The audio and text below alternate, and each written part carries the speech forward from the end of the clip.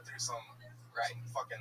Like what? Tell us. I mean, he went through a stage where his body was contorting and he couldn't control it, and it's fucking terrible to like be around. And he wouldn't want to go to the hospital. Jesus, I mean, I'm friends with Michael Lair. That happens to him all the time. That's not terrible to be around. No, I mean, but like, yeah, the body contorting. I mean, it looked like he was having an exorcism almost. Well, that's pretty entertaining. Yeah, smoke some weed, do a couple lines of blow. The next thing you know, your brother's spider walking backwards at you down the hallway. What the fuck? You should have just bought him one of those Jabberwocky masks. Yeah. Yes, a Jabberwocky mask. Nobody knows. No one knows what Joel's talking about. The internet will... I know exactly what you're talking about, Forrest. Keep up the great work back there. Thank you. Back in with you. Forrest Dunks, ladies and gentlemen. Back to me in studio. So, Dave, what else about you? What's your love life like? You seem you fool a lot of women with this clean-cut image on the outside and then just sloppiness on the inside. Yeah, no, I haven't. I was like in 2 long relationships in my 20s. One was like 5 years old. 2 feet long? Maybe a full foot. So,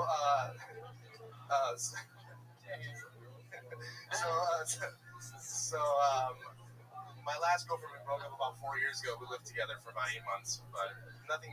I mean, how'd that end? Why did that end? Tell the truth. I will tell the truth. At that time, this was about 4 years ago.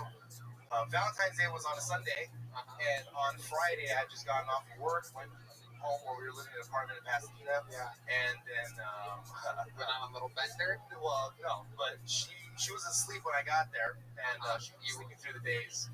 You raped her? No, I didn't. Okay, go on. So, I mean, she was asleep. It was Friday night. I get a call from my cousin saying, "Hey, you want to come to downtown, have a drink?" I was like, "Yeah, no, I don't feel like waking her up and explaining all this bullshit," so I didn't. The next morning, you went and had a drink? No, I did not go. I didn't wake her up. I decided not to go, not to have a drink, whatever. So the next, and like my ex at the time, she was a fellow degenerate as well. So she was like. So you woke up. She woke up the next day. You guys wake up Saturday morning. God, you didn't even wake me up last night. And you're like, my buddy invited me for a drink. And she's like, you could have gone in that drink, so you didn't fucking wake me up. And then you broke up because of that. Well, no. What happened was I said, oh yeah, my cousin called me. He said, why don't you come down to have drinks? And I said, no, I'm not gonna go. And she got mad at me because she's like, yeah, we knew what you were gonna do. And I fucking flipped out. Why'd you flip out? I just flipped out because I knew what she was insinuating. That I can't picture you being mad. Can you do it without even thinking about it? Can you really get mad and show us?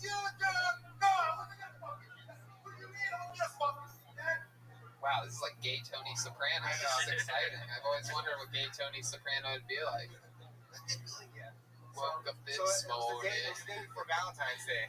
Girlfriend was mad at me. She'll be fine. She'll be fine. She will take drugs or schizophrenic. Schizophrenic brother. You ever give compassionate masturbation to your schizophrenic brother? Have you ever heard of that before? That's a scary concept. I did not know. I've caught him masturbating a couple times, but what'd you do when you caught him? Nothing. I just just that. Faster, harder. Come on, finish already. We call that an assist. There you go. That's on character. Funny in the moment. There you go. Good timing on that. Forrest Dunks is back. Heating up. Dave, anything else we need to know about you before we let you go? That's gonna be it, I think. Yeah. Fun times, good jokes. I think with an audience, that puppy mill thing about abused dogs, smart, funny approach. At first, it was kind of a little touchy. Yeah, I'm very nervous. I mean, I've been on Belly Room before, Belly Room in OR, which I've always wanted, to do. There you go. This is a version of it. The version of it. I'm down. So getting closer. There you go. Steve Sarah, everybody.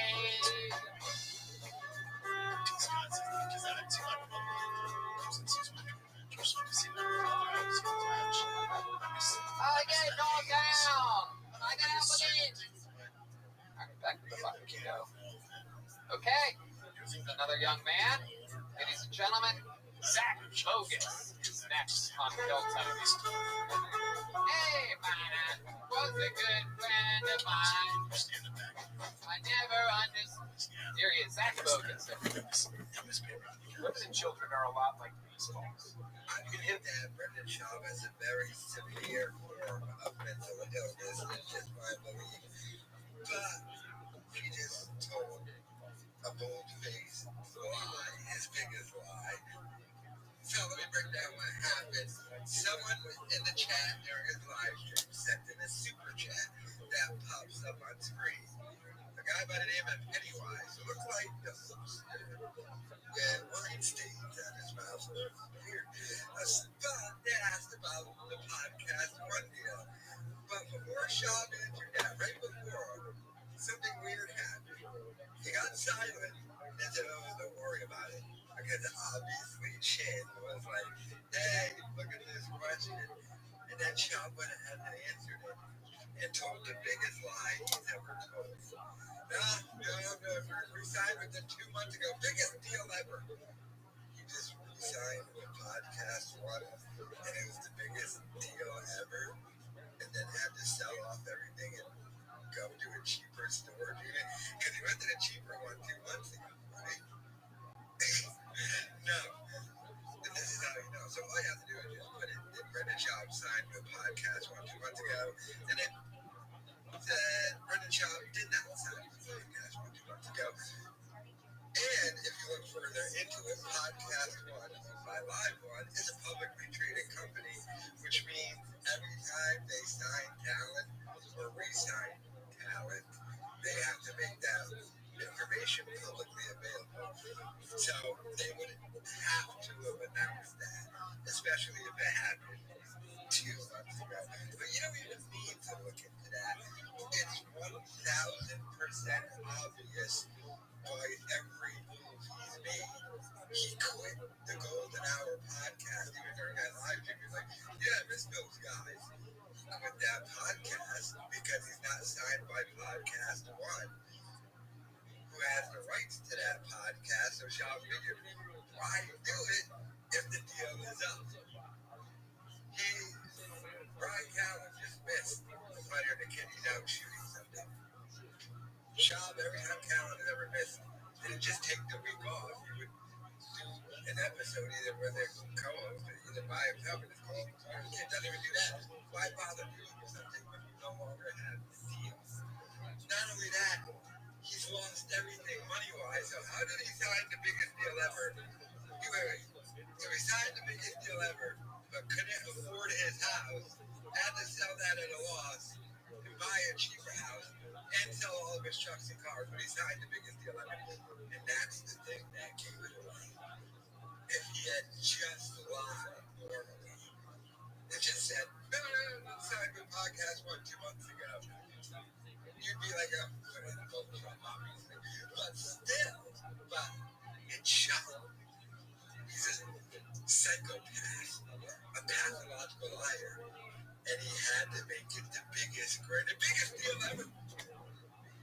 Yeah, then you got re-signed to a publicly traded company for the biggest deal you've ever gotten, and everybody ever announced it. And you selling off everything and having financial problems, but you just signed your biggest deal ever. This level of mental illness is sad. It's pathetic. It's bothering people. This is what we're dealing with here. Do you know what this psychopath, if he's willing to lie like that on camera, must say behind the scenes? Just made up a lie that he re-signed with them for the biggest deal ever. Biggest deal ever. He re-signed with them and then quit the #1 podcast. He's got the Golden Hour. And then doesn't care about doing the fighter and the kid, which he stated many times. Crying about going poor, had to sell off everything, no more cars and trucks, not a sneakerhead, had to downgrade his house, doesn't even have a pool in the backyard, but he re-signed for the biggest deal ever, most money ever. This is Brendan Schaub.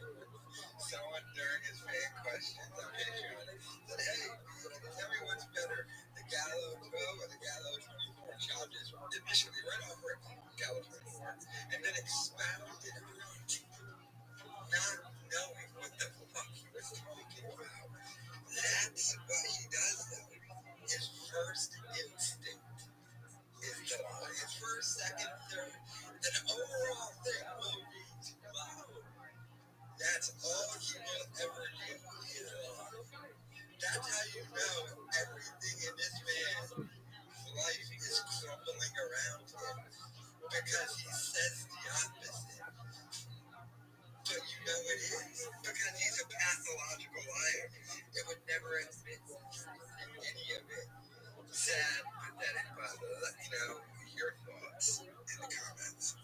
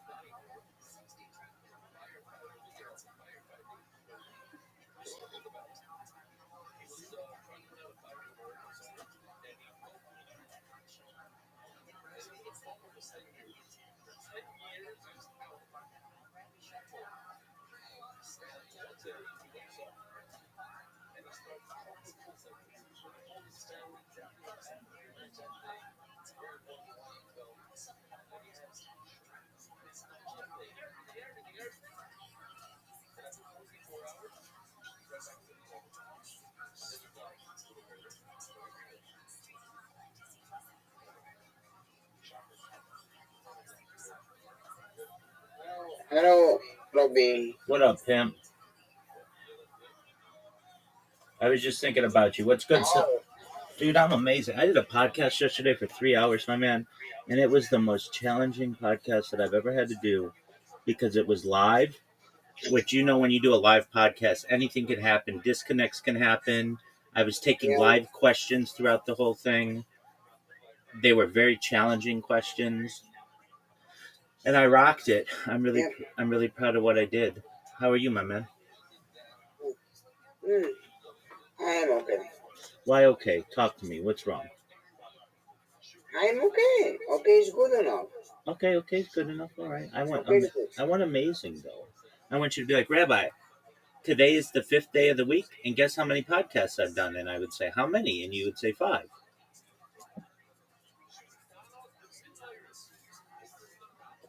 But I am only okay. Okay, why are you only okay? You're okay. How many podcasts have you done this week? I did 1, 2, I think 2. Okay, 2's all right. Why not more? I don't know. Okay, well, what do you mean you don't? No, 3. Okay, so you did 3 this week? What? You did 3 this week? Yeah. How many did you publish?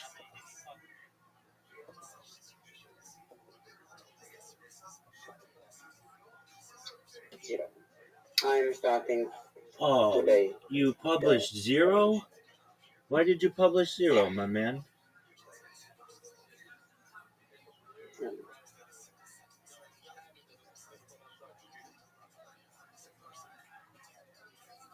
Okay, what's going on? What's going on? Why? Talk to me. Why did you publish 0?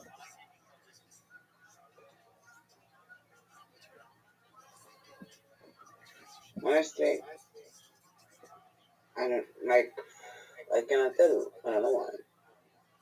Okay. How long does it take you to publish? 1 hour. Okay. So you recognize that you need to publish at least an hour every day, right? Okay. I don't mean to beat you up, but you need to spend 1 hour publishing a day, 2 hours doing a new podcast. That's like a rhythm you've got to get in.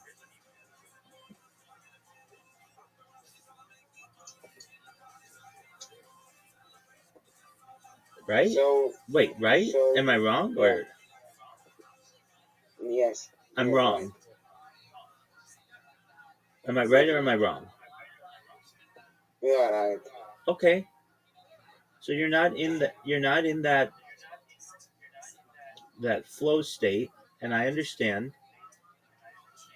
And you've got to understand that, frankly, if you want to be a podcaster, right? That's what you want to do. You put a lot of work into this, and you enjoy it, and you're good at it.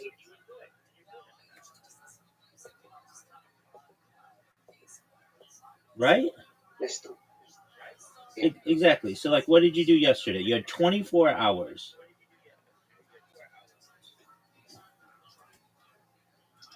I did some talking about next episodes, and otherwise nothing. Okay. So, today, how many emails did you send out today to get people on your podcast? Or how many people did you try to I sent some LinkedIn message, and today I sent my first ever email, Okay, and I sent some Instagram DMs. okay. I would just want to warn you: be careful about sending too much stuff on social media, because It was not the one person. It was like that's fine. One person's couple. fine, but you don't want to get reported for spam, and then you lose your whole account. Yep. So I hope you have better news than I have. Oh, you hope that I have better news than you have? Oh, absolutely, my man. I'm on another podcast Yep. tonight, so that's good. And it's on like supernatural stuff, but like really like aliens. I like to talk about aliens. And what do you think about aliens, Big Dog? I think they are real. Okay, that's good. That's I a big think- step.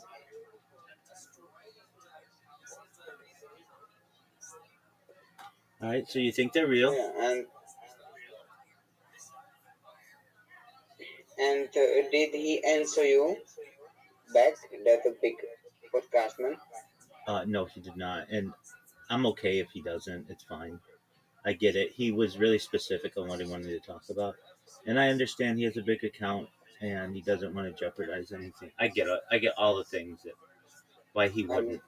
But then again, a lot of times when I'm I so sorry. no worries. Anyway. A lot of times when I say that, then it turns out they get back to me the next week and they're like, "Oh, sorry, something happened in my family or whatever," and then I'm like, "Oh, okay, no big deal." You know what I mean? Like when I start to think that, oh, they're never gonna get back to me. Like here's a perfect example. I had a guy who was like, I was like, "Can I be on your podcast?" And he's like, "Yeah, of course you can be on my podcast. Let's set up a date to Zoom." And I was like, "Okay, great, that's wonderful." And then I set up a date, and he's like, "Oh, can we change it to this date?"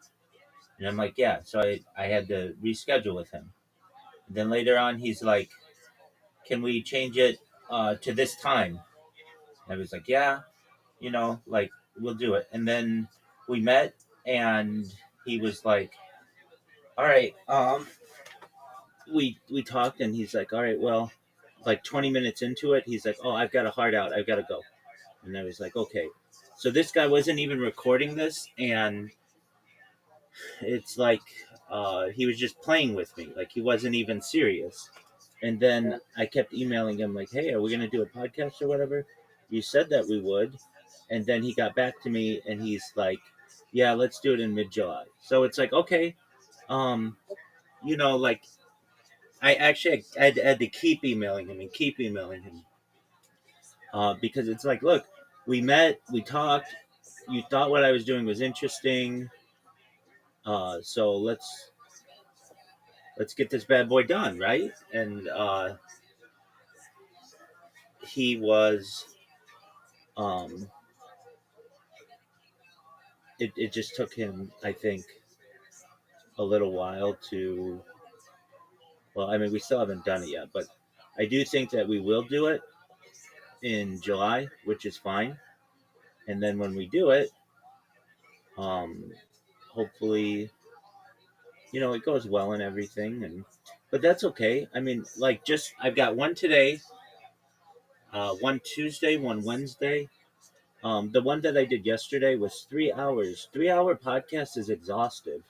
When you're just being hit with live chat questions on anything, like any topic, it's exhaustive. And I did a really good job.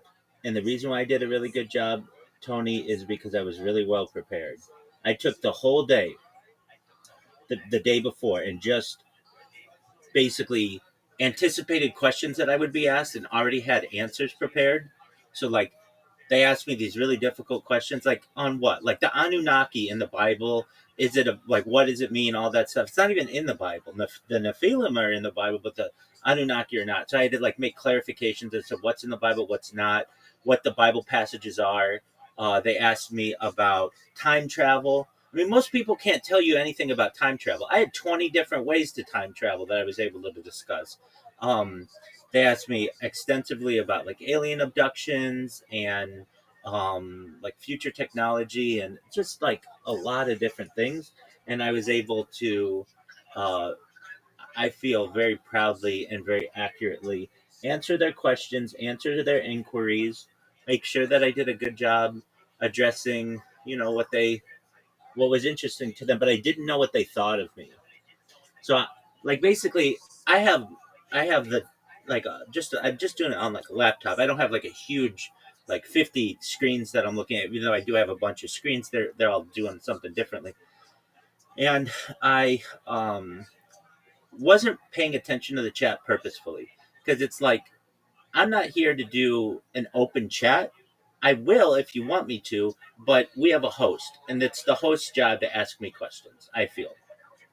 So if you want to ask me questions, that's fine. You can say, hey, we've got a question from the chat. Excellent, I'll answer it. But basically, like, I'm not just going to sit and read the chat and answer questions, because if that's the case, well, then why do we even have a host? If that makes sense. Open chat. And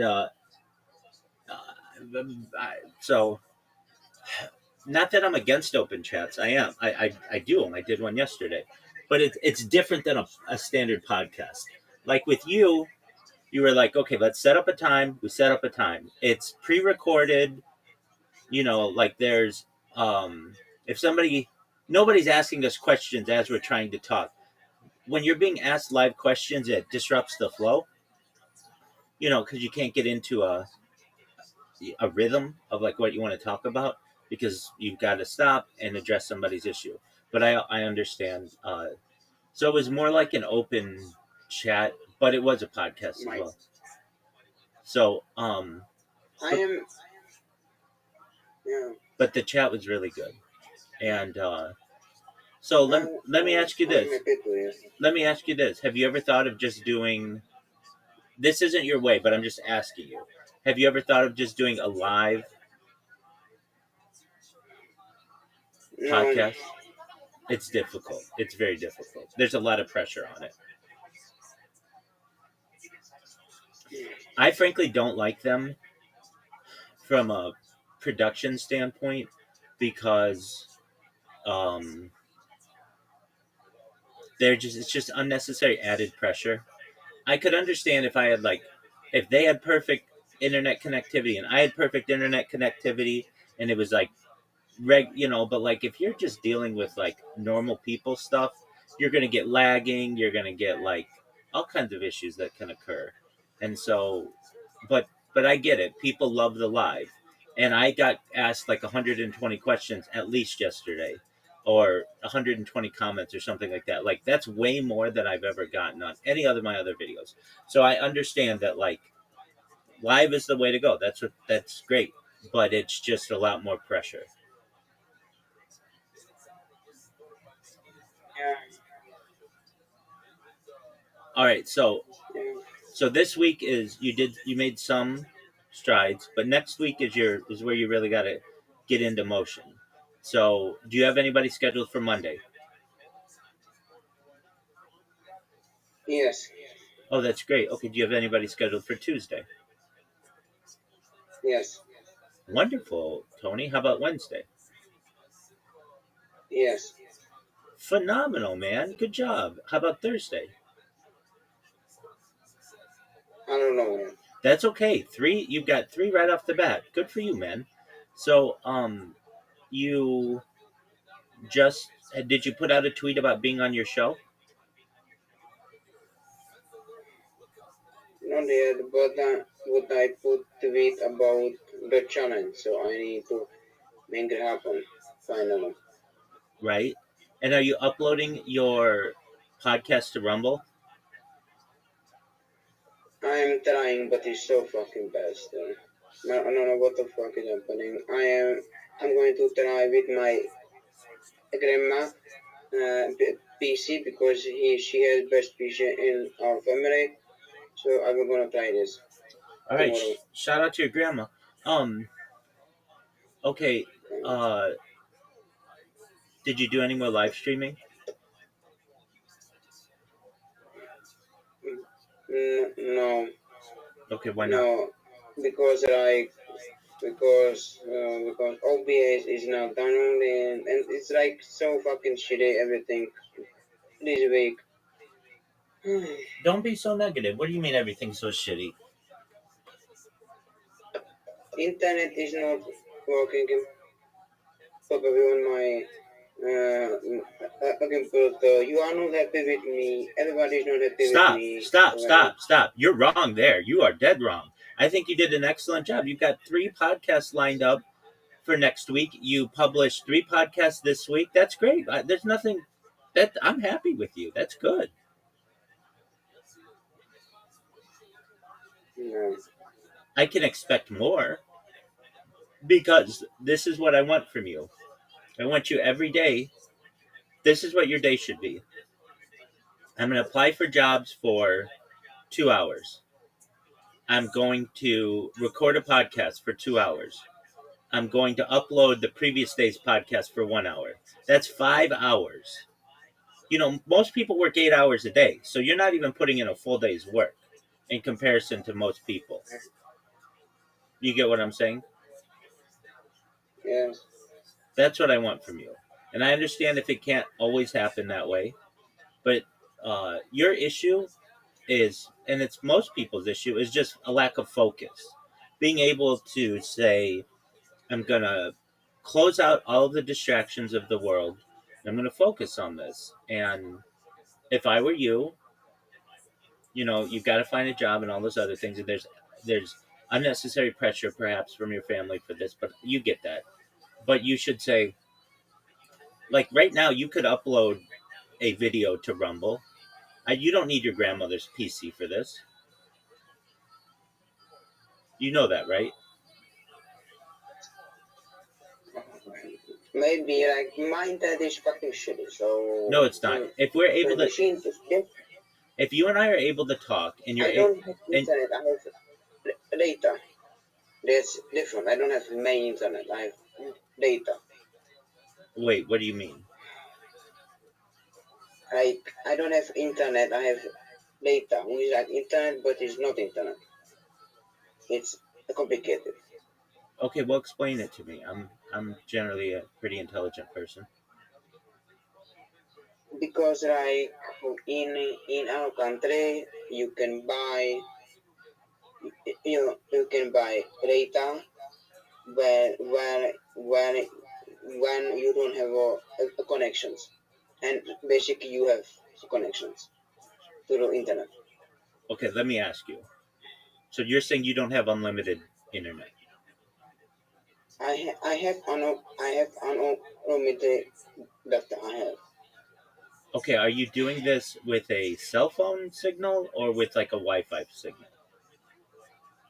I am doing this with you with cell phone.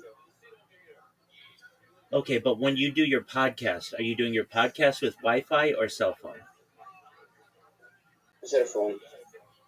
Oh, okay. Then you're getting throttled. Yeah. Is that You can correct? say that. Is that correct? They're like strangling your, like when you upload too much, they stop you, right? Yeah, but like I don't know why an voice not working. I don't know. Okay, so have you ever had unlimited Wi-Fi? Yes, yes, we have Wi-Fi at home, but our Wi-Fi is sometimes ass. It's like sometimes really not good. No. And sadly, this is the times. Okay, I mean it's good enough. You were live streaming the other day just fine.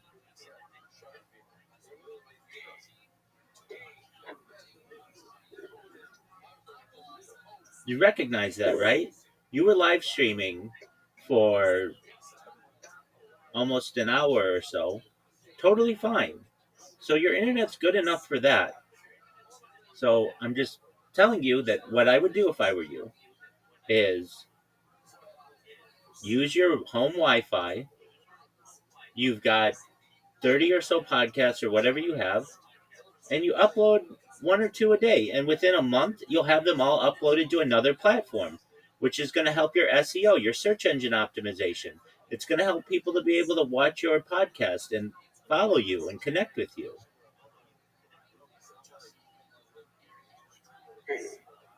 When I met you, you were sitting on this mountain of data of all these podcasts that you have done, but nobody could watch them aside from on YouTube. You couldn't get them on Spotify. You couldn't get them on iHeart. You couldn't get them on Apple Podcasts. Now you can do all that. And I'm just saying you need to do the same with Rumble. Once you do the same with Rumble, I'm going to tell you to do the same with BitChute. It's just more ways for people to be able to find you. I know.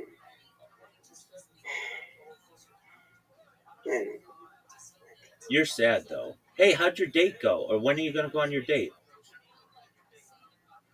My dad was horrible because we fucked up because she's not in my town. She's like in other town, and she thinks I'm in that town, and I think she is in my town. So nothing happened.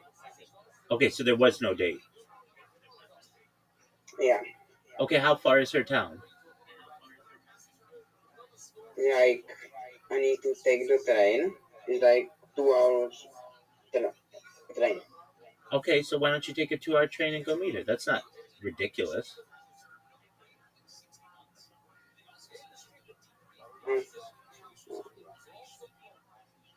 What? Yeah. I could do that. Yeah. I mean, this is what I would tell you to do. I'm not giving you a relationship advice, but this is what I would do. I would say, isn't it interesting that you thought I was in your town and I thought you were in my town? No big deal. It's a 2-hour train ride, and I still like you, and I still want to meet you.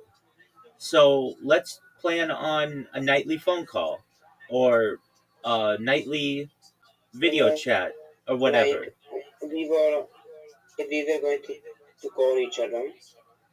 She said soon. So yeah. Okay. I hope this. So you say to her, I want to get into a rhythm with you. I like you. And if you like me, then we should want to get to know each other. And a great way to do so is with nightly phone calls. Yeah. And then you make that part of your day and part of your routine. And you say, I'm going to spend 30 minutes talking to this girl at night before we go to bed, or an hour or whatever.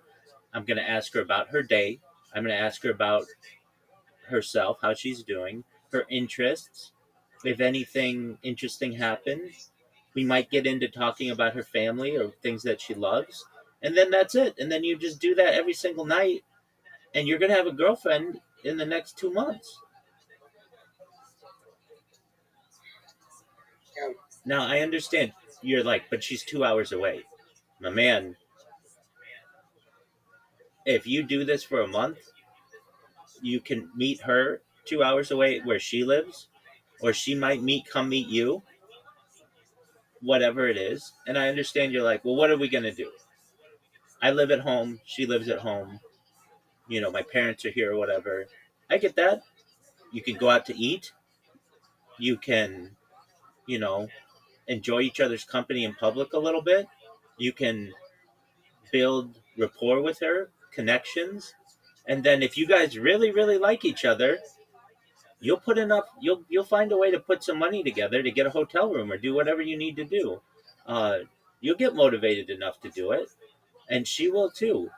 But this idea of what she says we're going to call each other, that is something that you need to initiate. You need to say, hey, I know that you said you'd be comfortable with a telephone call.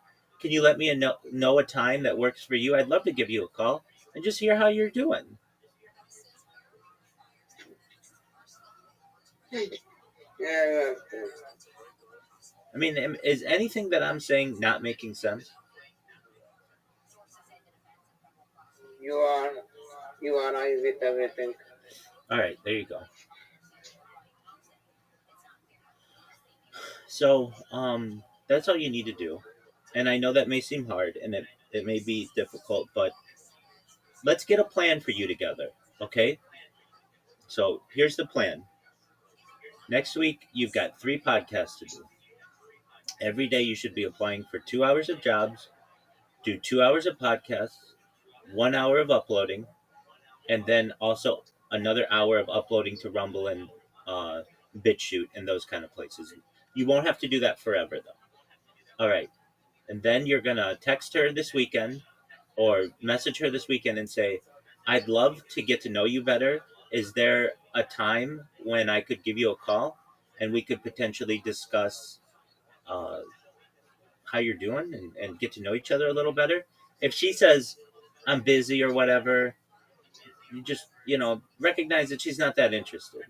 And that's fine. If she's not that interested, there are a lot of girls in your town who are easier to get and easier to connect with, who you could find. You just would get on a dating app and do that. But if you like this girl, then every single night next week, within reason, if she's got something else or you've got something else, no big deal. But you should set a rhythm with her. Women love rhythm. People love rhythm. They love comfort. They love the ability to be able to there's like an there's an expectancy, there's an expectation. They love consistency. Ideally, within a month, you would want to be having a conversation with this girl every night before she goes to bed. If that is the case, then she's going to be your girlfriend within a few months. That's good. All right, so this girl, That's good. do you find her attractive? She is like 7 out of 10. Yeah. You're amazing because I was just going to ask you that. Okay, so she's not the most beautiful girl in the world, but she's pretty, right? Yeah. She's worth your time. Would you be proud to introduce her to your parents? Yes. Okay, so then she's good enough to be your girlfriend.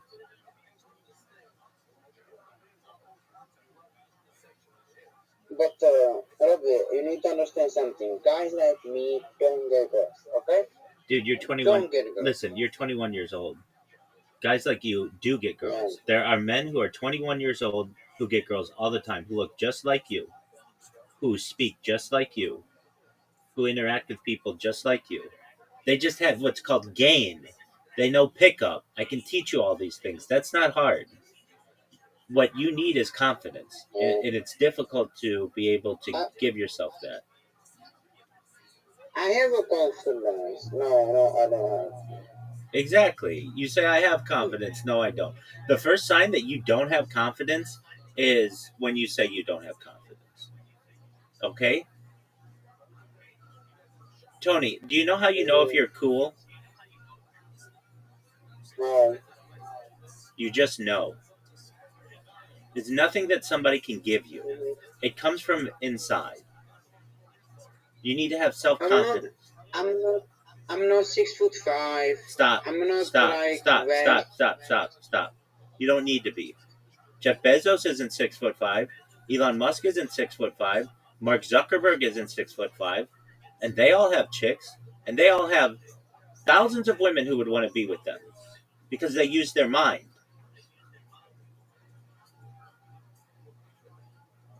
And you I can don't have that beautiful face like girls and these guys. stop. If you want that beautiful face, I mean, you're not a bad-looking guy. If you want that beautiful face, you'd be able to get it by just. I mean, you do. You're a thin man. You have bone structure, so you need to recognize that you could be extremely obese.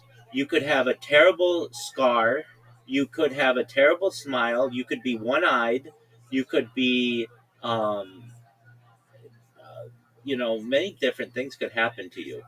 You have a perfectly normal face, and you should be proud of it. You shouldn't be sad. And do you know who Droopy Dog is? I want you to look up Droopy Dog right now. DROOPY. Look up Droopy Dog. DROOPY space DOG. Droopy. Droopy. DROOP. Droopy dog? Yes. Do you see Droopy Dog's face? Yeah. That's what you sound like. That's true. Okay?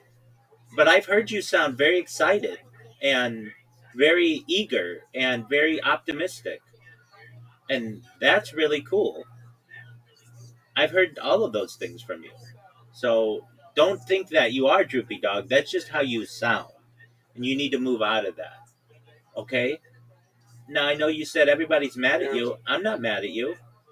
I think that you've had a good week. You got 3 podcasts done.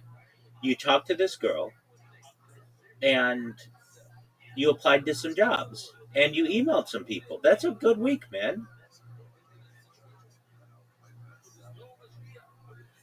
I don't know about that. It's a better week than just I'm not. doing nothing.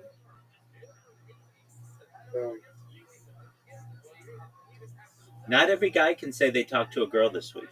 Not every guy can say that they recorded 3 podcasts this week. Not every guy out there or person out there can say that they applied to some jobs this week. You can. Now, I know you're getting a lot of pressure from your family and stuff, and that's understandable, but you've got to recognize that you can shut them all up very easily if you just focus on getting a job for 2 hours every day. You know that, right? Yeah. And you don't have to be an engineer, and you don't have to be a podcast editor. You can be a Czech translator. That's what you should be trying. Frankly, you can't even edit your own podcast fast enough that somebody who would want to pay you would be satisfied with. I would just tell you this. If I did a podcast right now of an hour, I would expect you to be able to publish it the next day. And I don't think you could do that. You'd run into issues.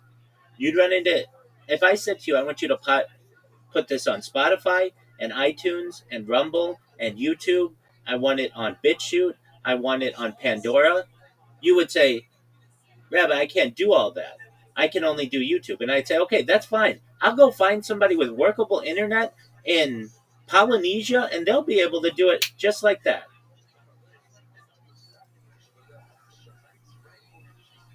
What I'm saying to you is that the thing that you think you'd be good at is not the thing that you are good at. You're good at translating. Your English is really good. And people will pay you for that. Now, here's what I would do. If somebody said to me, I'm like Indian guy. I'm sorry, God. Just one moment. I have a friend here. Okay. I will go. What up, Serix? How you living? Tony, stay. That's like, Rabbi, How you living, big man? What's good? do you even still remember who I am? Yeah, absolutely. You are. I can tell you all about yourself. You love guns. You're from Switzerland.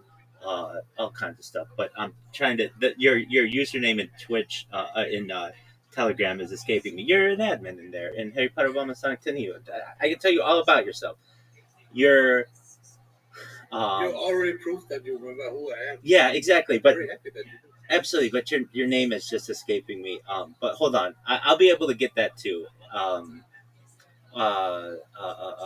You need a hint? No. I think I could still get it. First letter, maybe? Yeah. What is it? F. Yeah. F. Oh, why? Why? What is your name on Telegram? You already said it, pretty much. Well, my real name is the same as on Telegram, but you already said that I'm from Harry Potter Obama Cemetery. Oh yeah. But I mean, I could tell that because you just have a Sproto. But I know your voice, and I know we have talked. I mean, I could tell you some of the subjects we've talked on: religion. We've talked on Switzerland. We've talked on you like guns. I've heard you like cock a gun before. Michael,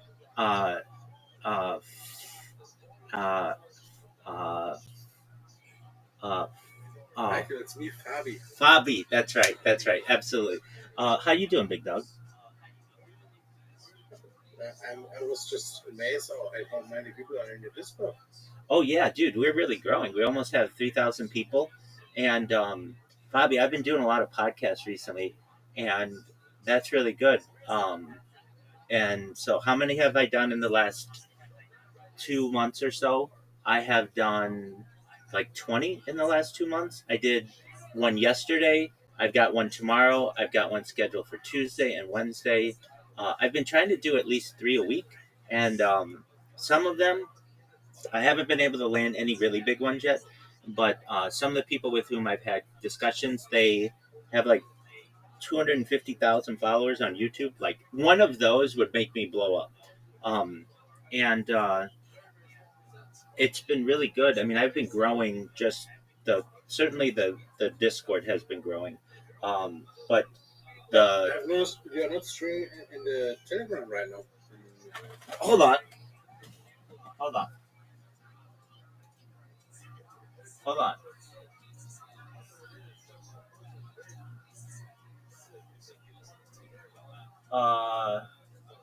Yes. Oh, there you are, Bobby.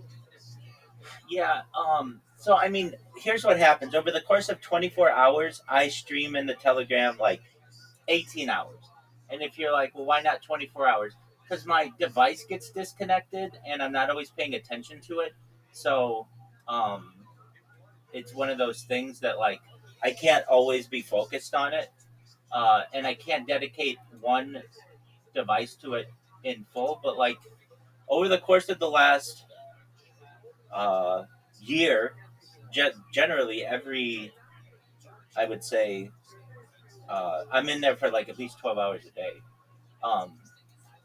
And if you're not seeing it on your end, then it could be something that is, from my end, just inconsistent. But like all I have to do is just restart the stream, and then my camera comes on and my microphone comes on. I do know that it does come through because I get people who will come into my Discord here and they'll be knowing about exactly what I'm talking about. And I'm like, how did you know? They're like, because you're streaming in the Telegram too. And we were watching you in the Telegram. So we came in here.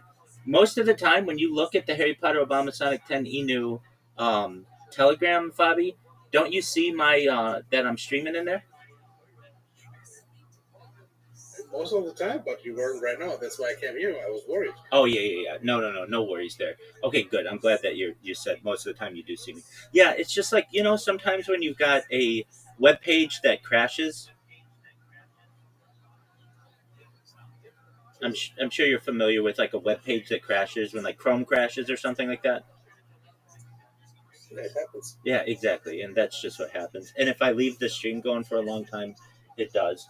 But I talk with people from Harry Potter, Obama, Sonic, Teninu, um, at least Zoot and Riser or L as he's known as in there, multiple times a day, sometimes for like 8 hours a day, like very long periods of time. So I'm still very connected to those guys, and I Who are you talking about? To Zoot and who else? somebody in there he's known as L, but he goes in here by Riser.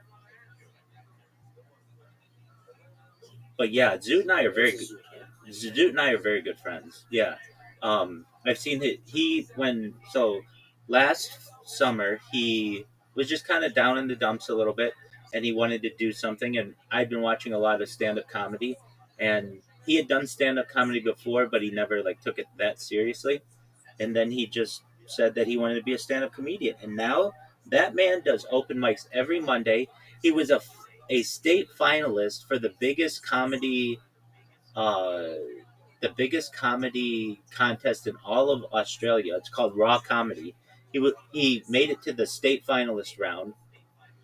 He's actually become a professional comedian because he gets paid sometimes to do comedy. So I'm really proud of him, and the way that he and I met was Harry Potter Bombasan Canino. But he comes in here all the time. I know Zoot. Yeah. The Telegram doesn't have as many features as I would like as Discord, so that's why I'm more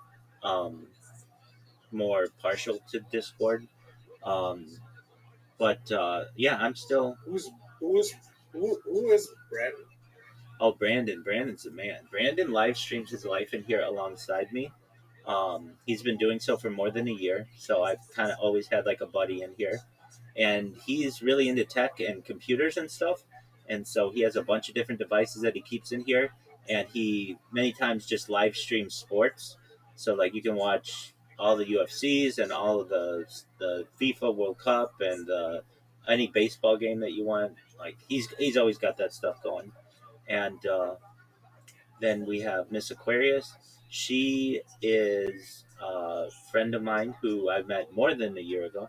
And she spends a lot of time in here. She and I play games every night before we go to bed. And she's just a very good friend as well. We have Tony. I was on Tony's podcast recently 4 times. And so he's in here. And then those are the other people who are in here.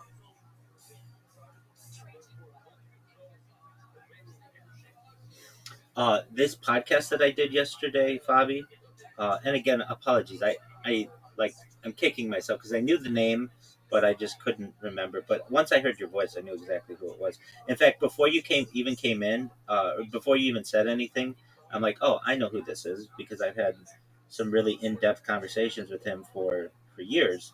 I'm sending you the podcast that I was on yesterday. It was a really, we covered a lot of really interesting things, and it was, I think, like if you're into anything, and we cover a ton of different topics on it, and it was 3 hours. So I just sent it to you if you want to check it out. And I was on a podcast on Monday. I had a podcast on Tuesday get published. I was on a podcast yesterday, and then I'm on one today. So I'm cranking it in terms of getting the message out there. And I know it's just going to take one person who's like, wait, you've been live streaming I've almost been doing it 5 years now. It'll be 5 years this fall. And once I hit that, it's kind of going to be a trigger in people's minds. That's a really long period of time to be doing it. And I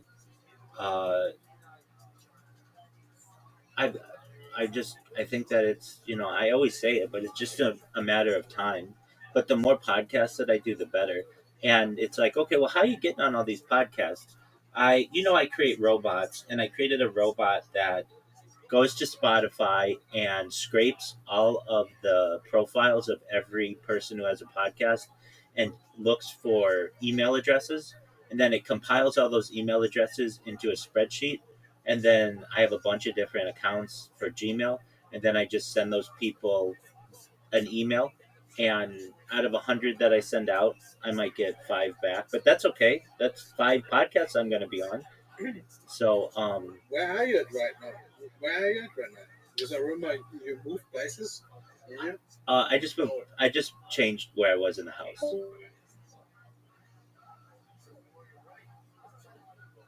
So I was in the upstairs, and now I'm on the ground floor. It was cheaper rent, and it was a little bit more space. The reason why it's cheaper rent is because it's a shared like storage room, so some of the stuff in here isn't mine. But yeah, it was like half the cost. So just for financial reasons, because I don't work full time, it was just a better move for me. And I like it. It's closer to the bathroom, closer to the kitchen. Like Have you talked with Morlight lately? yeah, like within the last 2 months. Yeah. So he and I had a project that we were gonna do. I've been doing press releases. Do you know what a press release is, Fabi?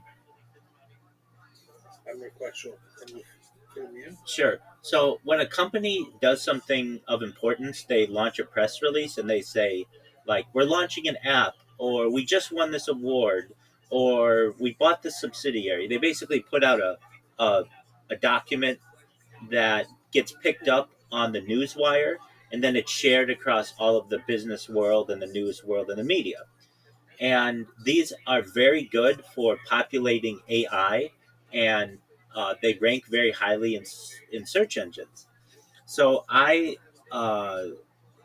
just sent in Harry Potter Obama Sonic Teninu, one that I did on myself, about because I surpassed like 1,700 days or something of live streaming, and the press release was read by Morlight, and he's like, "Hey, this is a really good idea. Do you think we could do something for Harry Potter Obama Sonic Teninu?" And I said, "Absolutely." So I drafted him a few, and we published them, but they weren't considered newsworthy enough because it's just like a cryptocurrency that, and like usually the media is like kind of squeamish on cryptocurrencies, and he really wanted to push it for the merch store, the new merch store that was launching from Harry Potter Obama Sonic Teninu. And so we were able to publish it a couple times, but not in like any of the really big. Do you still have some of the merch? I'm wearing it right now, dude. I can see a blurry only. Okay, well, this is a Harry Potter Obama Sonic Teninu shirt. I've been wearing this for like 2 years. Every single day. It's super blurry. All right, well, It is there. The web stream is so blurry. okay, well, But yeah, sure, yeah, I can tell. It's like I can tell it's, but it's just super blurry on the webcam. I mean, here you go. Here, I'll turn on a light if you want. That's not the issue. I see you like in 320p pixel quality. Okay, well, I'm not saying that you need to do this, but Maybe if you can up the quality of the webcam stream. that's a Discord limitation. So I just have the standard Discord. If people boost the Discord, then the cameras go to 720p.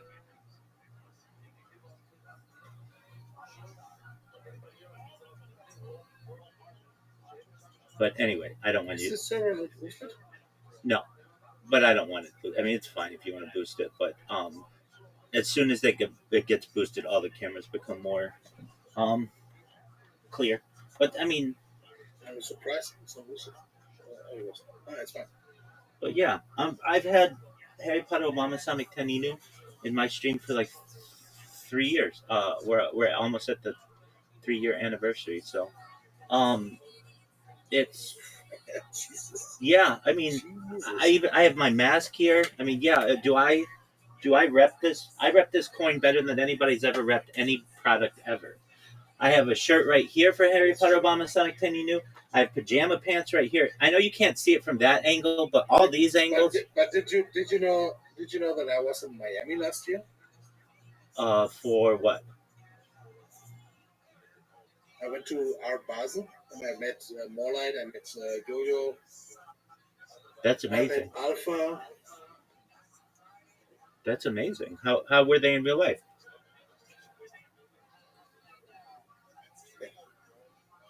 Look, I want to say, like, I'm the most chaotic person there. They were super nice people. Oh, that's cool. Super nice people. I've always felt that way. I mean, they've always been really nice to me. Whenever I've needed more light, he gets back to me within seconds. And Yo-Yo is the one who sent me all the merch and the entire community. GB, love GB, love GB's. GB was there as well. GB was there. Oh, look at that. Yeah, amazing. Yeah, love that community. And still have a lot of confidence in it. To me, it's like any meme coin that it's going to have its highs and lows. But this one, in my opinion, personally, is a bomb.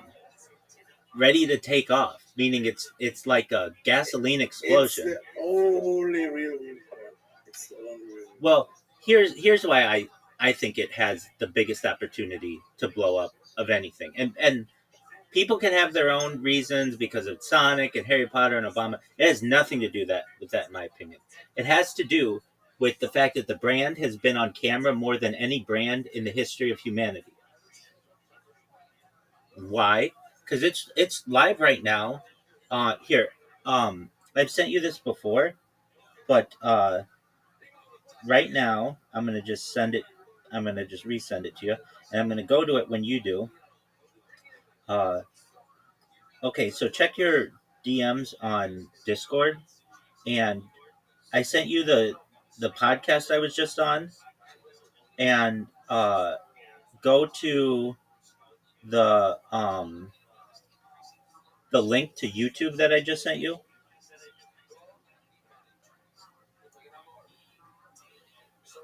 And like right before you came in and the other person came in, I was working on my cameras, so I know some of them are green right now, but the other ones, look how many live streams I have going right now.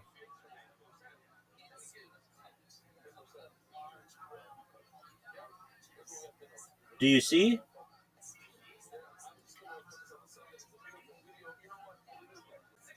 Bobby, can you hear me?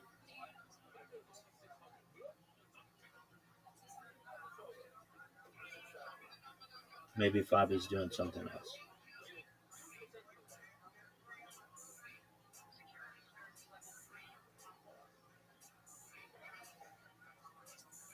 Bobby,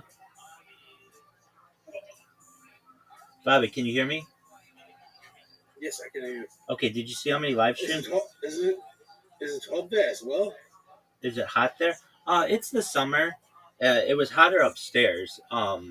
It's the summer, so it gets to be like 85 degrees or so, 90 degrees in Irvine. But we're still pretty close to the ocean, so it's not too bad. Definitely more inland. It gets into like 105, 110, but it's not too bad.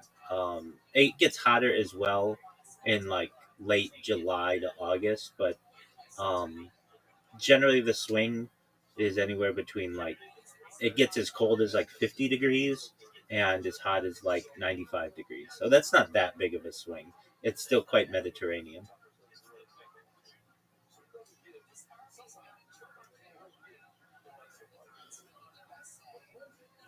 I did a shout out the other day when I was on a walk for Harry Potter Obama Sonic 10 New, but I just didn't publish it yet. But it was a beautiful day, sun shining, blue skies. It's quite nice. And I mean, you're one of the biggest soldiers for Harry Potter Obama Sonic 10 New. There's no discussion about that. Oh, no doubt. No doubt. Did you see the link that I sent you with all the different live streams? No, where did you send it? Okay, go to your Discord messages. Oh yeah, nice. Look how many live streams I have going. It's crazy. It is. So when I tell you with full confidence that this brand has been archived more than any brand in global history, I mean it. At least in... Can you wave to the camera? Yeah, baby. Here we go. There might be like a 30-second delay, and I don't know what camera you're looking at, but I'm waving my arms right now. So just give it like 30 seconds and you'll be able to see it. And so, can you see it? No, it takes like, yeah. Now you see it? So there's like a 30-second delay on YouTube, but I mean, I don't know, I can't control that, but yeah. So when I say that this brand has been just everywhere, and it is, I want to step back and say maybe it's not the most documented brand in global history, because that would probably be YouTube itself, because YouTube has so many hours of just archives. But definitely from a cryptocurrency standpoint, nobody live streams themselves in crypto merch 24/7 with crypto betting and crypto pillows. I do get people who, frankly, when they learn about me, they're like, "Why do you have children's betting?" And it's like, "What do you mean?" And they're like, "There's a cartoon character on your betting." I'm like, "Oh, it's a cryptocurrency. You have no idea what this is." And then I tell them about it. Yeah. I've mentioned it on a lot of different. Michael. Yes. Your streamers, they're all in very low quality. Like it's like 320p, something like that. Yeah, I don't really worry about that too much. I would rather have quantity than quality, because YouTube is rolling out a feature that ups all of the camera quality using AI to 4K. So I know it'll all be in extremely good quality in the future.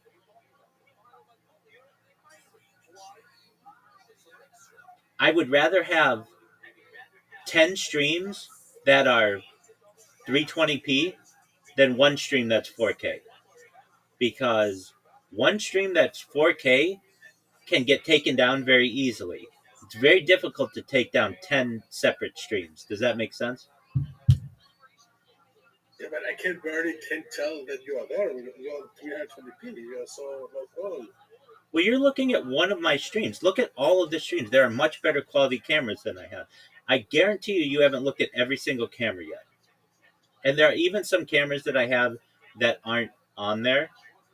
All I care about is that my voice is being recorded and that in general the pictures are being recorded, because I know that the quality will be able to be increased in the future, and the lighting will be able to be brightened, and we'll be able to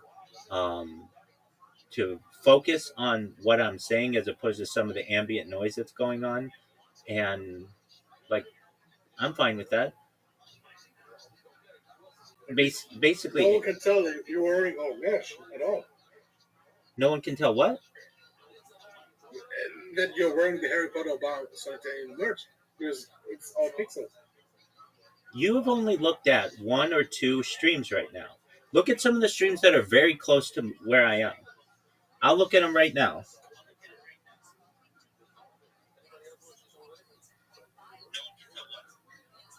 I'm looking at one right now, and I can see Harry Potter Obama Sonic 10 Inu on my bedding, on my pillows. You may say, well, I can't see it on your shirt. The shirt has faded, so I only have like a certain amount of these shirts.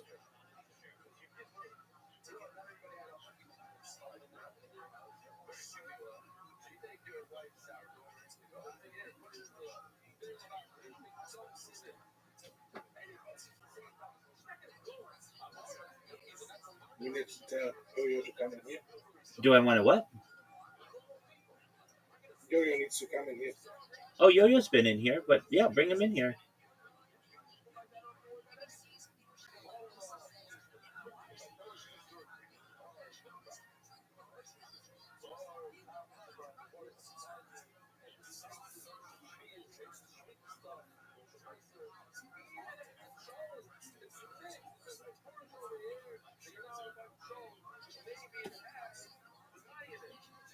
Are there any big plans for Harry Potter, Obama, Sonic 10 Inu in the future? I think we're just gonna keep doing the same thing that we've been doing for 3 years. All right.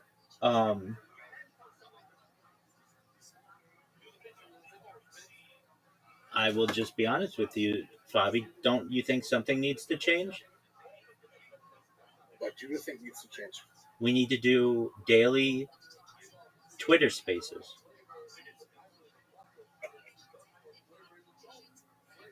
Good point. Well, that's how people find out that you're still alive. I've been in some of these Twitter spaces and they're like, "Oh, we thought that coin was dead," because they used to meet all the time and they used to have everybody with the Sprotos, and now we don't see them anymore. And I understand where they're coming from.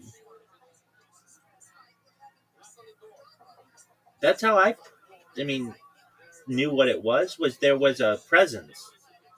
And in my opinion, we need somebody to dedicate 1 hour a day to just doing a Sproto Twitter space or a Harry Potter, Obama, Sonic 10 Inu Twitter space. I'm not saying we have to throw a bunch of money at an endorsement or an influencer. None of that. We just need a presence on Twitter, and we currently don't have one. What up, Yo-Yo? How you living, big dog? Yeah. Things like I've got a job, Rabbi, and I always struggle to get like even if because more like has been doing spaces on Twitter. I have been on maybe 2 in the last year. There you go. One of them I was on there because I was on vacation, right? Yeah, no, I get it. But we also don't know when they are. No, not at all. Yo-Yo. Go ahead.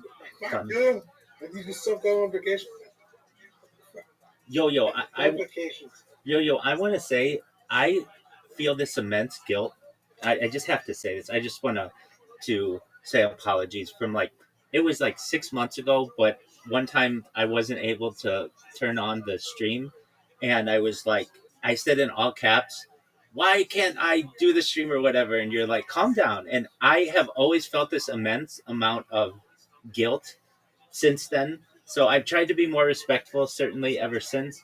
But I just wanted to tell you when I had a chance that just my deepest apologies for that. I should have treated the community with more respect. Excellent. Yo-Yo, can I tell you what's going on? Oh, absolutely. All right. Well, first and foremost, Harry Potter, Obama, Sonic 10 Inu to the Moon. I've been doing a lot of podcasts recently, and that's good. I plug the coin as much as I can, and I do plug it a lot. I have been on this week. I was on a podcast on Monday. I had a podcast published on Tuesday. I was on one yesterday, and yesterday's was 3 hours. And then Mondays was 2 hours, and the one that that was posted on Tuesday was 2 hours. And then I've got one tonight, and so I built this bot. They're really interesting. So usually they're on like futurology, and a lot of people have questions on. Apologies. Can you repeat that, Yo-Yo?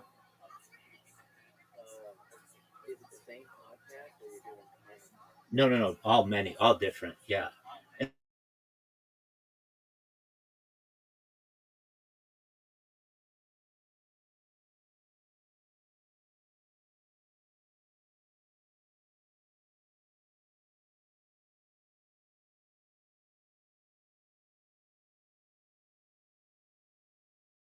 So like the one that I did yesterday was 3 hours. I'll send it to you because I find it to be really interesting. So like, what did they ask me about? And I was so well prepared for this, Yo-Yo. They asked me about time travel. I had 20 different ways to time travel. They asked me about futurology. They asked me a lot about the Bible, the Anunnaki, the Nephilim, the Wheel of Ezekiel, and that kind of stuff. So I was able to answer all of their questions on that. They asked me about the moon landing, and so I have to give like both sides of it because I feel I don't want to be biased and just give one side. And they asked me about. I'm sending you my live streams as well. Yo-Yo, which I'm sure you probably have, but you can see how many live streams on which I'm live. Um, and some of these podcasts are smaller than others, but I've been in talks with one guy to do a podcast. He's got 250,000 people on subscribers on YouTube. And so, like, if I can just land one of those podcasts, it's game over. Like, I'm going viral when that happens. But even the small ones, I feel. Rabbi, your name is Michael, right? Yeah. Why? Why is there so many brands here? I told you the brand. Okay, so Miss Aquarius, she's a friend of mine. She and I have just developed a friendship over the course of the last year and a half or so. We play games every night. Brandon met me from Aiden Ross's server. He just saw that I was always streaming in there, and Who is Aiden Ross? he's like one of the biggest live streamers out there. He's like a big influencer. He's really like now. Friend of yours? No, we're not friends, but he's like a fight promoter for like Jake Paul and those kind of guys. And so Brandon met me through there, and he learned about what I was doing, live streaming my life, and he has just been living in here 24/7 for the last more than a year. So I have like a crew in here that's in. But is he around right now, Brandon? He might be. Here I am. Yeah, there he is. I live in here, Rabbi. Yes, he does. They are live streaming here also. Yes, he does. So he's got all I his. live streaming everything here, from GTA to the news to everything you want to see. That's right. He likes to live stream the weather and sports and that kind of stuff. Yep, that's all I took it. That's my thing, so I'm trying to be like Rabbi one day. That's right. So he is our friend. He has all these accounts. Yeah, he does. Yeah, he's everywhere. I'll bring him in here to Lord and to go Rabbi Sarah. He likes. Can you accept my friend request on Discord? Who are you asking? Me? I'm sure that he will accept it. He'll accept it. Which Anyway, one? I have this one. I have the mirror count one. Fabi, which one did you send it to? To Yo-Yo. Yeah. Oh, okay. So he's talking to Yo-Yo. Okay. All right. So he's accepting it. Anyway, so Yo-Yo, I sent you some of the podcasts I've been on, but they've been throughout the world, so that's good. And they're all different.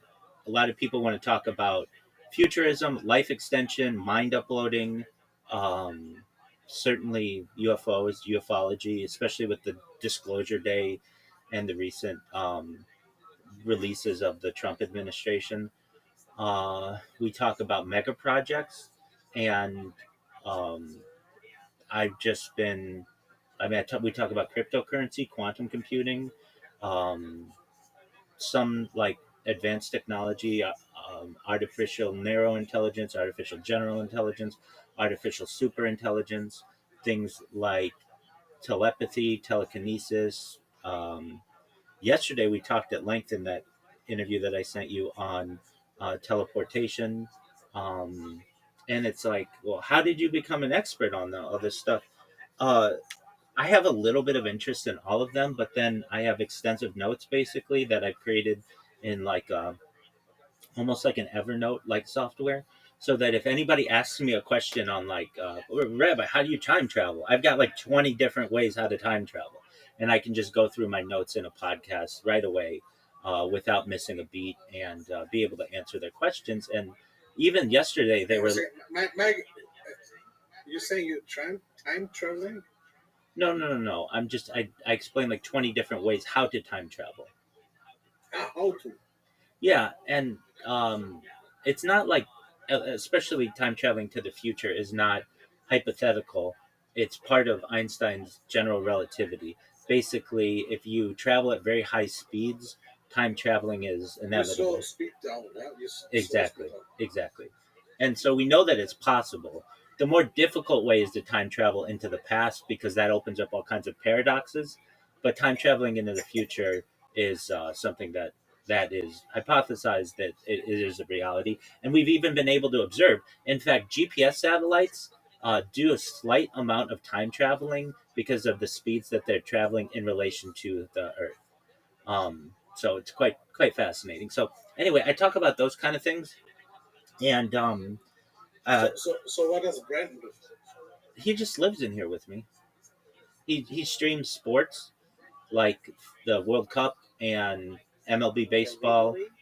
Oh yeah, he'll stream anything you want in here. He streams every NFL game. We need to get the game on then. Which one? He'll get on anything you want. The Norway France game. Absolutely, Brandon. It's going on right now. Brandon, can you hear me? It's on right now. It's 1-0 France. It's a big game. Just started. Okay. It's a very important game. Yeah, that is a big game. Holland and Mabar. What's his name? Mabare. Mbappe. Yeah, thank you. Robbie, you did a bracket? For World Cup, no, I'm not. I'm ready. How are you? He's in first place, I think. Oh. I didn't know anything about soccer until as of last week. What do you mean soccer? It's football. Exactly. See, we're already uncovering the statement is true. There you go. I've also, I like to make robots and stuff, and so I've created, and I have been spamming Kick for years now, and to the point where you can't even type the phrase Rabbi Rothschild into Kick without it automatically being removed by a moderator.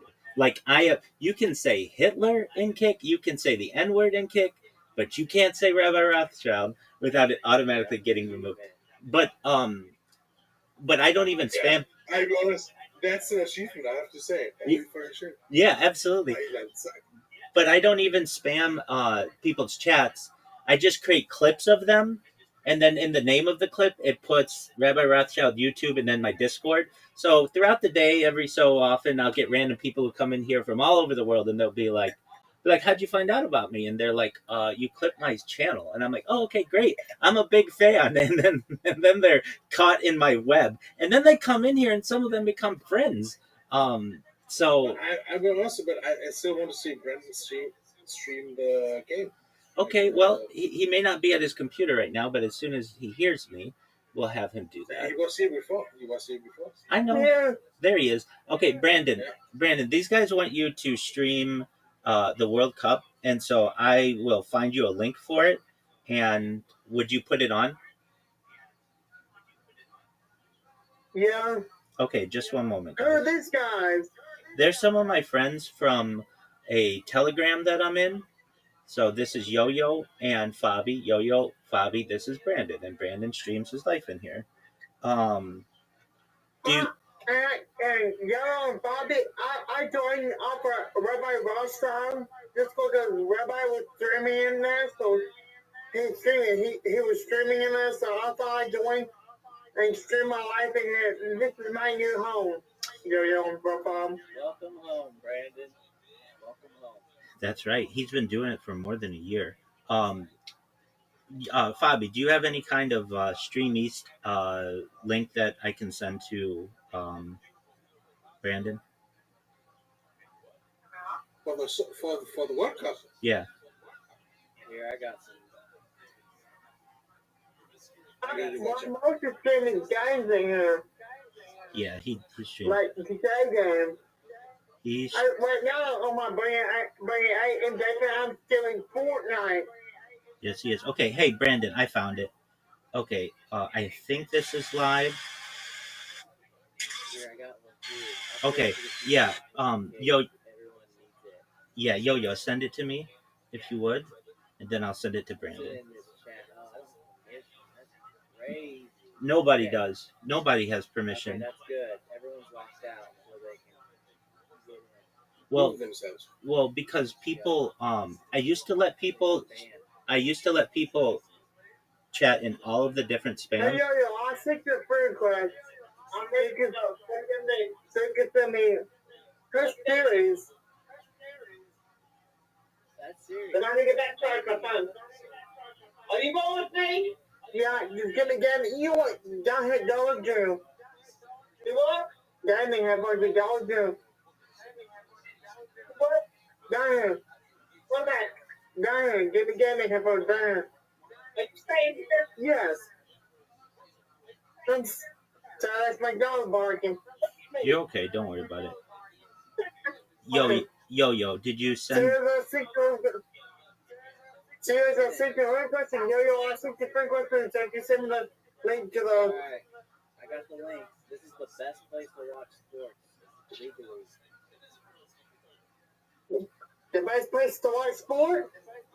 Yeah. Can you send me the other Discords that you're in that Rabbi's in? I'm not really in Discord. We're not in any other Discord. Yeah, they're only. in this one. They're only. We are friends of. They're my friends. They're only in my Discord. Oh. Sorry, I'm having trouble. You're okay. Sometimes my internet goes out. Everybody's does, Brandon. Brandon, we're gonna send you the link, and then we want you to stream the game. Okay?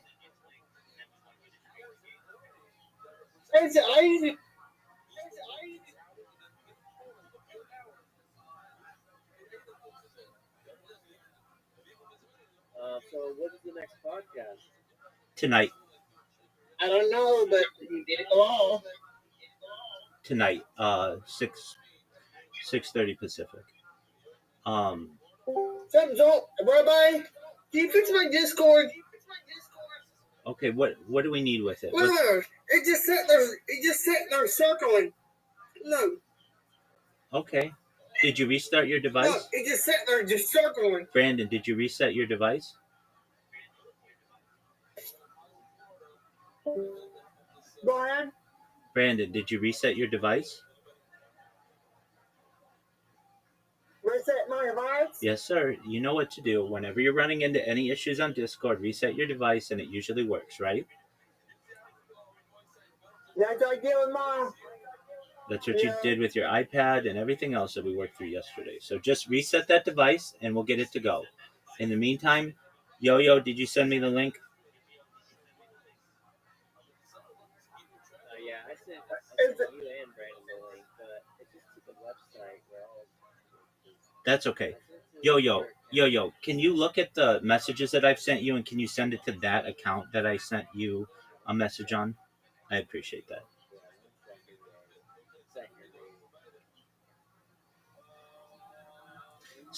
So yeah, the next podcast is tonight, and then I've got right now 3 lined up for next week. I've been doing what I can to line one up every single day, but with just people's schedules, usually about 50% of the time we have to reschedule.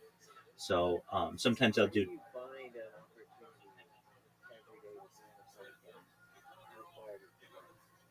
How do I find these podcasts? Yeah, great question. So I created a robot that goes through all of the Spotify listings for any subject that I want, like crypto, and I will. It scrapes all of the descriptions of them and finds any email addresses, and then it puts it into a large spreadsheet. And then I have multiple Gmail accounts so that I don't get marked as spam, and I send them to them with usually about 30 a day per account, and I have like 3-4 accounts with which I do it. So I'm sending out like 120 emails a day, and then from that 120 I might get 3 to 5 people who come back and have some interest. And then sometimes people are like, hey, I was out of town or whatever, and 2 or 3 weeks later, but it has been extremely beneficial. It's been a really great strategy. So where's the soccer match? Fabi, keep your pants on. Keep your pants on. Brandon? We'll get it. He had to restart one of his devices. Okay, perfect. I'm getting one of my. Okay, so I'm getting one of my devices. he's gonna get it. Don't worry. Thank you so much, Yo, for sending that.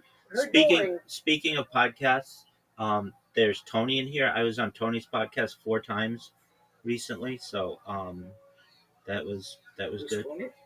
Tony is a friend from Czech Republic. Okay. Tony, how you living, pimp? I live in Czech Republic. Yeah. Yeah, how are you? Still the same. What's good, son?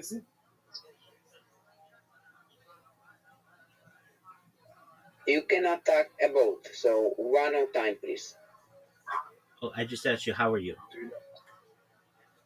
Okay, and what the Series X set is like a question? Do you know Pilsen? Have you been in Pilsen? What? The Czech city of Pilsen. Oh, yeah, no, I never been there. Okay. Are you from Prague? No, I'm from Brno. Okay. Very nice, very nice. Very nice. Thank you. So, to Yo-Yo, I see these streams. Is there anyone that you know that's working? Like, specifically? They all work. Okay, some of them are sending me to, Yeah, so you have to do a little bit of a dance. So when you click on it, it's going to open a new tab, and you have to close the tab, and then you click again, close the tab, and eventually it'll work. okay. Okay, I've got you. You do control or what is it on? I don't know. It's a dance. You know? I've got you. Mother Catherine. Okay, so Brandon, just one moment. I'm gonna try to get a clean link for you. So just calm down, and we'll get it for you. Okay? Oh, wow, I think to myself, You're good. I mean, like, this boy, I mean, like, the group chat, my You're good. stream. Okay.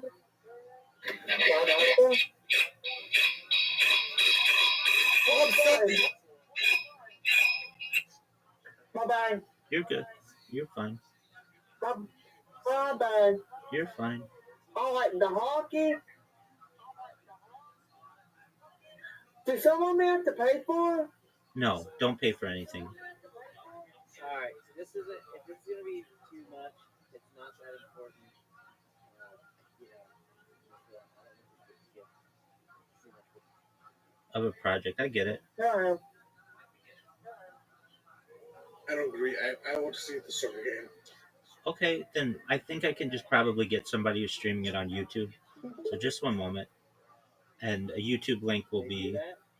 Oh, yeah. There are people who just create YouTube links just for every game, and then it gets banned, but it works well enough. I'm streaming. Okay, Brandon, I'm gonna send you the link to your Meerkat account, and I want you to stream this YouTube, okay?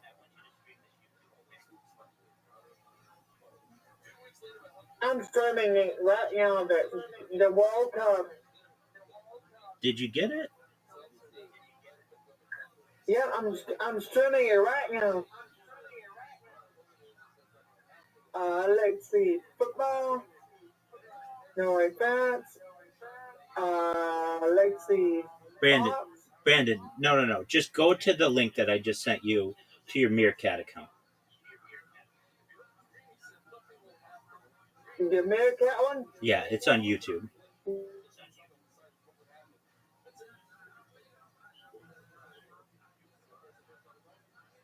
No, don't do that one, actually. It's just a simulation. Apologies. They got me. There you go. I'm streaming the games. Yeah, they got. I'm gonna bring it. How you go? They got me though. They got me. That's. Series and yo. Hold on. They got me. That's not what we wanted. Oh man, these guys are smart. They just have to play simulation, and they're gonna get a ton of. He's got the game. Wow, Brandon's got it locked in. Wow. Nice. Those guys. Yeah, I mean, once you give it to Brandon, he will. That's luxury right there. That's what I'm talking about. Good job, Brandon. Brandon's the man. And during football season, we do the like we watch just about every single game in here, even with the quad view, uh, that they have on NFL Network, and we do Red Zone. It's really intense.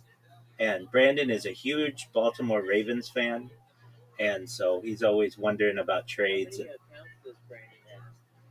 Brandon, I how many? say when I went to Miami, I met Yo-Yo, and he was yelling at the screen. He understands sports games. Yeah, I'm a big Baltimore Ravens fan. I already heard the player What's amazing, named man? Lamar Jackson. Yeah, we know who I that like is. Lamar Jackson. Yeah, and I even drafted him, and he stunk last year. Brandon, I thought Americans didn't have it in their heart to yell at the TV screen, but Yo-Yo proved me wrong. Brandon, I'm going to my man Pat one. no, you're good, Brandon. You're I'm good. going to my man No, Pat one. Brandon, don't worry about it. You got it. You got it. You no need to do anything more. My question to you is this, Brandon: how many accounts do you have? Yeah. How many accounts do you have? I have the Brandon A one, my Baltimore Ravens one. Princess. I have my Baltimore Ravens one. I have the Meerkat one. Brandon has about 10 different accounts. I also And have the he- one. I have the Roblox avatar one. Yes, you do. Tony, are you watching World Cup? Brandon streaming it. No, because like I said earlier, if I cannot play, I will not watch it because I miss it more.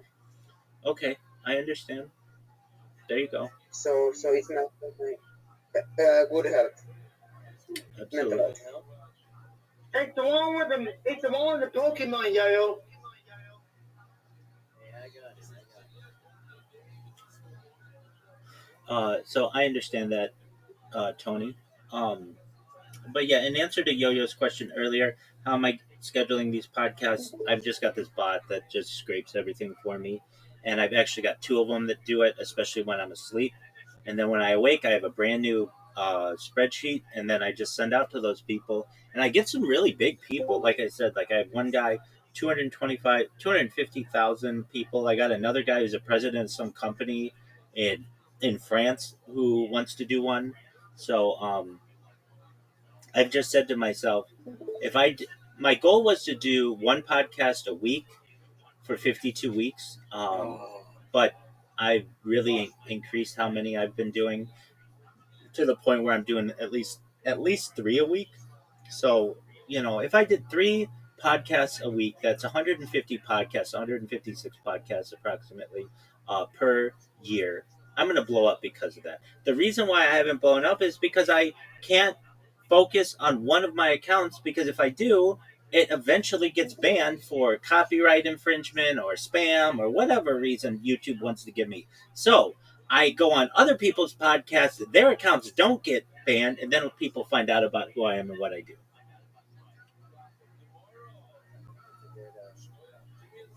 That's the strategy, absolutely. And yeah, before you had come in, Yo-Yo, Fabi and I were talking about just the coin and how it all meme coins are most of them are eradicated. We're one of the very few communities that's still going, very few. But the idea was, and we talk about this, but it just takes one individual to do it, to host a Harry Potter Obama Sonic 10 Inu X Space every single day. And uh, it really should be more light who does it. I understand if he doesn't have time to do it and such, but there are some people who do it, but it's just random. And in my opinion, if we want the coin to have a resurgence, which I absolutely think that it can and will, we need to have that presence on Twitter Spaces, because that's where everybody found out about us. Yeah, I mean, I'm not saying it's totally wrong, but I think that Twitter is. a lot of people have gone away. That's true. And I've asked some big influencers. One guy had 220,000 followers on Twitter. He's I forget his name right now. And not Andrew Chen, but it's something like that. And he was like, "You guys used to be everywhere on Twitter Spaces. You couldn't join a space without somebody having that Sproto." And yeah, I know a lot of people have gone away. But I was just telling, well, there's that too. I was telling Fabi though, what our coin has more than any other coin is, in its own way, it's the most documented. It's the most documented cryptocurrency brand in global history, and I keep generating these podcasts. More and more people find out about what I do, and then they're wondering what's on his shirt, what are on his pillows, what's on his on what's his bedding, and then it's everywhere. So I have a lot of confidence that this coin is it is the long game. I talk to people all the time who have micro vision, and we have macro vision. This isn't a 1 or 2 year plan. This is a 1 or 2 century plan, in my opinion. If you look at life extension technology, Centuries? 2 centuries? yeah, I'm explaining why. If you look at life extension technology, reverse aging technology, Okay. and mind uploading technology, then All right. Then the- okay. then we really Michael, if you can extend my life for 200 years, and that's the vision, but then at least I want to be like president or something. okay. Well, you be whatever you want to be, my man. If the micro vision is 200 years, and I'm here right now, I want to be at least president, Michael. At least. Okay. President of the world. Minimum. Okay. Very well. Minimum. All right. No big deal. We have Dobby who just joined. Dobby, how you living? Or Debbie. We have Debbie who joined us. Apologies. Debbie, how are you?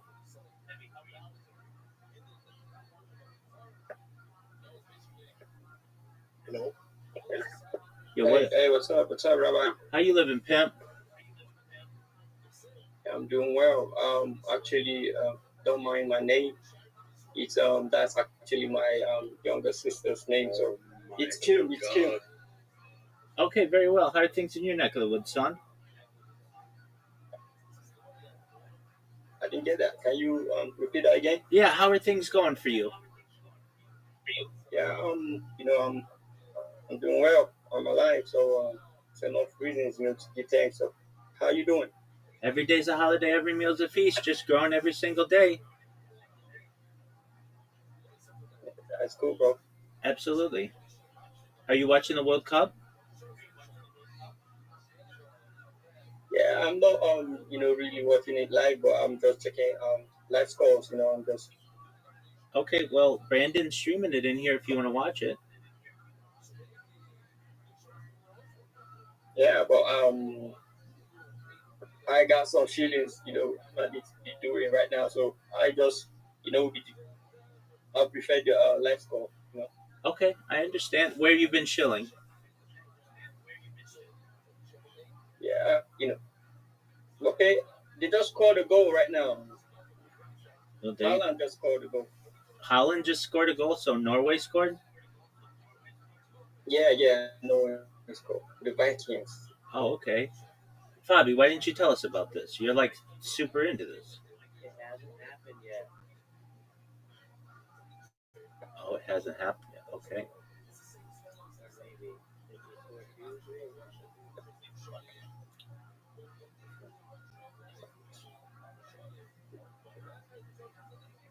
All right. Well, wow, we've got a midday party going. So to Yo-Yo, in my opinion, the thing that would reinvigorate and get a lot more people involved in the coin is just a presence on Twitter.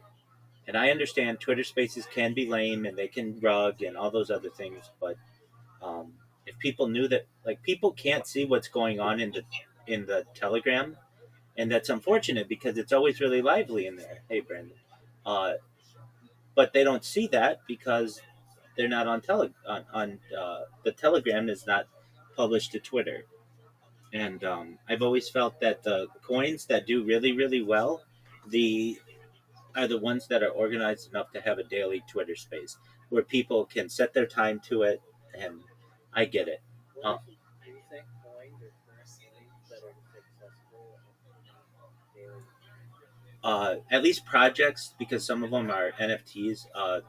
Doginal Dogs, those guys, they do a daily stream. That's a big one. Really, a lot of them have come and gone, and as you know, and the plat the a lot of them have come and gone, and the meme coin industry and the NFT industry has kind of died off to some extent. But another one is called Baby Billionaires. That's a good project. They have they have either daily or semi-daily Twitter Spaces. The entire cryptoverse, though, is down in a major way. But to me, this is what, if I were, and I'm not, I just love the coin. I love the people for the coin. But if I had, and I don't want this, but I'm saying, like, if I were a leader within Harry Potter, Obama, Sonic, Tenino, this is what I would do. First and foremost is make sure we had a link tree, and we put that link tree everywhere with our YouTube account, our TikTok account, our Telegram, our Twitch, our Twitter, our X, or whatever you want to call it. I would have I would put our memes on Pinterest. I would put our memes on Blue Sky. I would put our memes on Mastodon and Truth Social, and basically expand our footprint everywhere, so that even if somebody didn't know what even cryptocurrency was, they might get interested just based on the art that we have. What prevents you from doing that, Rabbi? I don't manage any of those accounts. But you can still do it. I mean, I focus on my brand and what I do. Yeah. But I feel like, hey, you guys are leaders in the coin. That's why we have you. GB could do it, certainly. You could do it, Fabi. Yo-Yo can do it. I'm not saying that you have to. I've talked to Morelight about this too, though. He thinks it's a good idea. It's just, you guys are busy. You guys have full-time jobs. I get that. I mean, but the truth is, you are extremely able to make thousands of accounts, and I've never seen anyone else being able to do that. It's baffling me. I understand. We can do it. Yeah, I mean, Why I've done it for other projects, but generally, like, once I do it, I don't continue to. and why don't you do it for us? I don't understand, because I think any other project has any other project have given any consideration that we have done for you? Yeah, at all? they paid me thousands of dollars to do it, so that's why I Well, did they it. paid you money. Yeah. They paid you money. Well, the thing is, we don't have money. I don't want that. I'm not asking for that. I don't want it. I don't want that. I'm saying, though, the reason why I did it for those projects is they did that. And why are, like, for example, why is Yo-Yo and me here? Because we like you. We genuinely like you. Right. But Okay. we don't have thousands of dollars. I don't want that. I don't want that. I'm not. Please, like, I want to, like, just say that's why I did it for them. What I'm saying for ours is, we need an admin of the account to do it. I feel they're the ones who are best educated on writing the bio, on all the knowledge of what it is. I'm just saying the idea is you get a link tree and you create the largest footprint that you can for the platform for SEO purposes. But also there's something called GEO, or what's being called GEO, which is generative engine optimization, is where you populate the AI platforms. And I've worked on this with Morelight, I've written, so like, don't think that I haven't done this to some extent. I've written 4 press releases that we published within the last 2 months on the coin with Morelight's assistance. And so, like, I do make efforts for the coin, but in terms of. I know. Don't get me wrong. I know what I do. Yeah, I mean, so like when you create one of these Linktree profiles and stuff, you want the emails to go to the main Harry Potter Obama Sonic 10 Enu like Gmail account or whatever email account is. I don't have access to that.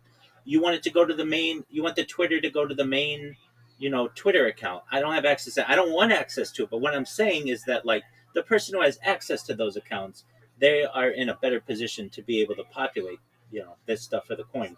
But the idea is to create the largest footprint that we can in social media for the platform.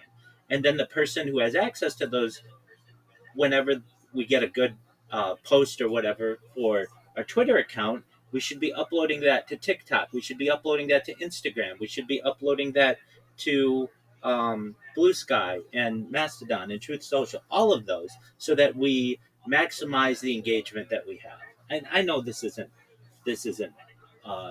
rocket science. I know you guys are smart. You guys figured this out too. You guys did it way better than I ever, before I even came along. But in terms of, if you just need the accounts made, I mean, I can certainly assist with that.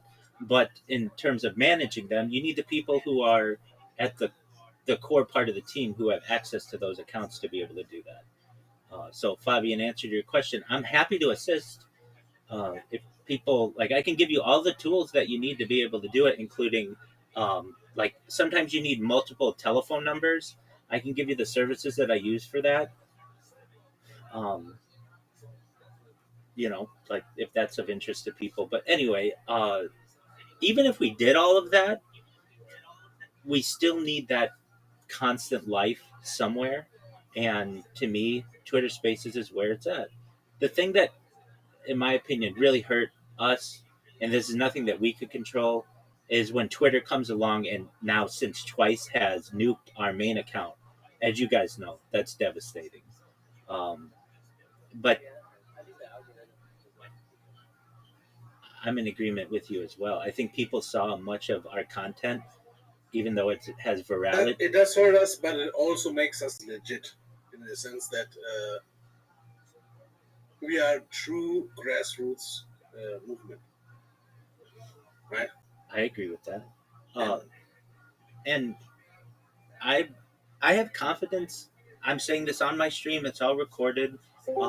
That the thing that's going to make this coin go viral is the person talking about it right now. I'm going to make it go viral, and we're not even going to recognize the opportunity, but what will happen is I will be on one of these podcasts. Like I was on one yesterday. It went for 3 hours. We had 120 questions that I took on everything from time travel to the Anunnaki to the Nephilim to the moon landing to you name it. We covered it. And somebody's going to be like, wow, you've been doing this for 5 years, live streaming it. Yeah, you can go back and view my life as a human archive. It's a time capsule of human achievement. It's a time capsule of history. And somebody's going to say, that's a big deal. And you're going to be able to... It is a big deal. It absolutely is. In my opinion, it's the biggest event in global history. And the reason why is... okay, I won't go that far. I will, and I'll explain why. There are a lot of aspects of human development that are covered on my stream, one of which is alien disclosure. Would you agree, Fabi, that alien disclosure would be the biggest news event in global history?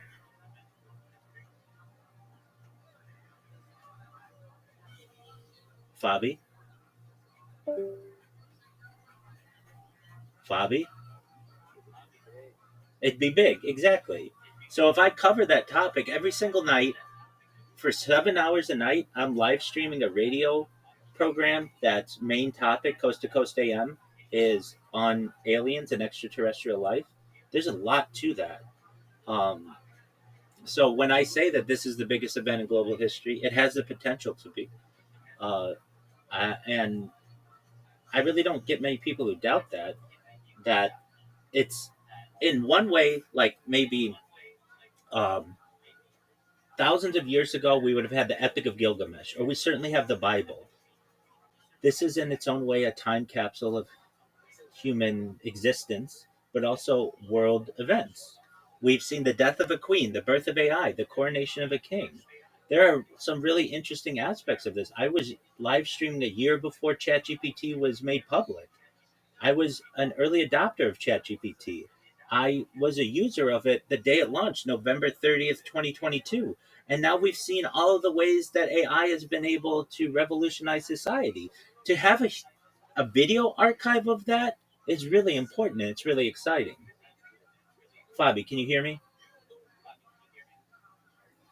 All right, Fabi's doing his own thing, so that's absolutely fine. But yeah, I mean, there are some people who get it, and when they do, they think it's really exciting. They join the Discord, they follow me, and they do all those kinds of things. But you know, I recognize as well. I need to.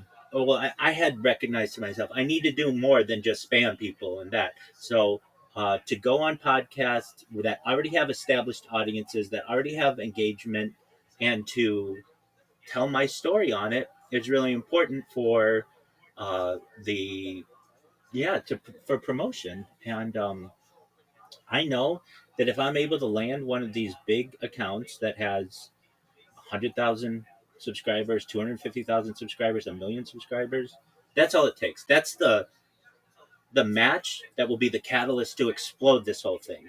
And then guess what? Every single day, almost every single moment of every single day for the last 3 years, I've been wearing some kind of Harry Potter Obama Sonic 10 Inu merch, and certainly my bedding and certainly my pillows and everything. People are going to be really interested in that. And then they recognize it's a cryptocurrency, they're going to want to purchase it. And so, yes, it may be worth a penny right now, but that penny will be worth hundreds of thousands of dollars in the future, in my opinion. And I really can say that with confidence.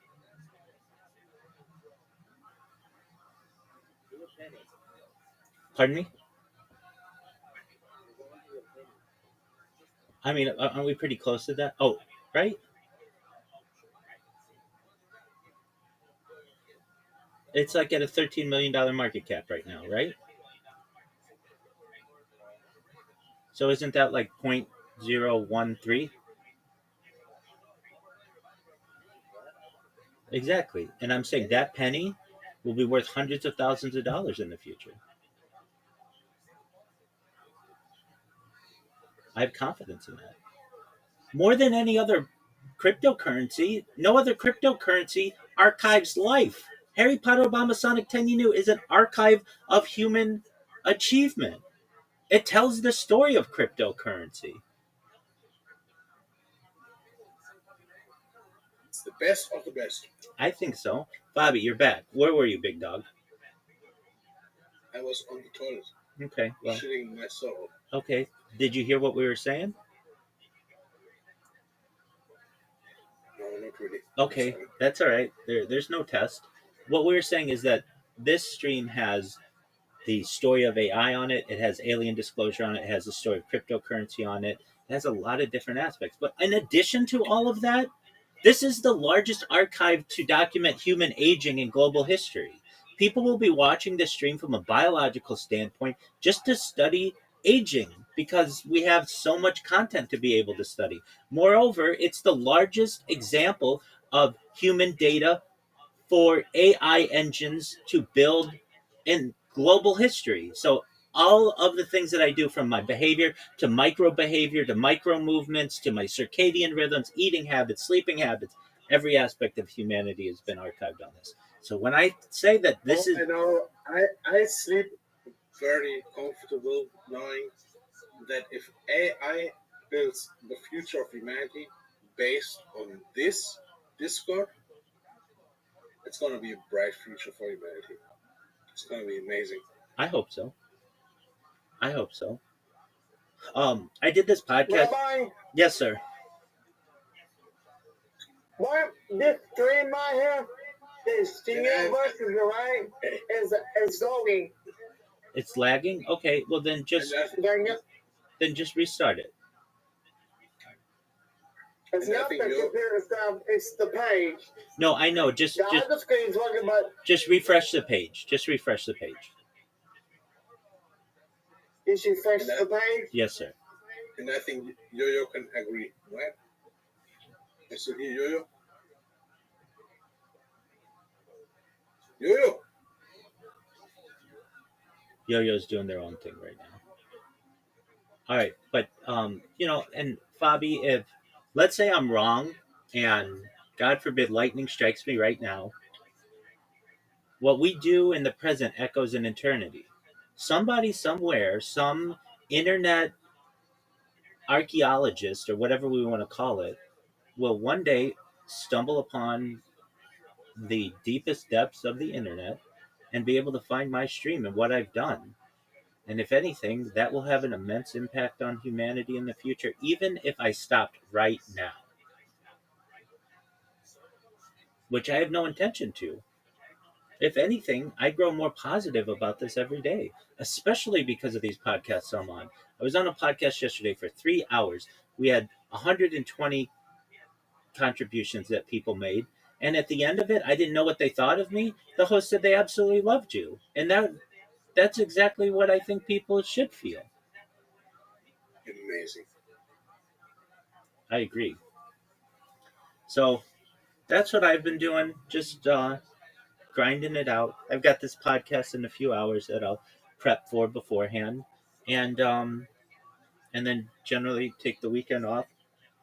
I've had a couple podcast hosts though. Actually, this is, I think, a unique aspect when I'm on a podcast. Usually when somebody's on a podcast, they're like, well, thank you for your time. You know, we'll see you next time or whatever. But these podcasts are like, we want to have you back on next week. What are you doing? And I'm like, oh, well, we can continue the conversation. Certainly. Some people are like, we want to do a whole series on you. So I've done one series with a guy in Australia. He's a radio host. We did 5 podcasts with Tony. I did 4 podcasts. I did this 3-hour one yesterday. We're doing another 3 hours next week. I got another guy who said, I want to have you on every 2 weeks as just like a regular guest. Is that something you'd be interested in? Absolutely. So,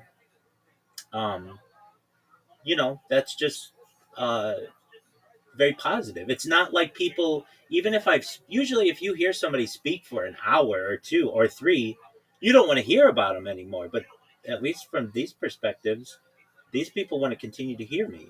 And so in terms of my stream and what people hear and what people see, it should be a definite feather in my cap that people want to continue to have the conversation continue. Really? So, yeah. In terms of, so I'm asking myself with Harry Potter Obama Sonic 10 Enler, because Fabi, you raised an excellent point. Why don't you do this, Rabbi? I mean, generally, I don't have access to the. Hey, Yo-Yo. Absolutely. And again, my deepest apologies for sending all caps months ago. I know this happened months ago, and we've had interactions since then. But He's trying to leave us. That's okay, Yo-Yo. You go do what you need to do. No, it's not. It's been great catching up with you, my man. You take care, and God willing, many blessings to you. If Michael says it's okay, for you to leave, yeah. Thank you. It's okay. Thank you. Yo-Yo.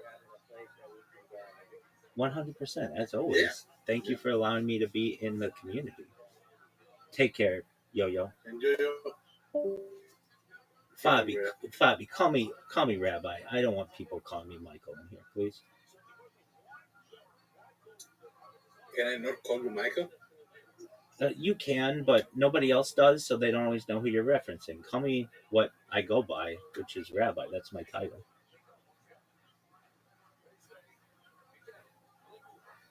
It just, you wouldn't know Can that. I have an exception and just call you Michael? No. Generally, you should know when somebody's a rabbi and you call them by their first name, it's seen as somewhat disrespectful. I don't know. I know you don't know that, but I'm just making you aware.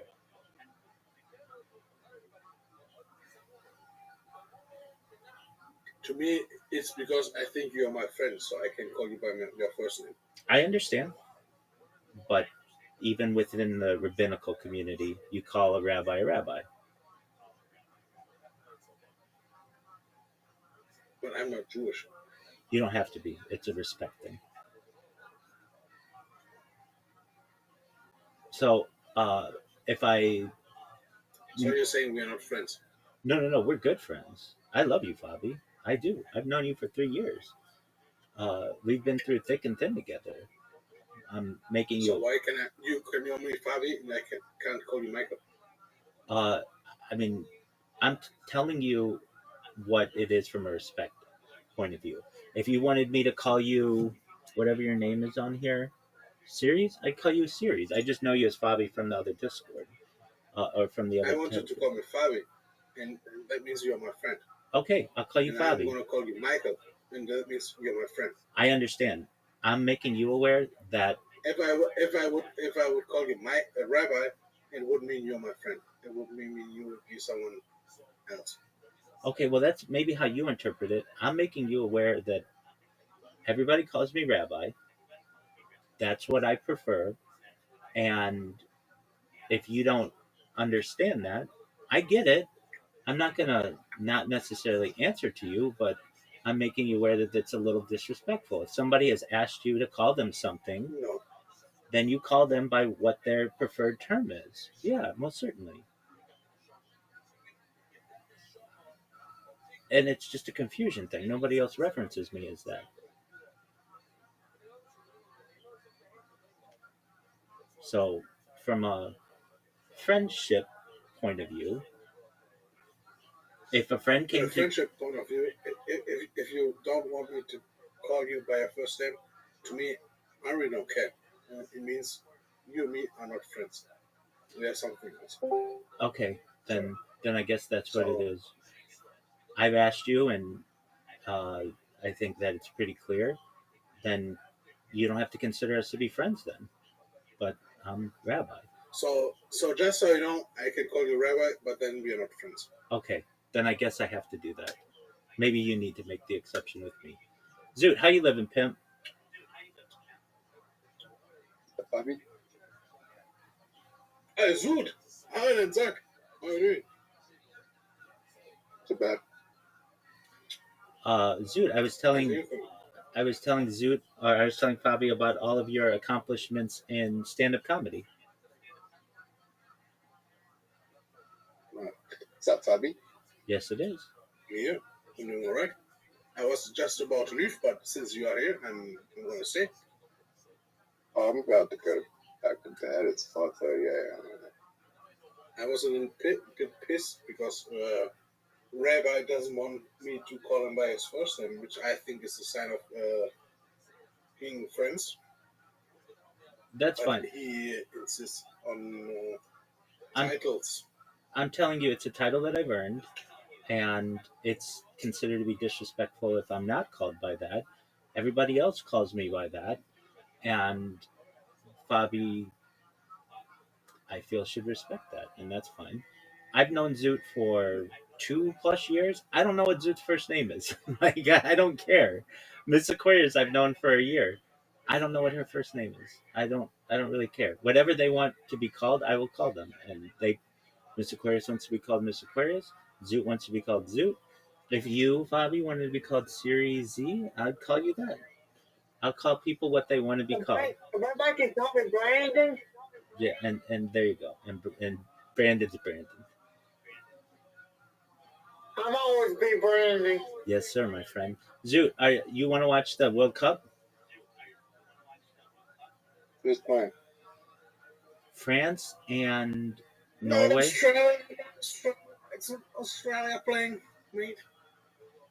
I don't know if Australia's playing today. France is playing Norway. It's a big game.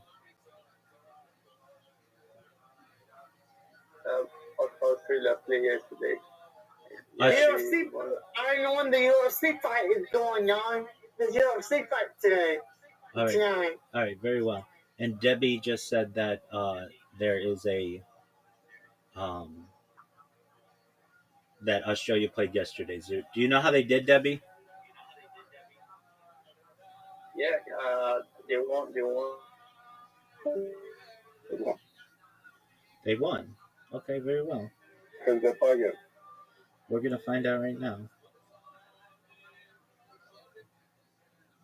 Debbie, do you know who they played against? Is Debbie still here? That's okay. I'll find out right now. Has France won yet? Yes, they have. All right. They didn't win. They drew. Okay. Yes. What about Iraq and Seagull, whatever they call that game? Yeah. So Australia right now is their record is Turkey beat the US. yeah. That happened yesterday. They lost right at the end.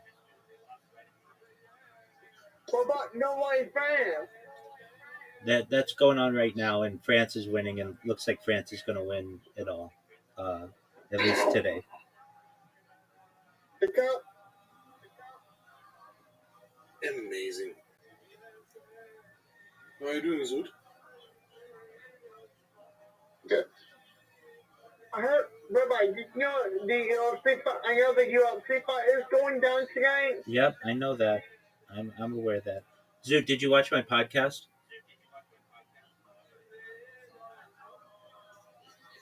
Not yet. All right. Well, you've got 3 hours that you better start listening to. You got all day today, Zoot, to listen to it. We talk about your favorite subjects.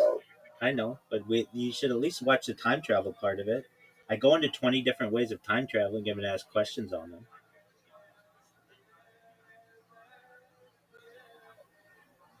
So Australia's through the next round. Let's look. That's a good question. Australia, I think so. Oh, they're tied with Paraguay.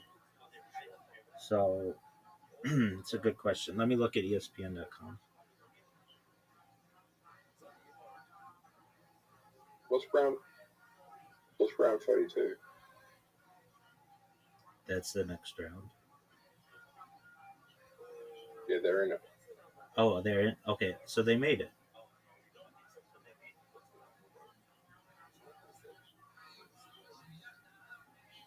Have you met up with him, Gorge? What? If you have met up with him, Gorge.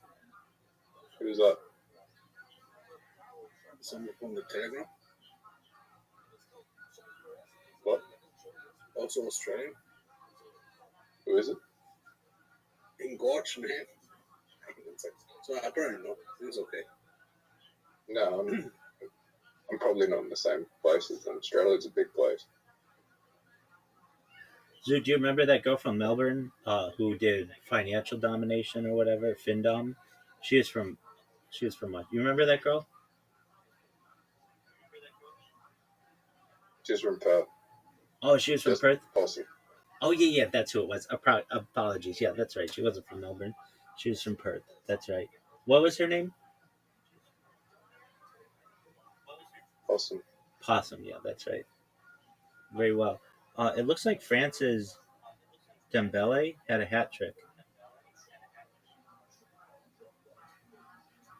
And he's had a hat trick at halftime.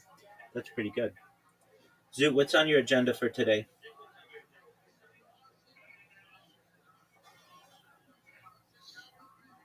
I'm probably going to go back to bed, to be honest. All right. Well, aside from that, though, what are your plans for the day?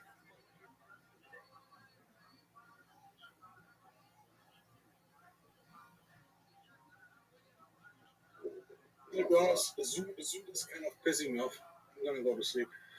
All right. So Take care, Fabi. I'm tired. Best wishes to you. Don't be a stranger. If you need me, I'm here for you. Okay, Michael? Big Dom? I will call you Michael, even if you don't like it. Fabi, I'd consider it an insult, frankly, and I wouldn't do that to a friend.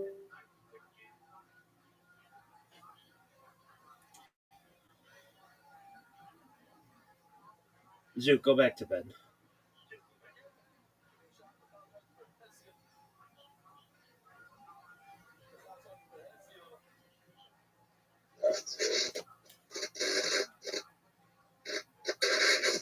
What's his problem? Fabi's an interesting creature.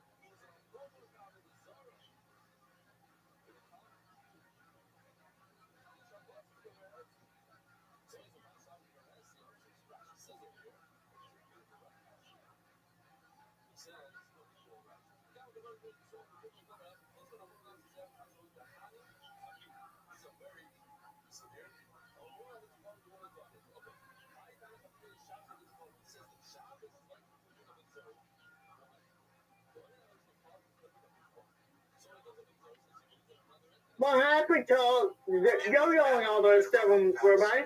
Oh, they're doing their own thing. You did very well, Brandon. Good job. Yep. Welcome in. I'm trying to welcome in. Welcome in. You did very well, Brandon. Yep.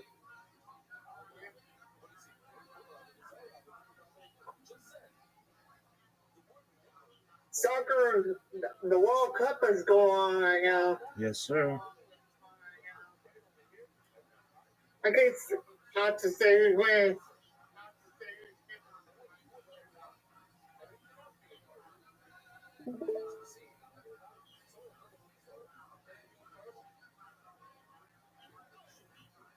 Go to my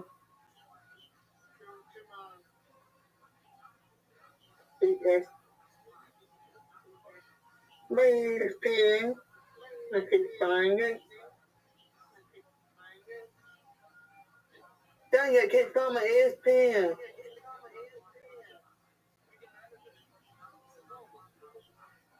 Maybe it's there.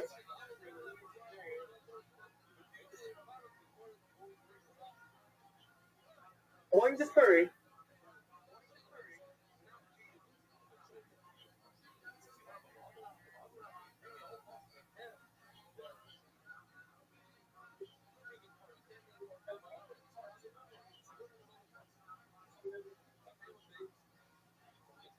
Oxford, Oxtail, Oxford.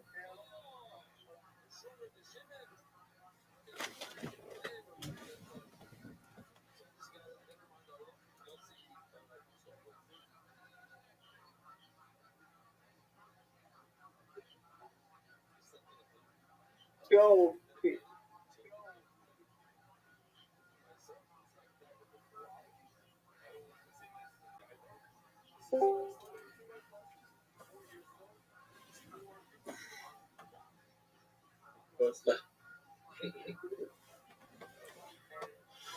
What up, Debbie? Okay.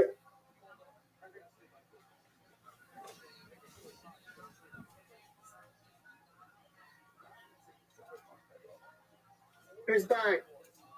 Oh, another friend. Debbie. Hi, Debbie. Welcome in.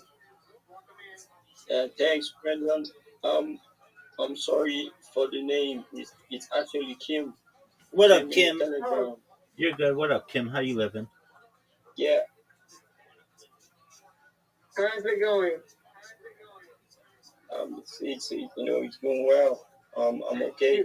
How about you? You're welcome, I'm John. okay. Do you watching the World Cup? Yeah, not really like, but I'm following up with the live scores. You know. You get thrown off with the live scores? Yeah. I just check the the scores online. I check the scores to you down. Right now, I'm watching North and France. I'm watching the play-by-play. Okay, You know, that's cool. you can look at my screen there. I like the play-by-play of the soccer. I love soccer. Yeah. Soccer is it's the Americans actually call it soccer, or we call it football. Yeah.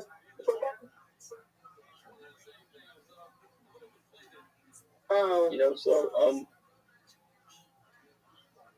growing up, I had dreams, of being a soccer player because I love the game, and I had elder brothers that also played the game, and it was the most played sport around my neighborhood that I grew up. So I love the game, and I had dreams of playing, but unfortunately, I'm here now. So Rabbi, looks like Franklin's going to win it. Yes, sir. I hear you, Kim. They're 1-3. Yeah. France has a very good team. Yeah, they do. France and Norway. Everybody's watching that game. It's a big game. France and Norway. Yeah. I guess it's just due to the Mbappe and Erling Haaland. They are like two big dogs. It's like a competition between them. So I like the game, guys. It shows you who's play-by-play, who's kicking, who's scoring.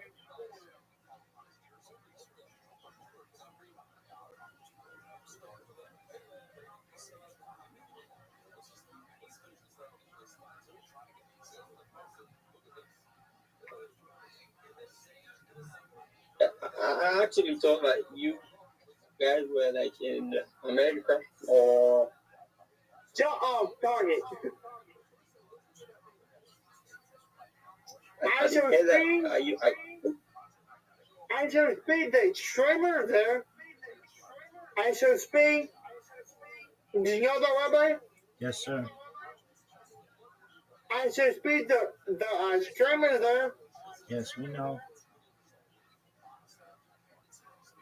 Yep, he's there watching Norway and France.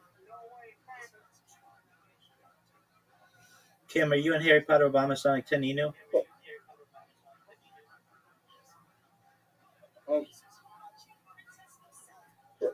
Are you referring to me? Yes, sir. Aren't you Kim? Yeah. I can hear you.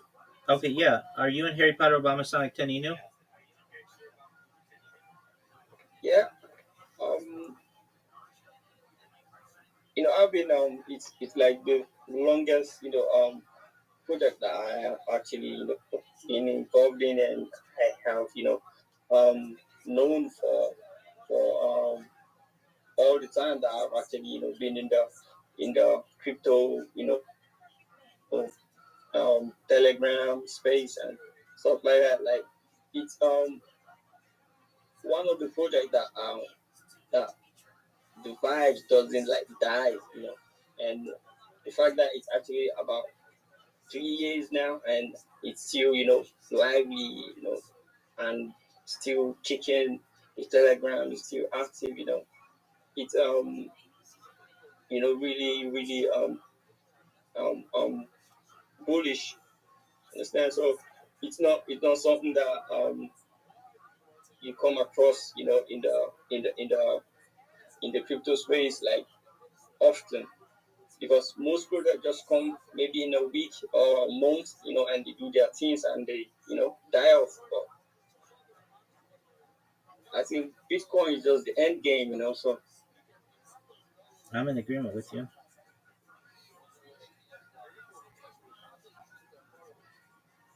probably like let me tell you something. Like, I I um I actually told Sheila X about this project.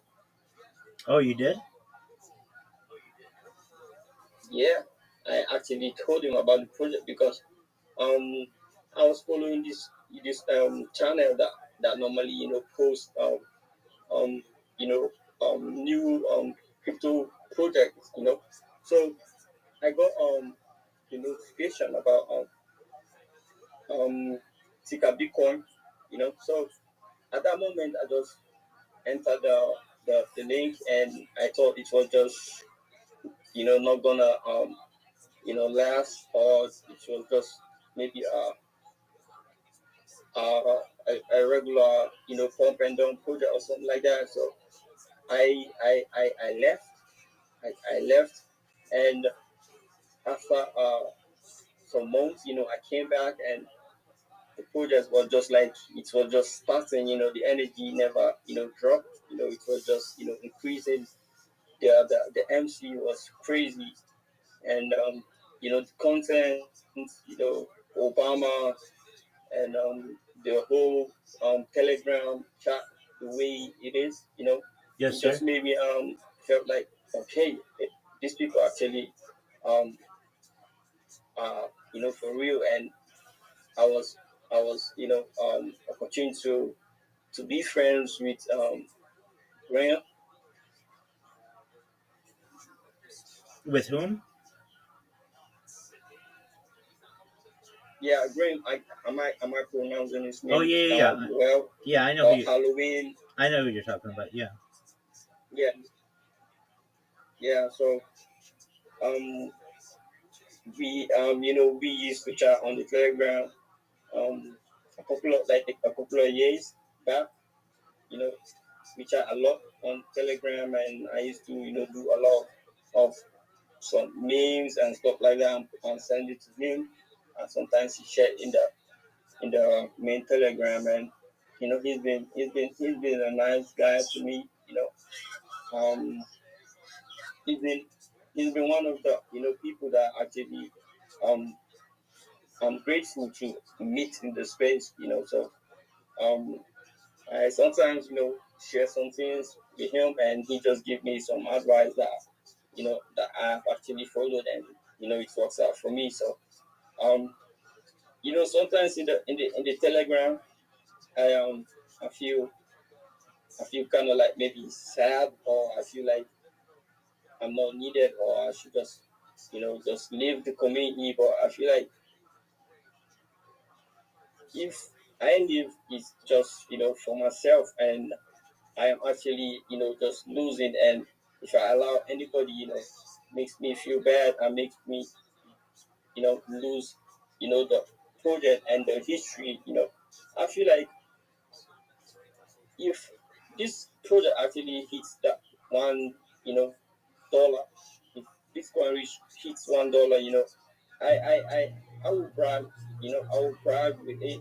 I will tell people around me that yeah, I know this project. I know when they were not up to that market cap, and now they are actually there. So the truth is, I actually believe in Tika Bitcoin. Like, I can't lie, and I'm not saying it to please anybody. I'm just saying it the way I say it. So a lot of things that they have actually said in the past, it came true. This program, you know they said it's gonna work you know much. And I could remember there was a time that Gremlin once programming, it's a kid, you know, and most of the NFTs, you know. Yeah. So if what they are saying, it's coming to pass, so it's definitely something to believe in. And 3 years is not I know time, I know time, it's I know time comes fast, but 3 years, for a project to be 3 years ago, it's something you should know that it's strong, and the fact that the community is still active and still going is something to believe in. So I myself, if I want to like point out a project that if I have a gun to my head and they ask me which main community or project can you point out to be um you know the best for you, I have no other project that you can pick on instead. So I have to just keep living and just keep following and keep involving, even though um Nigerians, with the way um we behave. I know we are weird. We do a lot of things that are not supposed to be, because I myself ask myself which community or which country has this project really helped out more than Nigeria. There's no other country I can actually point out. We got water wells, we got a lot of charity events, you know, content and stuff like that. Sometimes we get some dollars, some bucks for some things that we just do, and we use it to support ourselves, and it was great. I'm grateful for Tika Bitcoin. Can't lie. Well, that's great, Kim. It's a great project. Yeah, no doubt.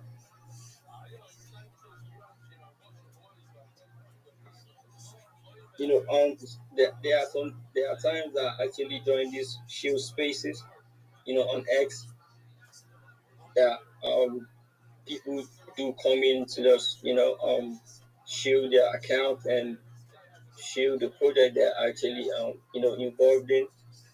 So I do a lot of shilling and raids. I do it sometimes for other communities, maybe for a job or something like that. But the easiest for me to shield is Tika Bitcoin, and I do it like most times. Every time I want to do any space shield, I must mention Tika Bitcoin, and the crazy fact is a lot of people in the space, actually, recognize the project, even though if they have not joined, but they'll be like, yeah, I've heard about it, I've seen it, or I've seen a post about it or something like that. So it's really a great project. I can't lie about it, and shout out to you guys for all the effort you are putting in. I just pray that everything that you guys are working for, and and the little effort everybody is putting you know works out at the end. But I do believe it will. I believe it will. I hope so. You never know, but yeah, we do what we can, right? Yeah, yeah. Absolutely. Have you heard from Schiller or Schiller X recently? Yeah. We were we were really really close.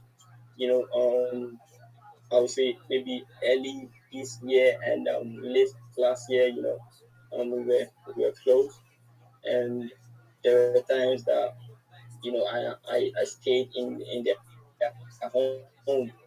So he moved out of his the house. He got somewhere to stay, for himself. And myself, I was, I was able to get somewhere I could, just manage for myself as well. So, with the distance and everybody just trying to hustle and of himself, of the friendship is not like the way it used to be before. But we do talk on WhatsApp. I do have his number, and we're still cool. And I'll definitely check up on him. Thank you for reminding me, but I know he's okay too. Excellent. He was in nursing school, right?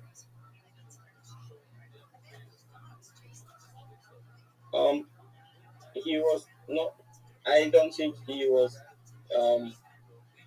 in nursing school, but he was in the polytechnic. Yeah, I visited him once in school, and it's like a state, like the next state after the state that we are in. So but I don't think it's a nursing student. I don't think so. Oh, okay. I could be wrong. Do you ever talk with Bitcoin Obama? Alex, do you remember Alex? Yeah, I think so. Yeah, I remember him. Yeah.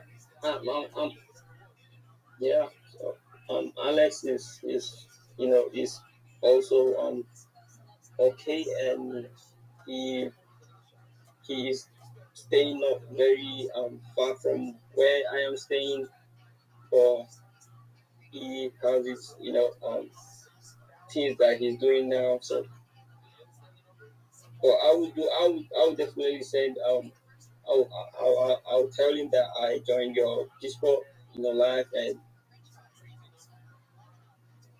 you spoke about him today. So Yeah, please do. We haven't heard. okay, Yeah, tell him to join as well.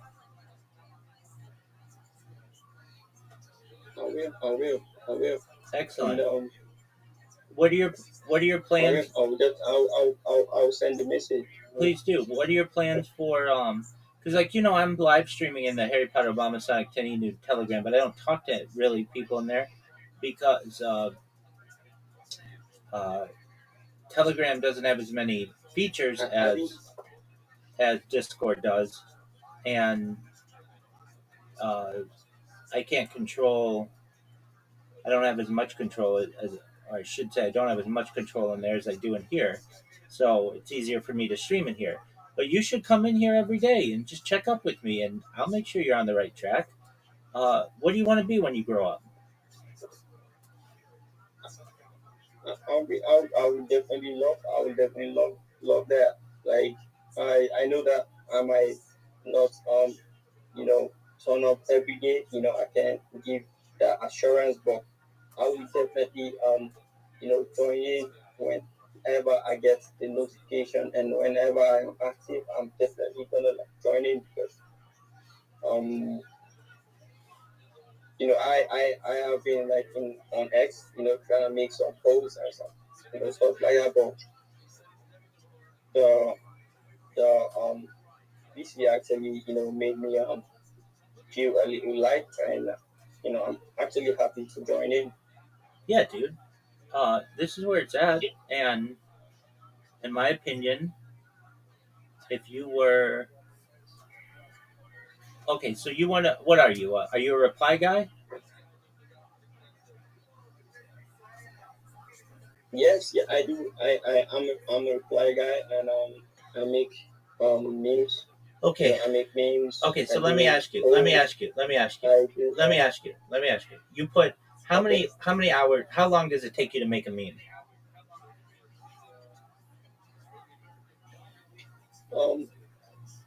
It depends on the meme, but it will not take me a minute to make just a random meme that is good for a post. Yeah, no, I get that. Okay, and so it takes you a minute to make a meme for a post, and then You publish Yeah. it. Where do you publish it? On X. Right. And that's it. And then you're done, right? Yeah. Yeah. Okay. And do you recognize that on the whole internet, X is only the 16th most visited social media platform? I'm sorry, I didn't get that. Can you Sure. So say and that again? yeah, so like of all the social media out there, YouTube and Instagram and Telegram and Rumble and Kick and Twitch, X is number 16. Did you know that? No, no. Okay. So what I'm saying to you, I'm gonna make you much more successful in what you do. And I've got a winning strategy, so just bear with me. I'll tell you exactly what it is. You I'm listening. absolutely. So right now, if I understand correctly, like you need money. Everybody needs money, and you basically go to people and you're like, "Hey, do you have a project? Yeah, I do. Okay. Well, would you like me to promote your project? Yeah, we would. Okay, great. If you pay me, I don't know, $5 a post or whatever it is, I'll post it on my social media and I'll upload all your stuff. That's how a reply guide works, right? Yeah. Okay. So what I'm gonna do, what I want you to do, and I'll help you with this, because I've helped over 100 Nigerians do this and people all over the world, but specifically Nigeria. And I've known you for some time and just haven't had the opportunity to tell you the strategy. So what you do first and foremost, you create a link tree. Kim, do you have a link tree? Yeah. Yeah. You have a link tree? I do, but I just created it, but I have not like really, use it That's for okay. anything. That's okay. That's great that you have it though. That's amazing. So do you have a YouTube that's connected to your link tree?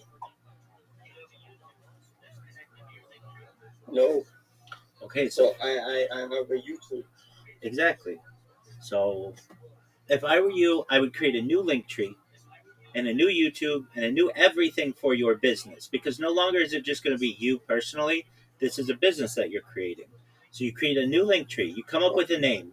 We can come up with a name, whatever you want. Reply Guy Corporation, whatever you want to call it. You create a link tree with that. You create a YouTube with that. You create an X with that. You create a Rumble with that. You create a Kick with that. You create a TikTok with that. You know what? I have all this for you. I'm going to send it to you. I want you to read through it, and then I want you to ask me questions, because this is the thing that I send to all the Nigerian guys who come and they're like, "Hey, we're reply guys." So just one moment. Okay. Thanks a lot. You're really welcome. appreciate, and You're welcome, big dog. Just one moment, Kim. We're gonna get you set up better than you.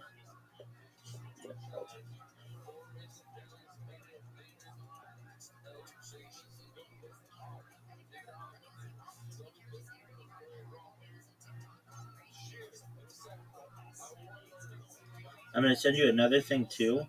If you need a job, the best way to do it. So just one moment. okay.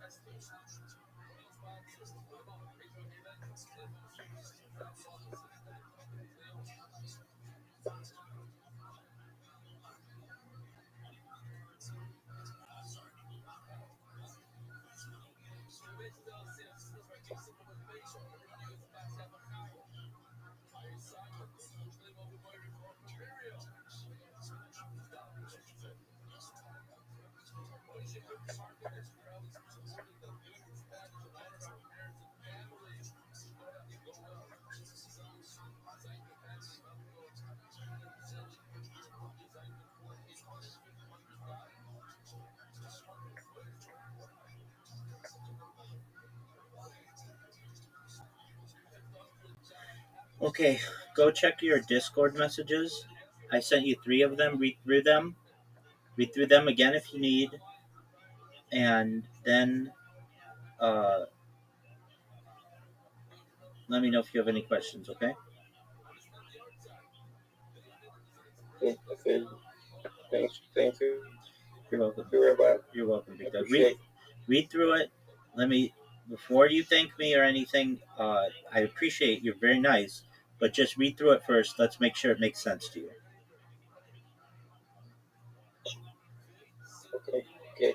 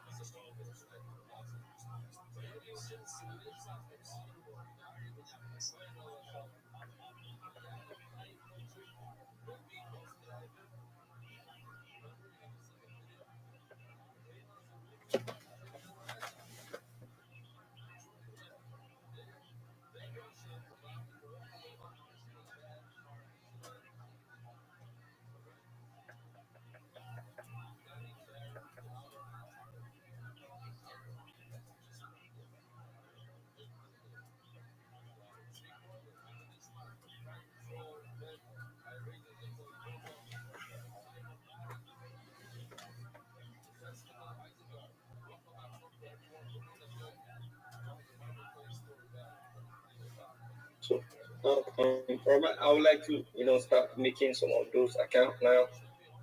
Absolutely. Does that make sense to you? And if I have any questions, I'll just send it to you. Thanks a lot. Absolutely. Don't send it to me. Just come in here and ask me your question. But does that make sense to you? Yeah, it does. Is there anything about it that doesn't make sense to you?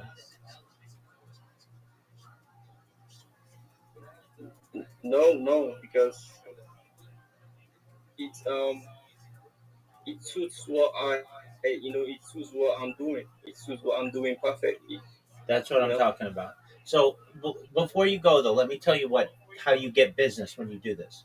So you're going to create all that kind of stuff, right? When you're done, you come to me, we'll look at it, we'll make sure you have a logo, all that kind of stuff.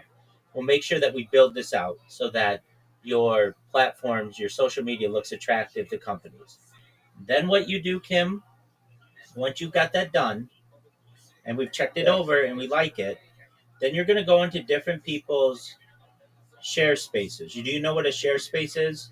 Or they're called shill and chills? Is that on X? Yeah, apologies. Yeah, on X Spaces. Yeah. I do join on some of them sometimes. Exactly. So then what you're going to do is you're going to press the button to speak in a shill and chill. Maybe it's got 10 people in it. Maybe it's got 10,000 people in it. Whatever. And when they say, all right, well, we've got Kim who's next up. Kim, are you there? You say, yes, thank you for the opportunity. My name is Kim. I'm a social media marketer, and I'd like to help to promote your business. What makes me different than any other reply guy that you're ever going to find is I'm not just going to promote you on X and say, where's my money? I'm going to promote you on 20 to 30 different social media platforms, everything from YouTube to Twitch to Telegram to Instagram to Facebook, across all of the entire internet. I'm going to create a much larger footprint for your brand. This is going to get you more DMs. This is going to have more people buying your coin, more people interested in your project. Moreover, what I'm going to do is help to promote your project on all of social media and on AI and on search engines, which is going to get you better rankings. If this is of interest to you, please feel free to send me a DM. I'd be happy to help you. I am the best social media marketer that you will find for the price. And again, my name is Kim. I look forward to working with you in the future. That's what you want to be able to say. It's a 1 minute pitch. It's very simple, but then you recognize that you do this in every single shill and chill that you can find, and people are going to start to connect with you because they're going to be like, wow, finally a reply guy who gets it. It's not just about X, it's about the whole internet, and that's what you have to do. Yeah, yeah, that definitely, like, it makes a lot of sense. Yes, it does. Okay, excellent. Well, then, you go do it. I know you're excited to do it. When you're done, don't just leave and Yeah, never come back. Come back in here. We'll look it over because you're not going to have it 100% correct. There are going to be some things that are incorrect. I want to help you with those. yeah, And then you'll make your revisions and we'll give you a script. okay, And then what you do, once you've got all that, I'll send you a menu that when somebody DMs you and they say, yeah, I'm interested in what you do, you say, okay, I will repost your stuff for free. Okay, just to show you that I'm a nice person. Because what do you have to do? Hit a button on your phone? Who cares? If you want me to repost to 5 of my different social media platforms, that's $5. If you want me to do it for 10, that's $10. You want me to do it for all of them, that's $20. And right there, you get 2 or 3 people doing that a day. You're going to be making $100, $200 a week, and that's gold where you're from. You're going to be able to support yourself and support your family. Does that make sense? a lot of sense. It makes a lot of sense. Exactly. If And these accounts are going to become stronger with every single day because you're going to get random people who are going to start following you. Random people are going to repost what you have. So then, 1 year from now, each one of these accounts will maybe have 1,000 followers on them. And then you really have a medium-sized account for people to be able to start doing business with you. And it all started for free. yeah, yeah, Excellent. I get it. Okay, I'm glad you get it. So you go do it. I'm going to tell you, it might take you 2 or 3 days to do. Once you're done, come back in here. If you have trouble with any of them, let me know. We'll help you through it. And then we'll get your script and all that other stuff. But by this time next week, Kim, you should be able to go into any person's share space, any person's chill and chill, and be able to get business. And we'll help you with that, okay? Okay, thanks so much, Rabbi. Absolutely, my friend. You take care, you work on that, and if you have questions, come back to me, okay? Okay, Excellent, my man. Take care. all right, bye. Bye-bye.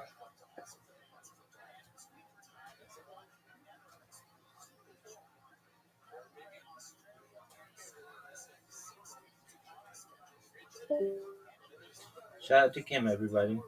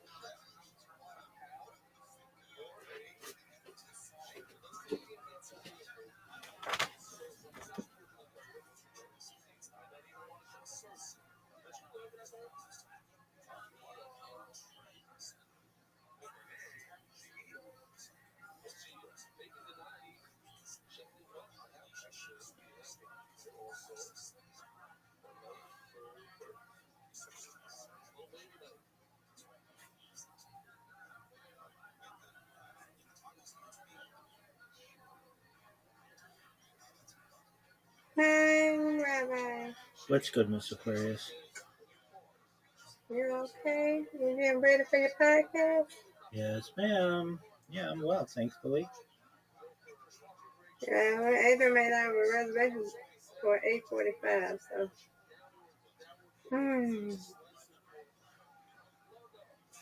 Yeah, that's some time. We gotta be there. That's good. So we ain't got to rush.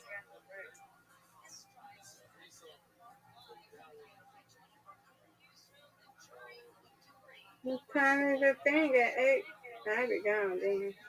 Is it 8 my time or 8 your time? Neither. It's 9 your time.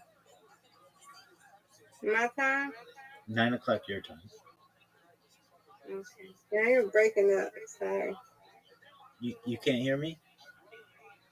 I can hear you now. Okay. You were saying your time or my? You said my time, right? Yes, 9 o'clock your time.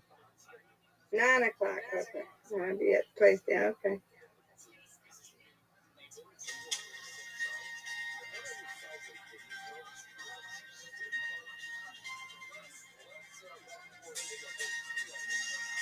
Just tapping in. Excellent, Mr. Aquarius. Rest myself for a little bit. We had a bunch of people in here not too long ago. Like, within the last hour. I think we had like maybe, I don't know, something like seven people at once or something like that. Oh, nice. You had a lot of people in here, huh? Yeah, let's see here. We had Brandon, you, Yo-Yo, myself, Zoot, Fabi, Kim, Tony. Yeah, like 7 people. Okay. And then We had 7 people. somebody else. Oh, well, then you 8, and then somebody else. I didn't know who it was. Maybe anywhere between like 6 and 9 people at any given point. Okay. Oh, nice.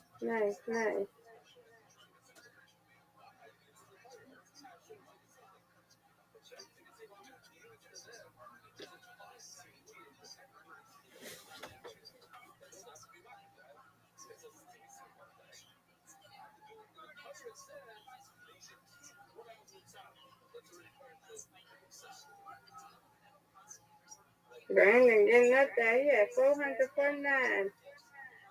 He's right behind you. Get on up there. Yes, ma'am. Ain't that account right behind him. And the other one is right behind him. The other two is right behind him. Yeah, his 377 right behind him. Oh, I get it. Yeah, wait. That dude is right behind him too. Wow. Okay, I see him with all these things. Anybody right behind? Brandon. What's up? Hi. I'm Mr. Aquarius.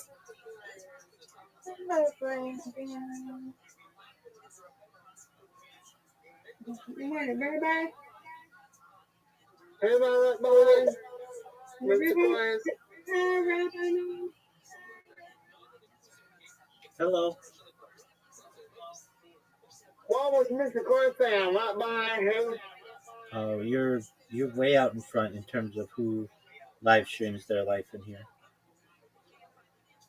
Who said what was I saying? I was asking him, did he call your name, Rabbi?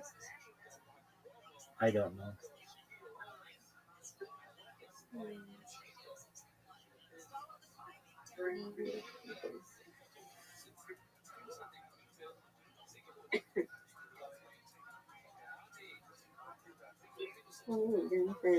Walking down, taking it right almost. I'm going to just delete it.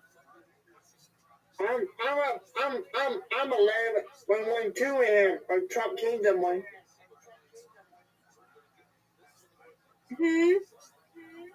A Trump Kingdom one is behind, way up there. My basketball there and staying forward.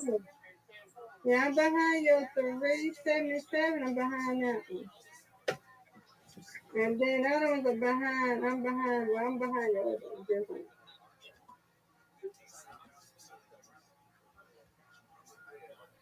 Behind. I'm Rabbi, behind. up there. Yeah. I'm way up there, boys. Rabbi. Yes, sir. My meerkat one. Yes, Yeah, sir. y'all way up there. Y'all way up there. See, I don't scream like that. My one, my Let's Go Brain one, and my meerkat one went up there with rabbis. Yes, sir. Yeah, it's up there. Y'all get on to the top. I'm way up there with the rabbi. Yes, sir. Yeah, I'm catching up, Rabbi. I don't know about that. Every minute you gain, I gain.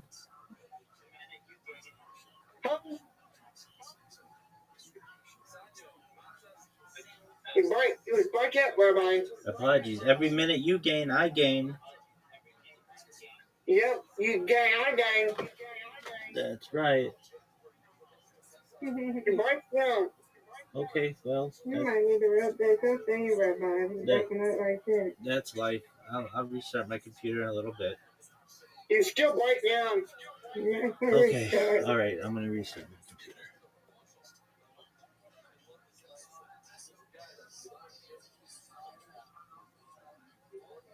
It's scratchy. You're probably going to restart it. I don't know. Yeah. Yeah, you're probably going to restart it.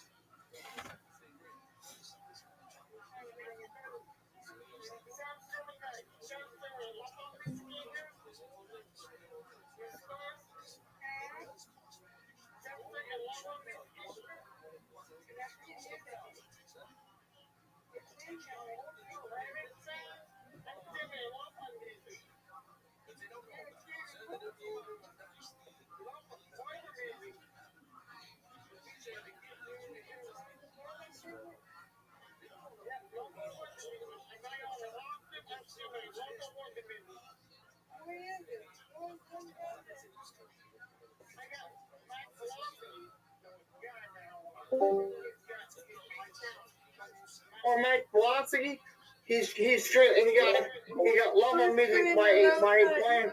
Lo-fi music? Yeah, I got he's streaming. He's on streaming Walmart, but it's lo-fi music in the background. Oh, he's streaming lo-fi music. Okay. I'm about to say, Rabbi got a lo-fi lady body in here, but he don't play it. He has no music. There you go. Rabbi? Yes, ma'am. Okay, there you go. There you go, Rabbi. There you go, Brandon. Rabbi. Did you fix it? Yeah, You tell me.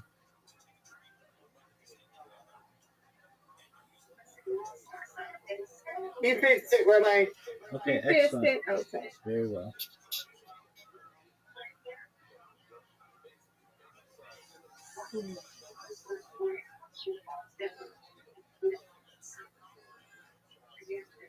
You stay Missouri. Brandon, do you stream on Kick or anything? I'm streaming. Okay. I stream every once in a while. I stream weather though. Okay. I stream on Twitch and Kick. Twitch and YouTube and Kick. Most of Kick. I stream on most of Twitch kick, but I stream on Twitch and YouTube at the same time. Okay. But there's not much other. Okay.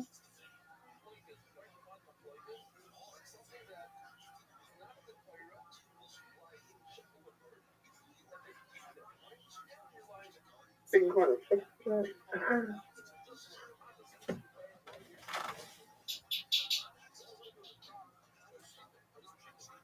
No, I'm not there. No, I'm not. Is this a break?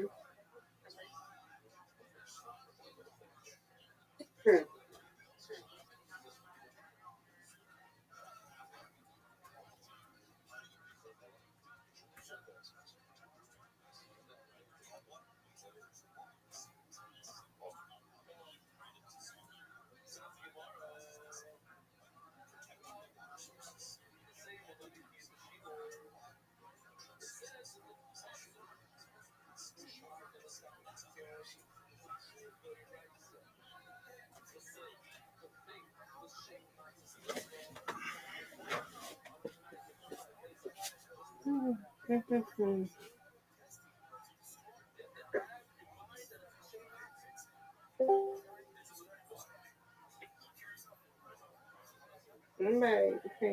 Brandon.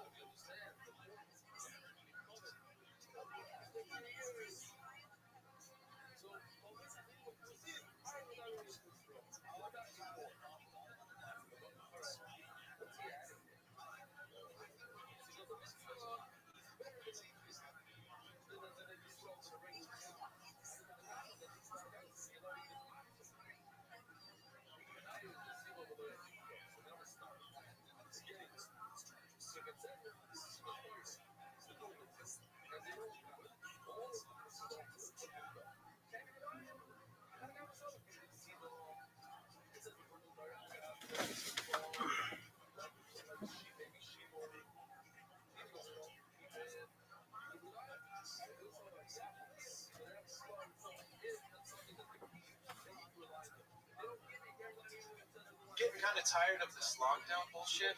It's been months without a decent school shooting. When I was a little kid, I thought I was gay, so I told my dad. Like the good Christian man that he is, he sent me to church for conversion therapy. And it must have worked because I figured out I was straight after the priest lost his ring in my asshole. To this day, when I fart, it smells like holy water. I lost my anal beads. I miss them so much. Without them, I feel empty inside. I consider myself a pretty open sexually guy. I mean, I'd fuck just about anybody, except for war vets.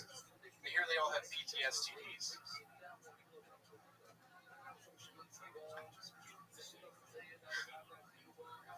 I got one. I'm a cancer survivor. I dated one for almost a month, nearly killed myself. I don't care what they say, Virgos and cancers, not compatible. There you go, Zach Bogan. Was a bullfrog.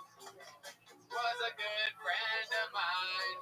Hey, I never understood a single word he said, but I helped him in his wine. Yeah.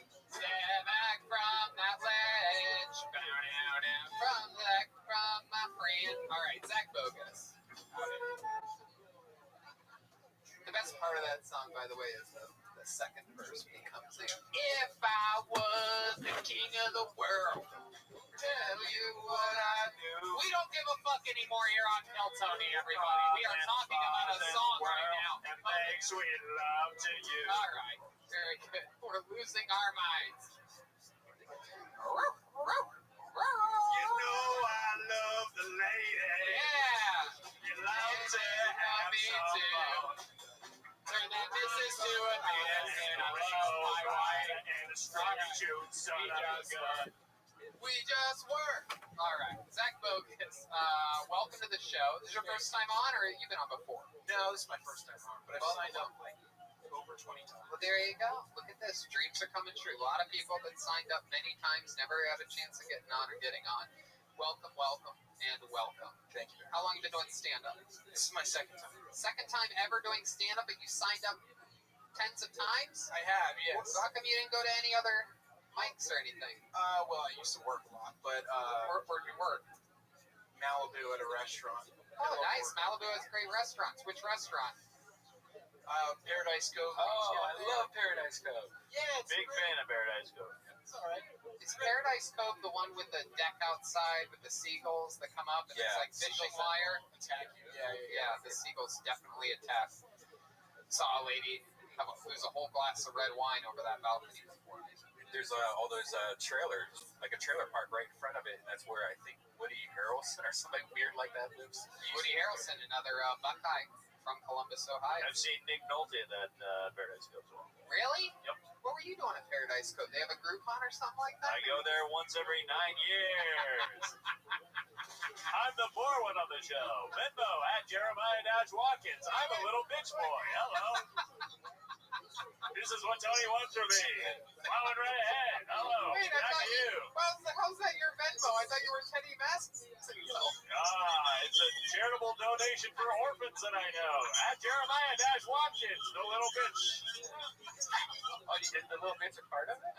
No, parentheses. Write the little bitch in the description when you're paying him $20.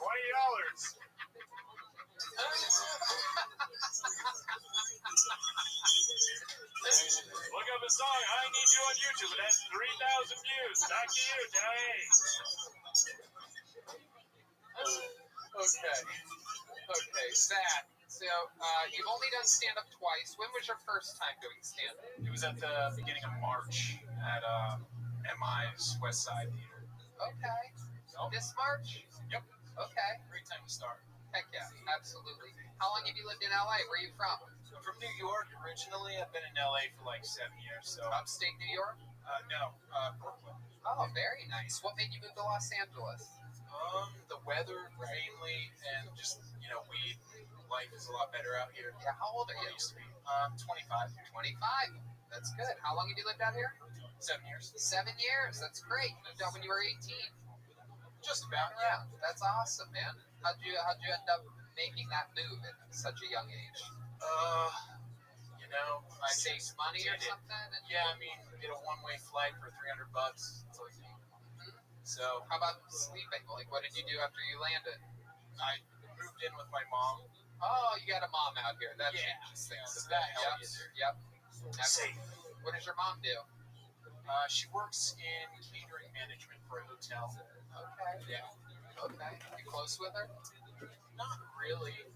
No. Where does she live? What part of town does she live? Westwood, I think. Okay. So you don't know where your mom lives? No, I probably should. Maybe I'll hit her up after this. Do you know where your dad lives? Both of them, yeah. You have two dads. I've got two dads, not gay, but two dads. Where are they at? Brooklyn? No, I got one in Virginia and one in Portland, I think. Your biological dad's in Portland? Yep. That is correct. I can tell. You look like you would try to storm a federal courthouse. You can feel the Portland energies beaming off of you.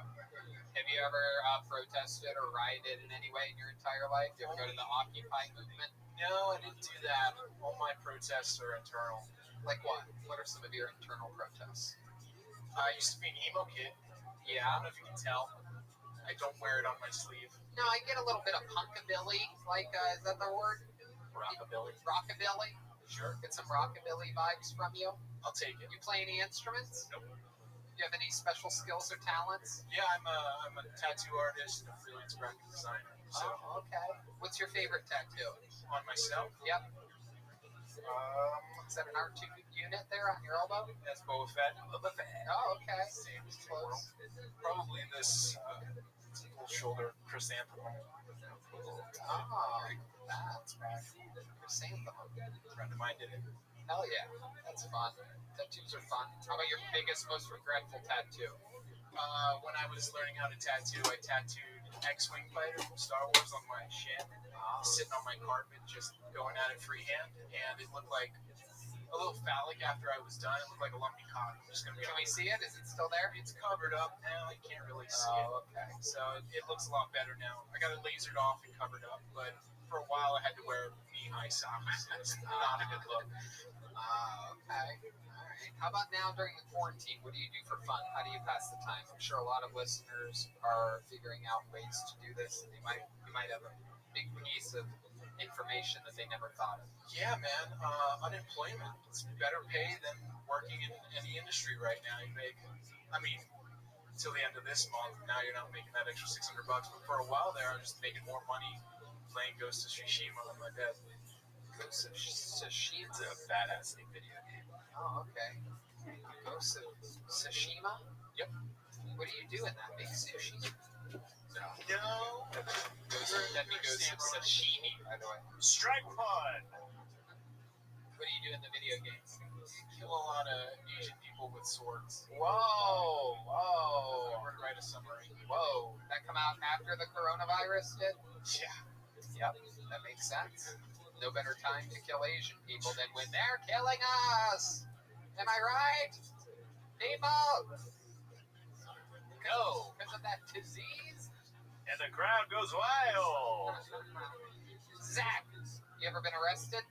4 times. For what? Not paying while using the subway in New York. I put my feet up on the train once. That got me arrested. Wow, look at you, the subway, the subway bandit over here. Kind of badass. One time I stole a foot long.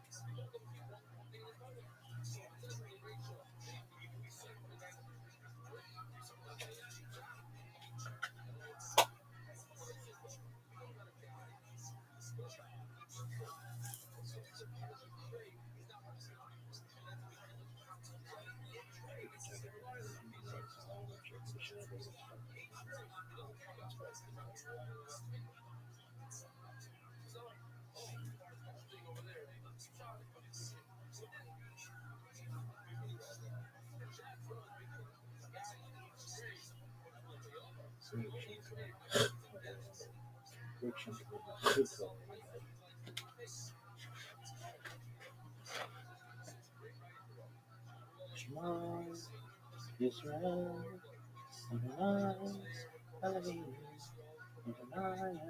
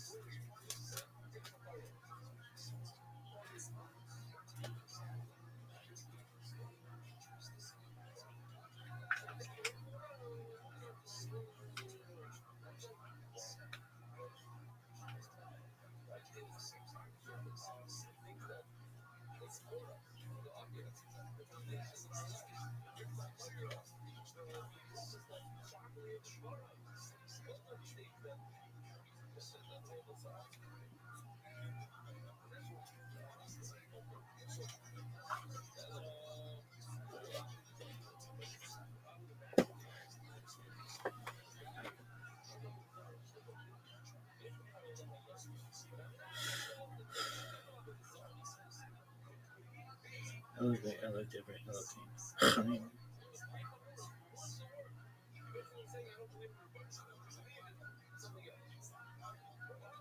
No one knows for sure.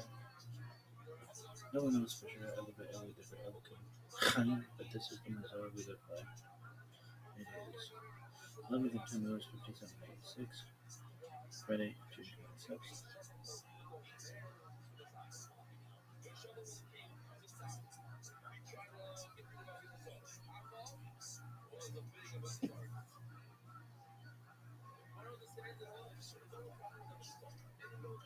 $37.61 creation of the birth family. 36.31 137 son of Adam's point. 35.26 235 Enosh son of Seth's point. 34 36 325 King son of Enosh's point. 33.66 395 Mahalalel son of King was point.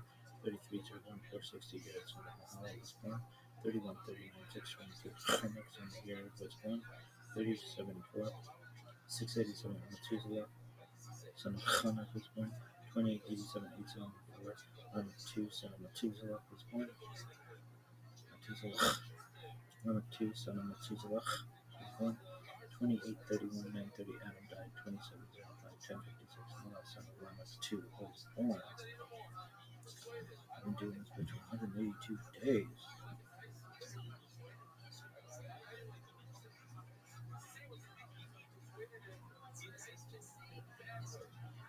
Okay, question is.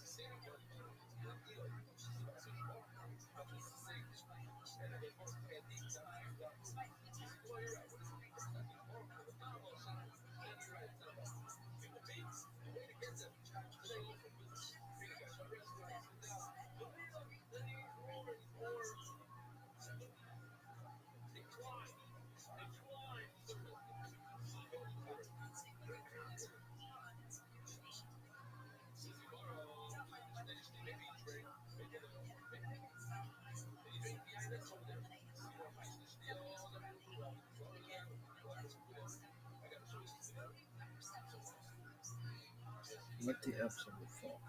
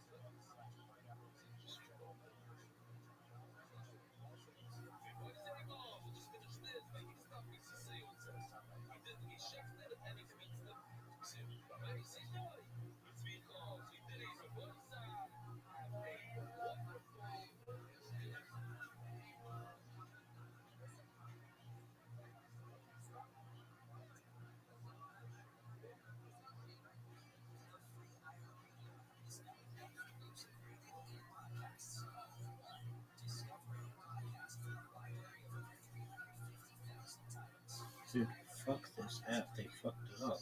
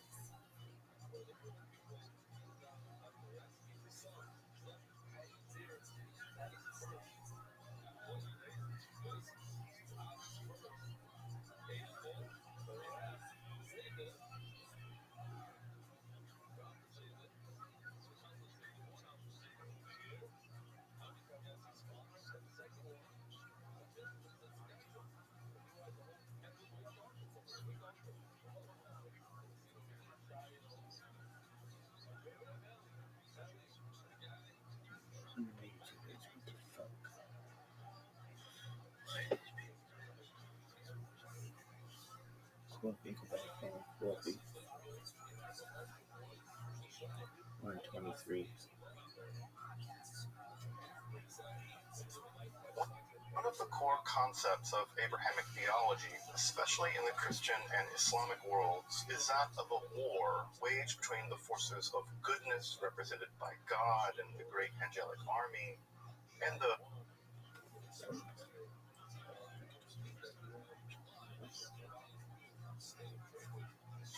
one plan, one price. Introducing Simplicity from What Verizon. the fuck?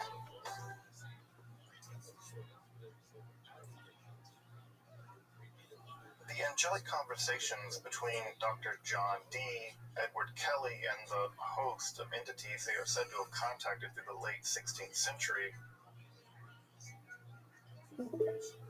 Why isn't anything fucking working today?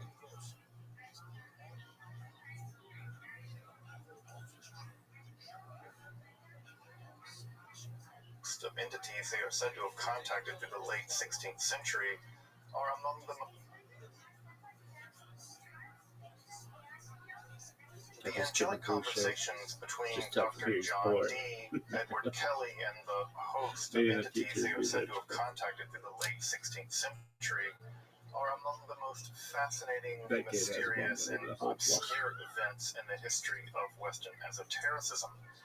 Indeed, my whole interest in the field, basically what I've spent decades studying, began with my discovery as a teenager learning Latin that an angelic language, complete with grammar, vocabulary, syntax, etc., all the things that make a language, had been revealed in a series of magical rituals in the late Middle Ages. As you might imagine, this made an enormous impression upon me. Languages are made up of more or less stable patterns, which I knew all too well taking weekly Latin exams, and such patterns can't be just easily made up on the fly. You can go ask Tolkien about making up languages. If it were an angelic language, it might very well be proof of something much vaster than just atoms and void. I immediately ordered the Laycock Complete Enochian Dictionary, which I still have over 2 decades later, and I've been studying esotericism ever since. In this episode, we're going to continue our series on esoteric symbolism and languages. You can check out the card above to explore more topics in that series by turning our attention to the Enochian language in at least 3 episodes. The first one is going to be about the Enochian alphabet, the second on the contents of the Celestial Book of Enoch, also known as the Liber Loga in the angelic language, and that's how I'm going to pronounce the name of the book, because that's how the angels said to pronounce it, and who am I to argue with a bunch of angels? And the third is going to be on the Enochian calls, which provide us our only substantial glimpse into angelic as a functioning language. In this first episode, I'll explore the origins of the Enochian alphabet. I'll be situating the project in the philosophical and spiritual landscape of 16th century semiotics, or the study of representation more generally, and I'll attempt a paleographic analysis of the two Enochian scripts. If you're interested in magic, Hermetic philosophy, or the academic study of the occult, make sure to subscribe and check out my dozens of other topics in the study of esotericism. Also, if you want to support my work of providing accessible, scholarly, and free content on topics in esotericism, I hope you consider supporting my work on Patreon, or perhaps with a one-time donation. You can find those links below, and I really appreciate your consideration of supporting this channel. It's really the only reason why this channel can continue to exist. I hope you'll join me as I explore the very first revelations of the Enochian language, or the celestial speech, to Dr. John Dee and Edward Kelly. I'm Dr. Justin Sledge, and welcome to Esoterica, where we explore the arcane in history, philosophy, and religion.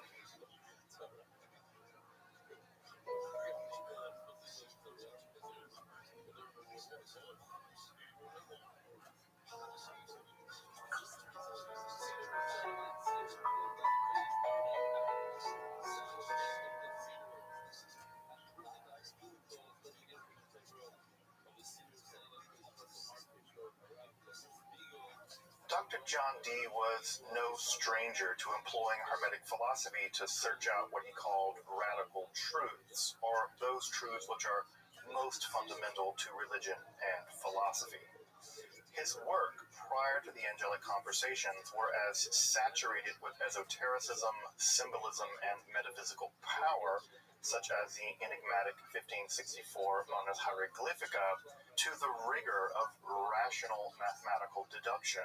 Recall that he composed the introduction to the first English edition of Euclid's famed textbook on geometry, The Elements.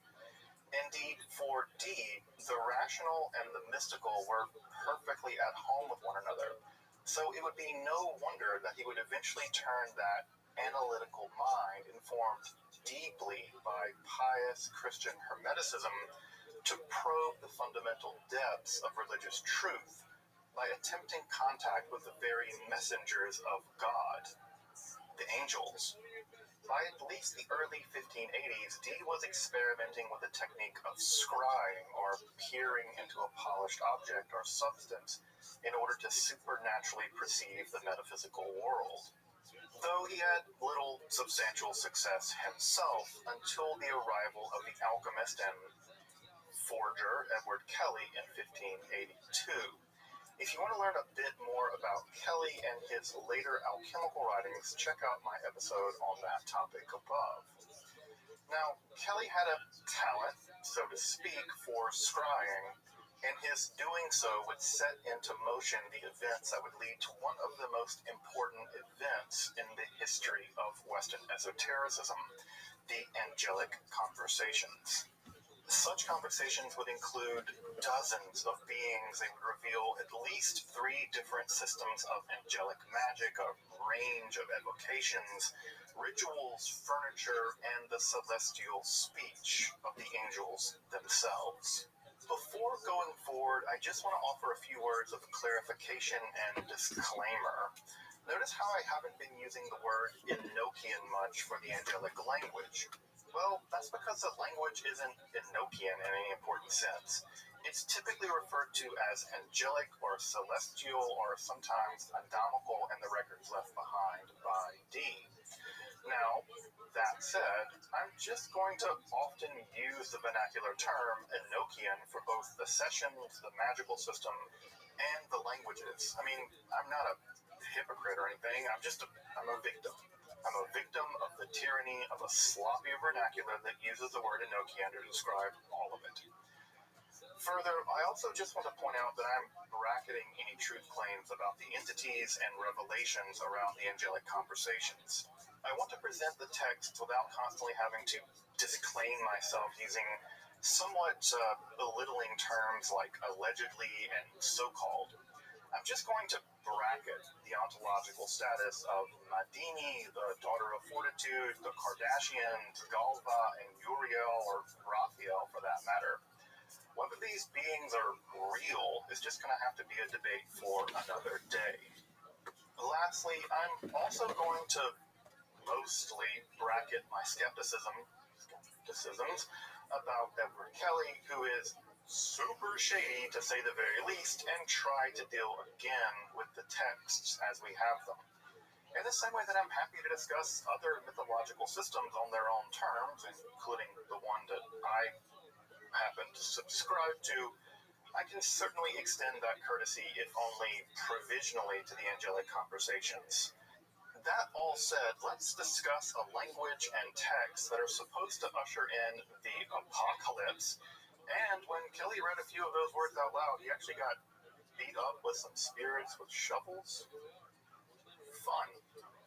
The first phase of the angelic conversations primarily has to do with the development of what is now typically called the heptarchic system of magic, and runs roughly from March of 1582 to the earliest stirrings of the revelations of the angelic language itself roughly a year later, starting around 1583 and March of that year.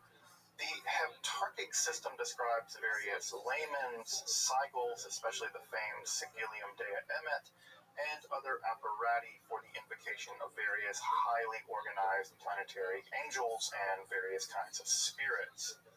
In many ways, these sections lay out the magical technology to facilitate the further revelations, and were not really that unlike medieval magic in the Solomonic tradition more generally. Once the bulk of the magical technology had been revealed, which I'm sure I'm going to end up doing a future episode on, the slow and honestly perplexing revelation of the angelic language or celestial speech then begins. Indeed, it appears that the heptarchic system, the Liber Loga, and its keys, along with the Watchtower system, all seem to comprise a general magical system, though none of these systems are complete or clear or really even terribly coherent, hence all the different debates in modern magic about just how to pull these off. And then there are books the angels mentioned as really important, but we learn basically nothing about them. It's all tantalizing and can honestly be a bit crazy-making trying to fit it all together to make it all coherently work. So let's just not go crazy and ignore all those problems for now. Though, to set the stage for the Liber Loga and the angelic language, it's worth mentioning a couple of important aspects of the heptarchic system and Renaissance magic more generally. And that's to say, magic squares and the idea of a divine or angelic language. Let's start with the squares, as they appear pretty early on in these sessions themselves, and in many ways contain the very first elements of the Enochian language. As you probably know, such squares are widely attested as far back as ancient Rome, the Sator square being, of course, the most famous, but these also occur as far afield as Chinese mathematics and Arabic and Jewish astral magic. In fact, they probably come from Arabic and Jewish astral magic. For our purposes at least, these squares are important in a few aspects. They play an important role in the seminal volumes on occult philosophy by Cornelius Agrippa, especially in his theory and practice of astral and, in some senses, angelic magic. Really, I can't overstate just how important Agrippa's 3 books of occult philosophy is going to be in this entire Enochian saga. These squares are typically alphanumeric grids in which the numbers add up to the same number across the rows or columns, or sometimes diagonally, or as in the famed squares of the Abramelin ritual, where they are populated with magical seed words, often in Hebrew in various forms of degradation. What's key vis-a-vis this business of magical squares is that Dee was already convinced that he possessed a text, the Book of Soiga, Hagios, or the word holy backwards in Greek, that was already incredibly magically powerful. Specifically, the tables of Soiga, which are a series of 36 by 36 tables, filled with letters and some kind of astrological correspondence. Dee felt that these tables were incredibly important, so important that their contents were among the first questions he posed to the angels once contact was made through Kelly. Indeed, the angel Uriel confirms that the text was given to Adam in paradise in the Garden of Eden, but apparently only the angel Michael can read it.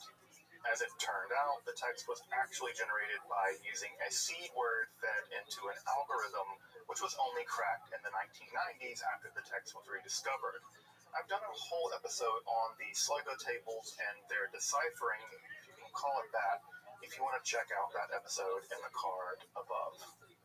Now, it's also worth mentioning here that such tables and squares were part and parcel of the cryptology of Dee's day, and I would be positively remiss to ignore the intersection between angelic communications, magic tables, esoteric alphabets, and international espionage, which was kind of a thing in Dee's day, and Dee was knee-deep in it. Yes, secret angel code transmission was a thing, and I'll be doing an episode on it and Agrippa's tutor and confidant Trithemius, who in fact developed a whole secret angel code transmission system at some point in the future.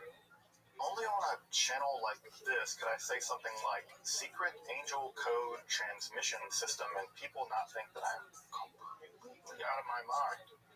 I mean, you guys don't think I am completely. Regardless of my relative sanity, the whole business of magic squares is about to get turned up to 11. Or really 49. Sorry, that joke kind of went off the rails, didn't it? Within the first couple of weeks of the angelic conversations, the very first magical squares appear and seem to contain the names of various spirits and angels whose names and symbols adorn the famed sigil of God, Emet, or Truth, which survives in beeswax in the British Museum. As you can see, the names are extracted by reading the squares in various directions, especially the second square, which also contains a small amount of number letter substitution and translations of various sections of the rows. Conspicuously, the second table is a 7x7 table, which, when read in various directions, reveals the names of various angelic beings. I think it's sometimes overlooked, but this second square contains some of the earliest words in which will later be revealed as the Enochian or celestial language. The first square contains angelic names that are attested in other texts. Many of these angels' names we know from other books. However, the second table contains the names of angelic beings known first and only, to my knowledge at least, in the angelic revelations to Dee and Kelly. Specifically, one of the angelic names, El Amessa, who just goes by El, so you know, that's their nickname, they're going to play a huge role in the period of the Liber Loga revelations. As we will see, the Book of Enoch in the celestial language will primarily appear in a series of 49 by 49 tables over the course of roughly 49 days starting on Good Friday. That process can generally be said to begin with the appearance of the Archangel Raphael on March 23rd, 1583, about a year into the angelic conversations more generally.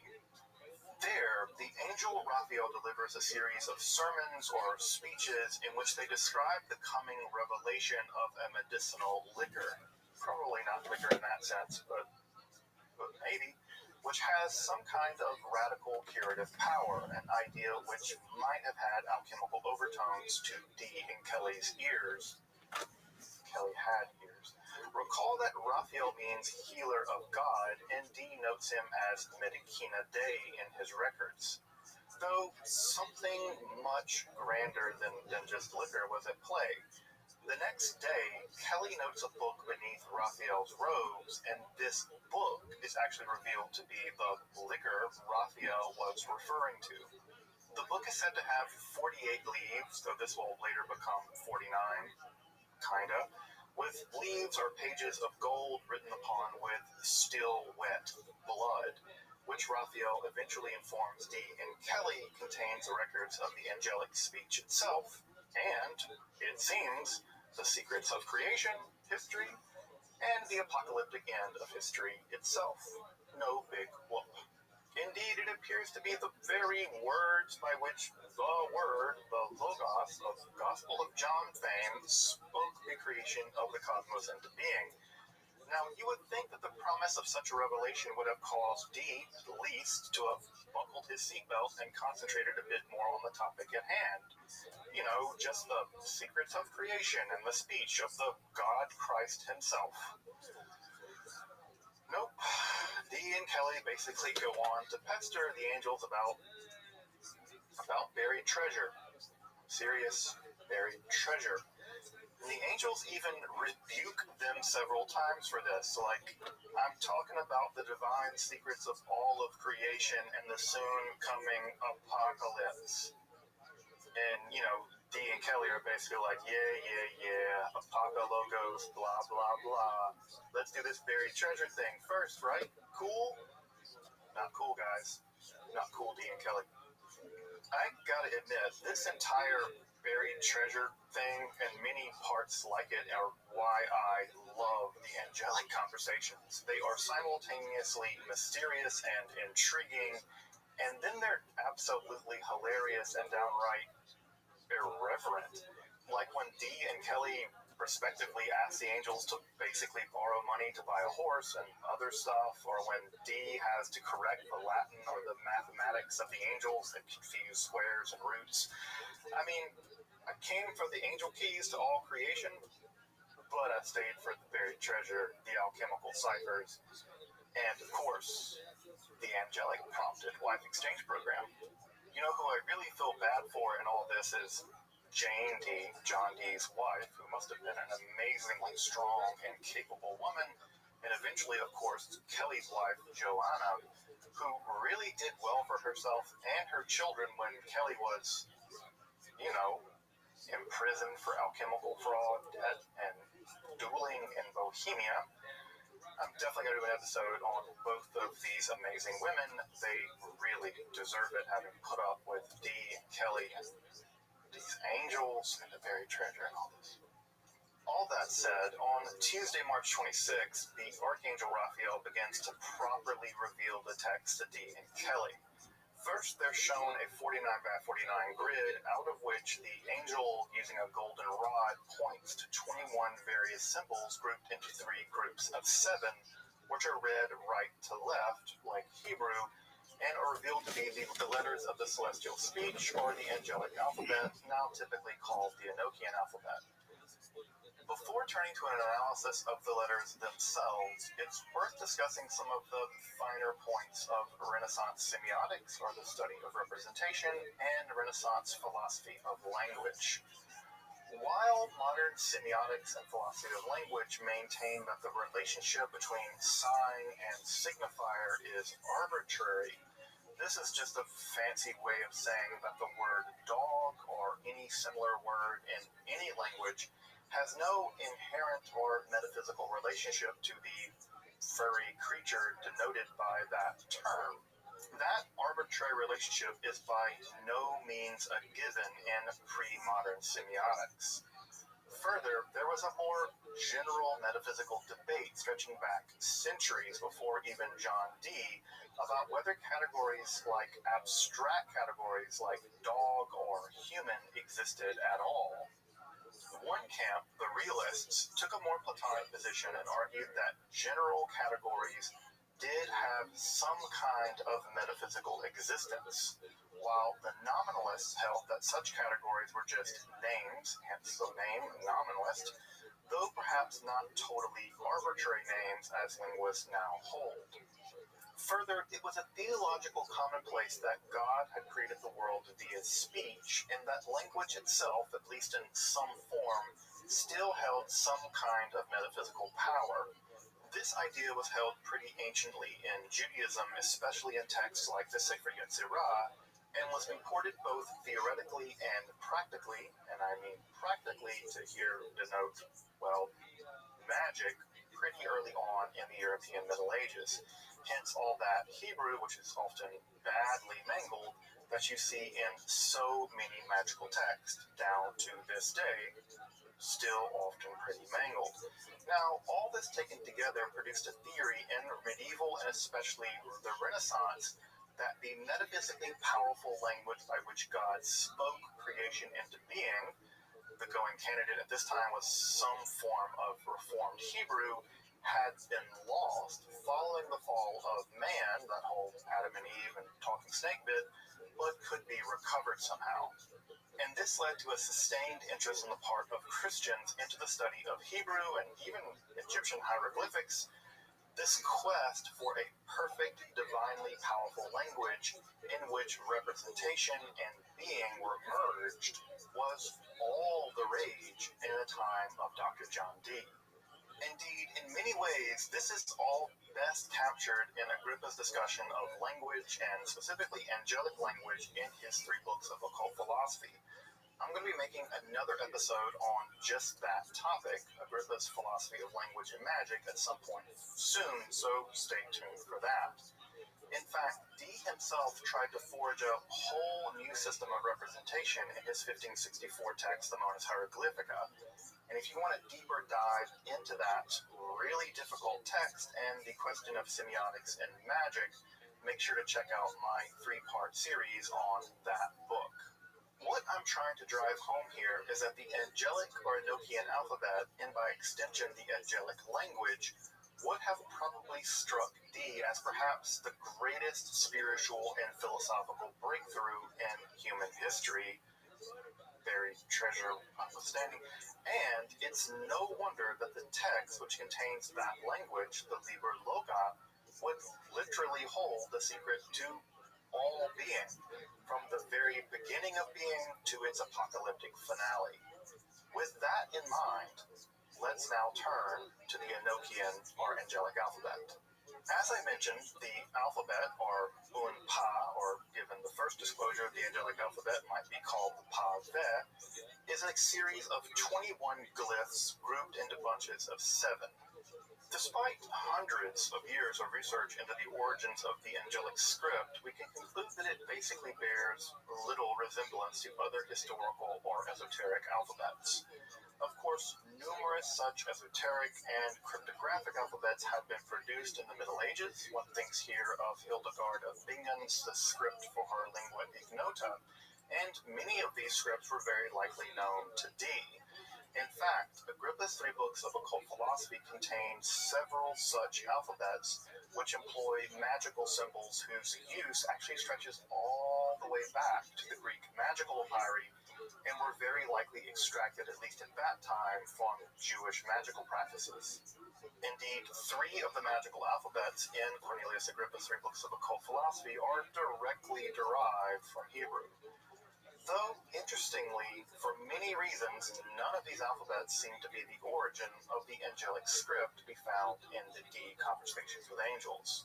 A more likely candidate may be a so-called Enochian alphabet in the 1530 quasi-alchemical and generally impenetrable text, the Voarcadunia of Pantius. Dee was gifted a copy of this text in 1599, and as I mentioned, it does contain an alphabet that it calls Enochian. And I have to admit, these Enochian letters do bear some resemblance to Dee's angelic script, though not so much the first version of the Enochian alphabet. More on that in a second. And there's really no homology between the glyphs and their respective phonetic values between the 2 so-called Enochian alphabets. While it's possible that the Voarcadunia Enochian served as an inspiration for the John D. Edward Kelly angelic script, this connection does strike me as pretty tenuous, to be honest. Further, and I think this is really important, it's not Dee we should be thinking about here, it's Kelly. While Kelly seemed to know Agrippa quite well, indeed he seems to have known and been practicing some form of Solomonic goetic magic all the while engaging with the angels, probably trying to get the demons to tell him where that buried treasure was, knowing Kelly, it's not clear that he explored this notoriously difficult text, the Voarcadunia. And I'm not kidding. I've read a lot of alchemical books, and this is without any doubt one of the most obscure. And further, the connection between the two character sets really only applies if one is looking at the later angelic script and not the first one revealed on March 26th. Another possible genetic condition for the script could be tachygraphy or shorthand. Kelly, as you may know, was a trained notary, and shorthand would have been part of that training in all likelihood. Now, he did use that training to engage in forgery, but like I said, I'm going to give him the benefit of the doubt. Kind of. These symbols, of course, are survivals of a system of Latin shorthand said to have been developed by one of the slave scribes of Cicero named Tiro, and in fact bears his name, the Tironian notes. In fact, the most well-known Tironian symbol, the symbol for et or and, actually survives into use today, especially in the Irish national script. Again, these shorthand symbols do, to my eye at least, bear a striking resemblance to both angelic scripts, and given Kelly's training in the notary arts, this seems like a possible origin for the symbols.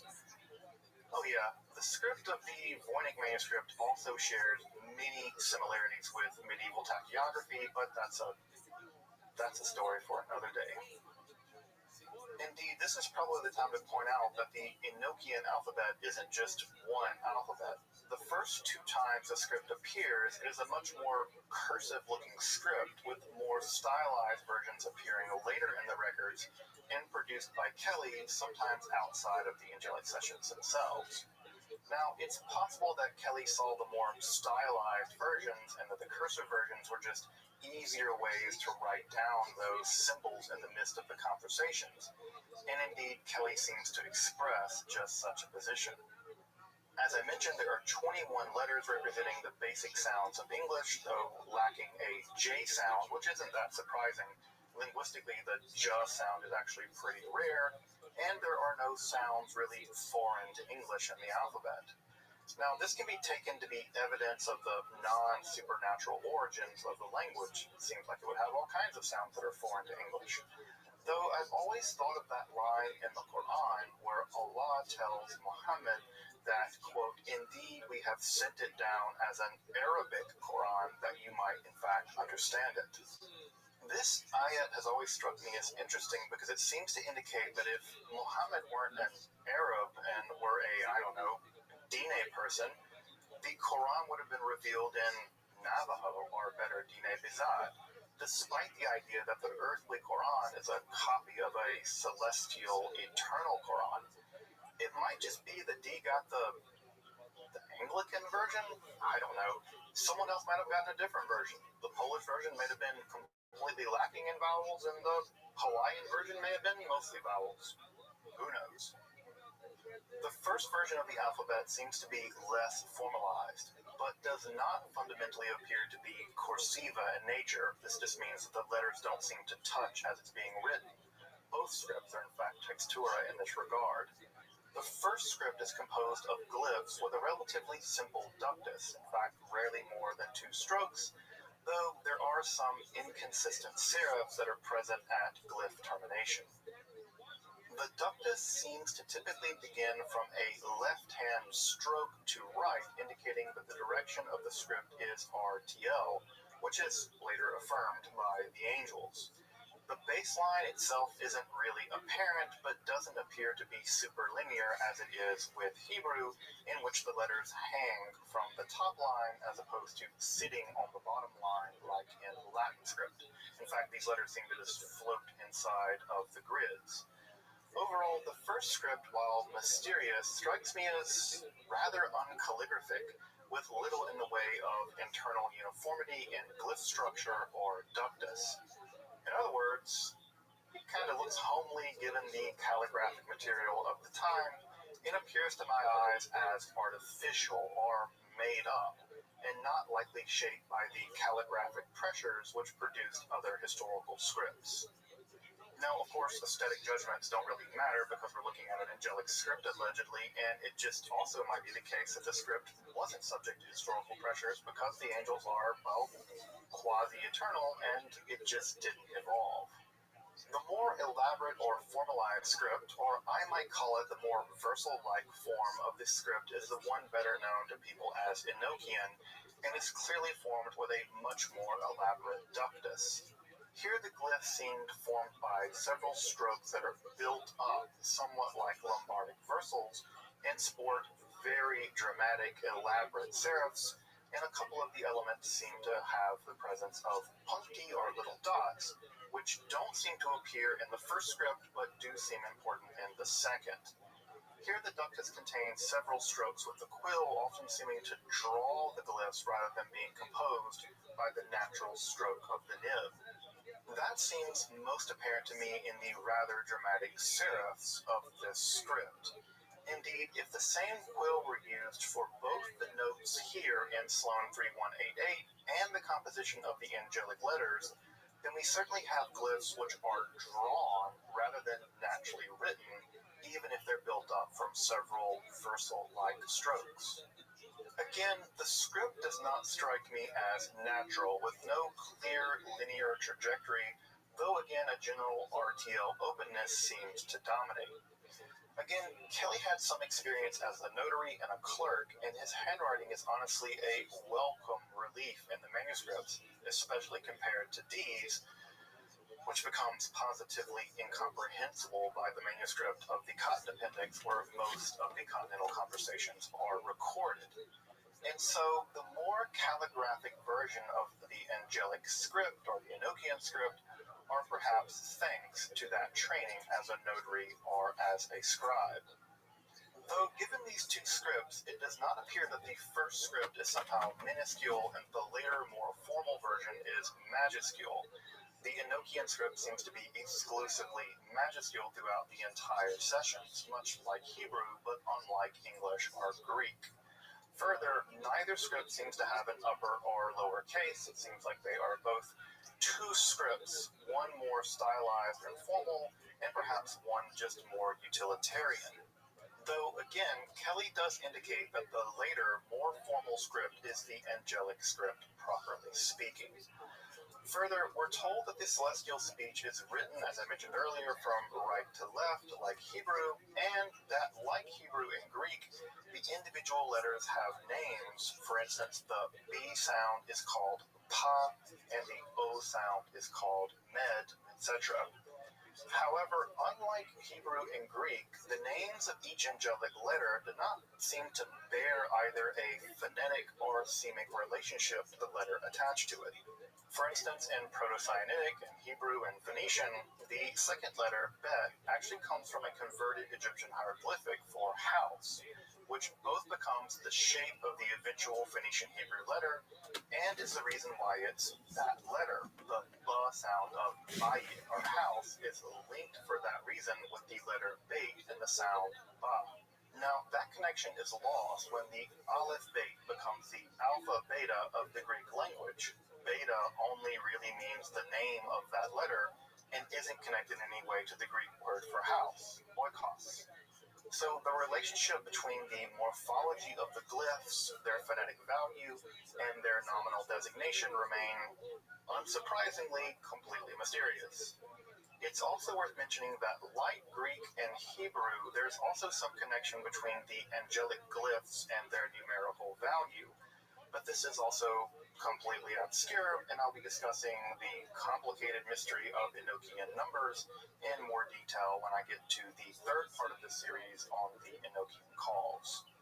What I find perhaps most surprising about the Enochian or angelic alphabet is what isn't mentioned in the journals. While the tables of Enoch, the Liber Loga, and the calls and the watchtowers are given often painstaking detail, the angelic script receives virtually no attention. The nature of the ductus, the presence of the puncti, the relationship of the glyphs to the baseline, etc., none of this is really given any attention, and neither Dee nor Kelly seem to really inquire about it, aside from sometimes they're interested in sort of what color the script should be when it's written out, and even then the angels don't really often seem to care about this very much. Now, given that I'm a calligrapher with an eye toward paleography, I'm sure this is just me being a bit nitpicky, but still, This is the angelic script.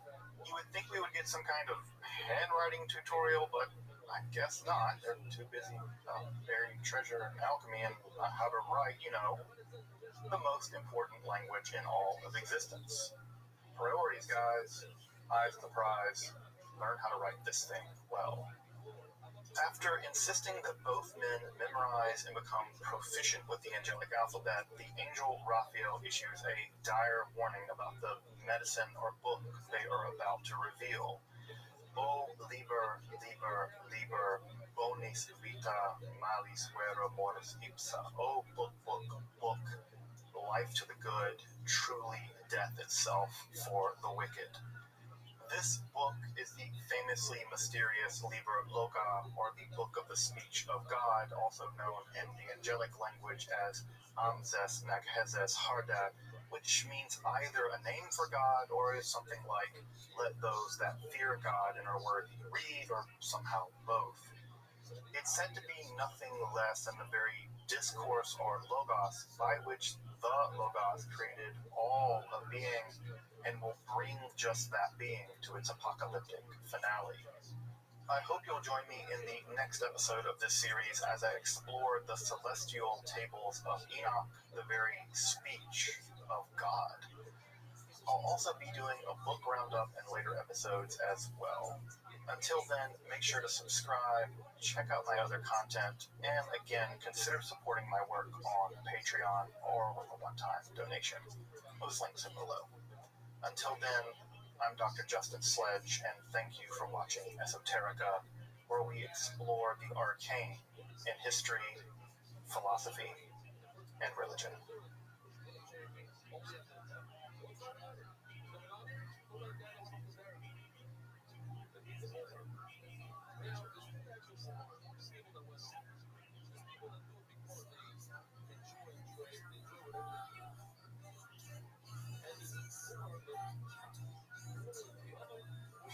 One plan, one What price. the F? Introducing simplicity from Verizon. Huh?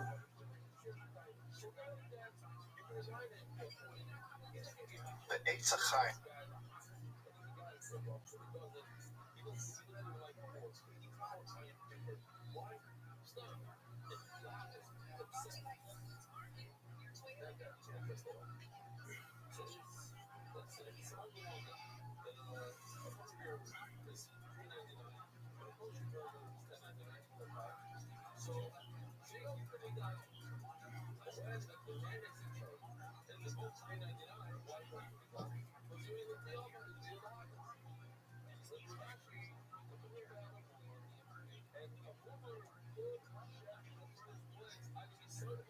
The Eitz HaChaim, or the Tree of Life, is perhaps the single most enduring image to have emerged from the world of the Kabbalah.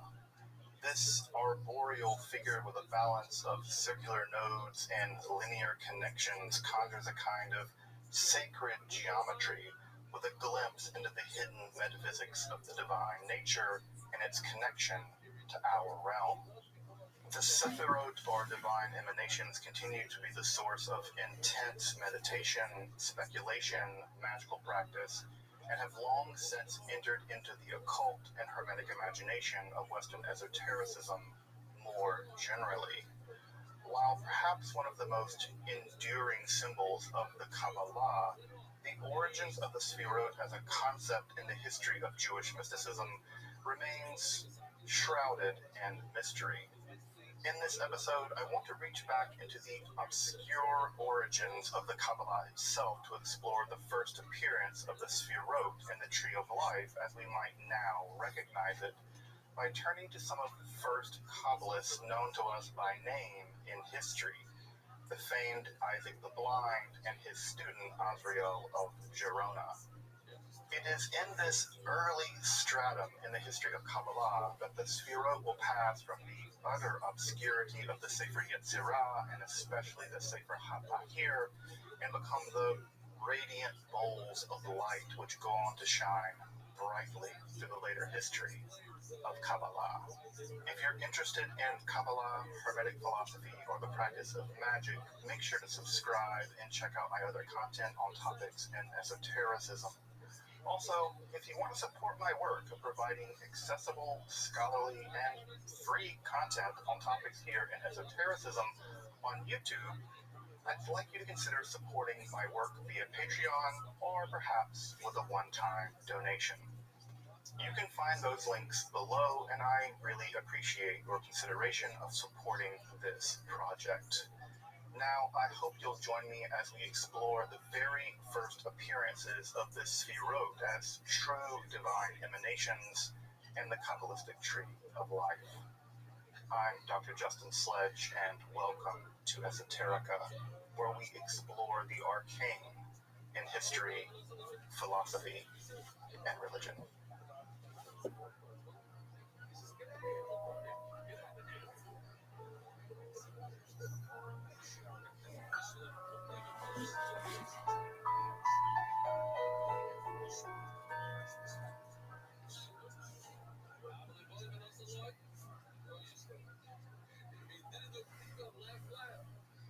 As I'm sure you know, it's often difficult to track the exact histories of mystical, occult, and esoteric ideas for reasons that should be kind of obvious. They are hidden or at least obscured by nature, and sometimes willfully made even more so.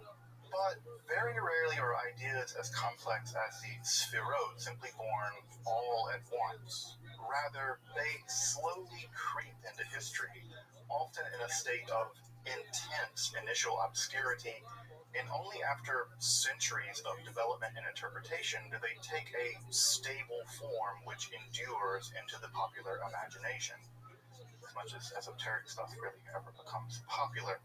And indeed, that's exactly what we see in the history of the Sphirot and the development of the Tree of Life. A historical development over centuries with the form now familiar to many of us, the result of that process, and not its starting point.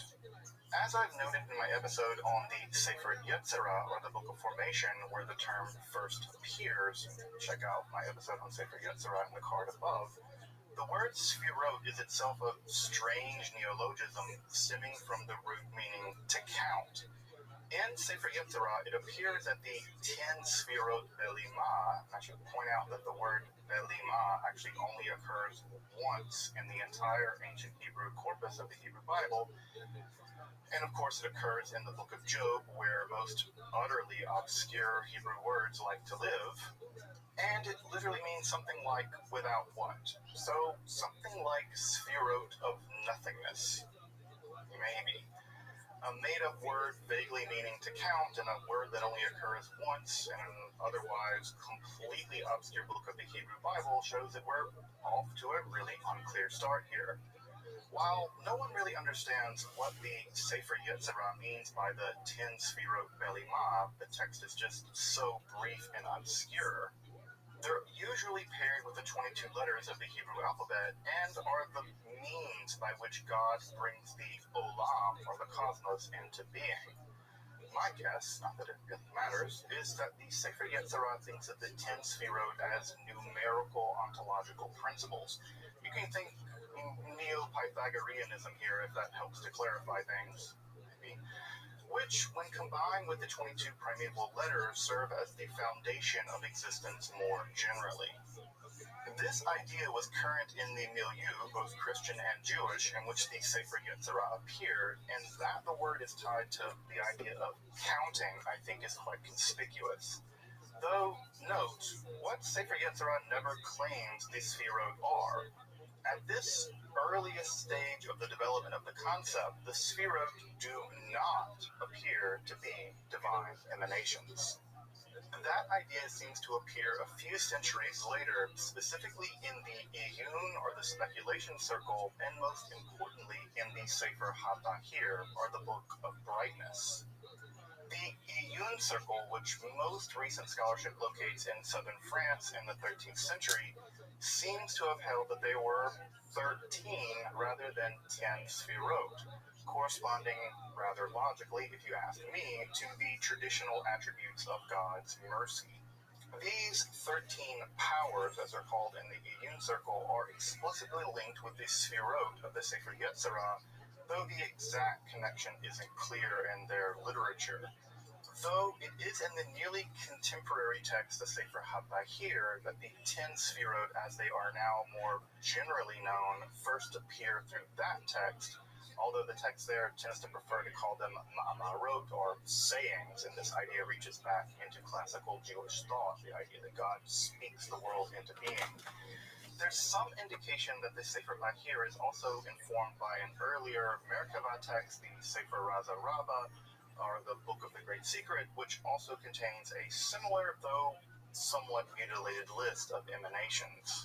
To be honest, the Sefer Bahir is edited in such a confusing manner. The joke is that it was written down and then the pages were thrown into the air and then edited together as they fell, that attempting to derive a systematic account of the Sfirot from the text proves exceedingly difficult.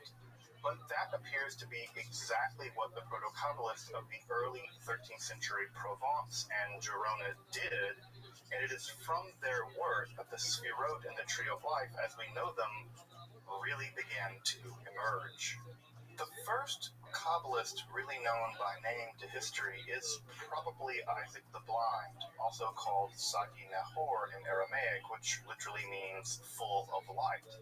This is a reference to the tradition that he was born physically blind, but that his spiritual and philosophical side were amazingly keen.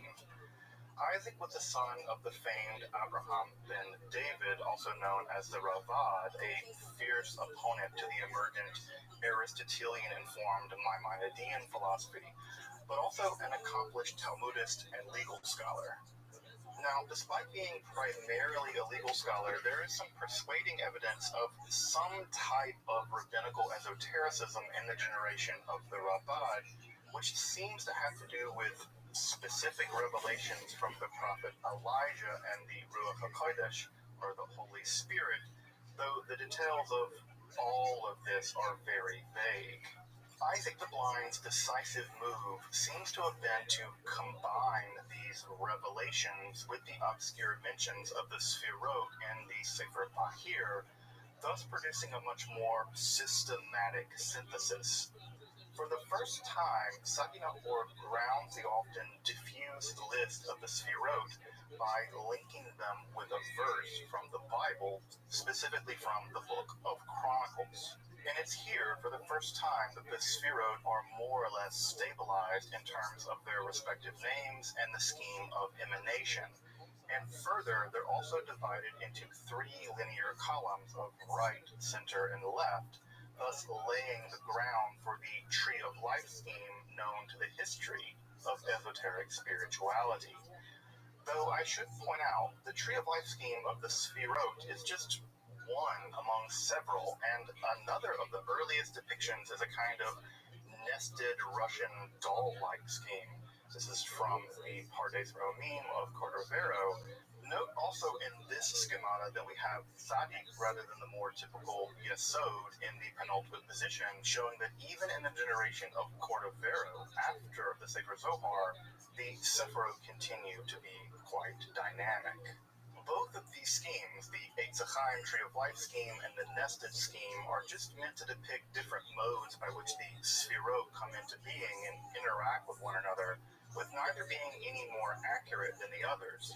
It just so happens that the Eitz Chaim, the Tree of Life configuration, has become the most popular, but we shouldn't think of metaphysical truth as being decided by a popularity contest.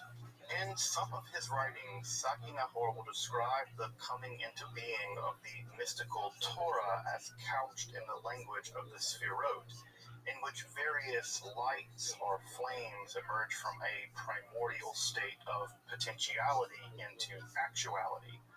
What's most striking, in my opinion, is that if Isaac were blind from birth, as is traditionally held, that his written works absolutely abound in light, flames, colors of all which twinkle and shine, glitter, which explode with the splendor of hues of black fires on white fires, all caught and reflected into the eyes of the prophets.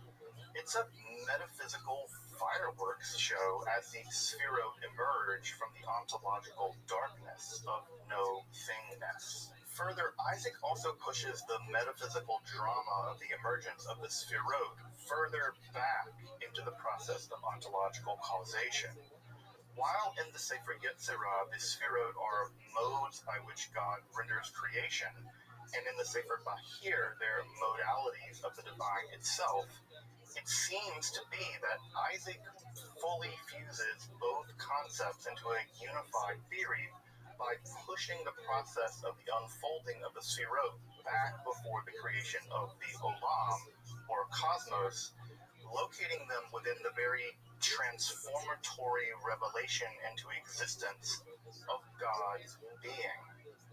This is accomplished in a positively ingenious manner by systematically rereading the Genesis creation myth as not the creations of the heavens and the earth, but as an allegorical, esoteric description of the coming to be of the divine as such, thereby revealing itself as it passes through the various stages of theological development denoted as the various Sphirot. This mystical commentary, perhaps more than any other of this time, prefigures the contents of that most foundational text of Kabbalah, the Sefer Zohar.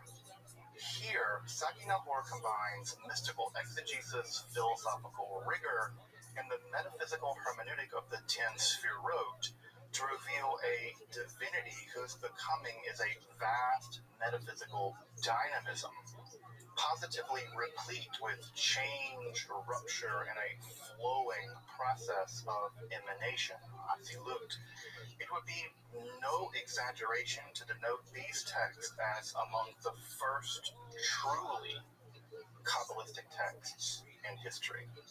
Despite transmitting these earliest Kabbalistic ideas to a very strict circle of disciples and then spreading those disciples to the nascent Kabbalists of places like Girona in Spain, Isaac the Blind was furious that his and other Kabbalistic teachers were being written down. He famously fumed that a book which is written down cannot be just hidden in a cupboard. But it was only a matter of time before these profoundly esoteric teachings would make their way beyond the oral transmission of the early Kabbalists. Among the most interesting of these early Kabbalistic teachers was Isaac the Blind's student, Rabbi Azrael, himself based in Girona near Barcelona, the second cradle of Kabbalah outside of Provence before the great maturation in Castile.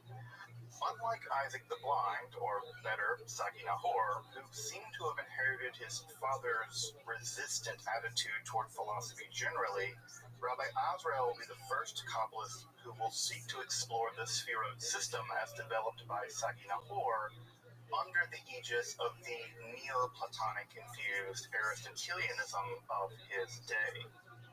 Among the most interesting works of Azrael of Girona is something akin to an early Kabbalistic catechism in which he writes in question and answer form. Here he introduces and develops another core concept in the history of Kabbalah, along with the Sphirot and the Tree of Life, that of Ein Sof, or the eternal, the infinite nothingness of which no knowledge is possible, and from which all divinity and being flow. In his analysis, Ein Sof is an infinite realm beyond all comprehension, out of which first existed everything in a state of absolute potentiality, in which was, part by part, activated into being. Here, God doesn't engage in creatio ex nihilo, or creation from nothing, an idea repugnant to Aristotle and taken to be as nonsensical to Rabbi Azrael, but rather being flows from an infinite recess of potentiality only to be activated by the divine through the unfolding of the Sphirot and eventually, well, our cosmos. Azrael proceeds question by answer through the various Sphirot, their ranks, their orders, and the process of procession itself. Considering how early this text is in the history of Kabbalah, it is breathtaking in its systematic presentation of such a difficult concept, and indeed sets the stage not only for the maturing Kabbalah as it will appear in Castile, but also such works as the Sha'ari Ora of Joseph Gigatia and the later systematic accounts of the Sfirot laid out by people like Cordovero. Of course, one of Azrael's students would be none other than the famed jurist and Kabbalist Moshe ben Nachman, famously known as Nachmanides, who peppers his Torah commentaries with the way of truth to sort of signpost a deeper Kabbalistic truth. If you want to explore the text I've discussed in this episode, make sure to pick up a copy of Joseph Don's edited volume, The Early Kabbalah, which translates many of these texts for the first time into English, along with a really great introduction and many helpful notes. You'll need them. These texts are still rather confusing. You can also read Rabbi Azrael's question and answer, sort of Kabbalistic catechism, the Esser Sfirot, online for free in Hebrew and English. Well, you can read half of it in Hebrew and English. The other half hasn't been translated there, but hey, thanks to Sefaria. Sadly, very little of Isaac the Blind's works have been translated into English, though I did manage to find a translation of his commentary on Sefer Yetzirah, which I've actually never read while preparing this episode. So, new reading material for me. Make sure to subscribe, check out my other content, and consider supporting my work of making scholarly and free content on topics esotericism by checking out my Patreon or maybe considering a one-time donation. Again, those links are below.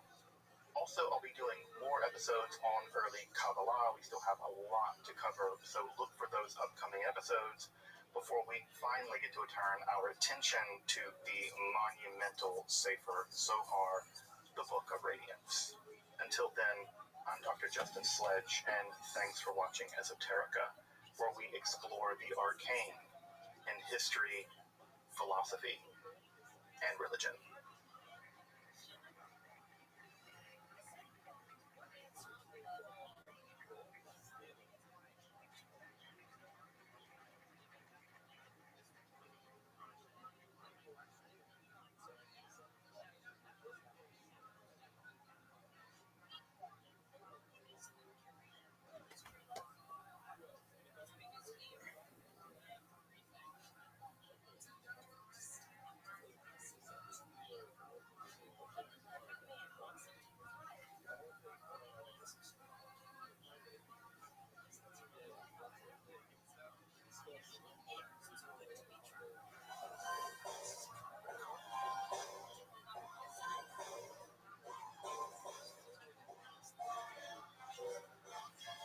Hey, this is Redman coming live from the Real Famous Comedy Store main room for a brand new episode of Kill Tony. Get up here, Tony. Yeah, give it up.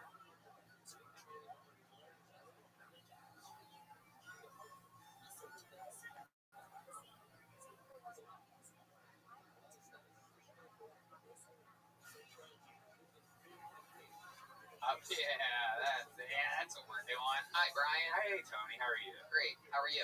Good. You've been doing a lot of golfing, man. I've seen a lot of photos. You've seen a lot. Where are you seeing photos? You just heard me say that I've been golfing. There was one post. Yes, I've been golfing a lot. I love it. It's a lot of fun. A lot of sunlight, riding around on golf carts, smoking pot, hitting balls. Do you go to the Trump course? I've been everywhere. Yeah. What's your favorite one here in Los Angeles? I've been to a lot of places. I mean, I did play Trump. Was it the nicest course that I played on? Yeah, it's a $280 million course that I got a good deal on, luckily. But yeah, I mean, there's a lot of great places. Yeah, tons of them. Shoal Canyon, Rustic, Cove, bunch of them. What's your best score? I don't know. Good has been my best score. Par. What is it, 72? Or something. I don't know. Something like that. Brian J. Ebelt is here. He draws every single episode. Some amazing drawings lately. He's unbelievable. Posters. Every episode on for sale. It's all out there. RyanJeville.com. You can get them. Why not?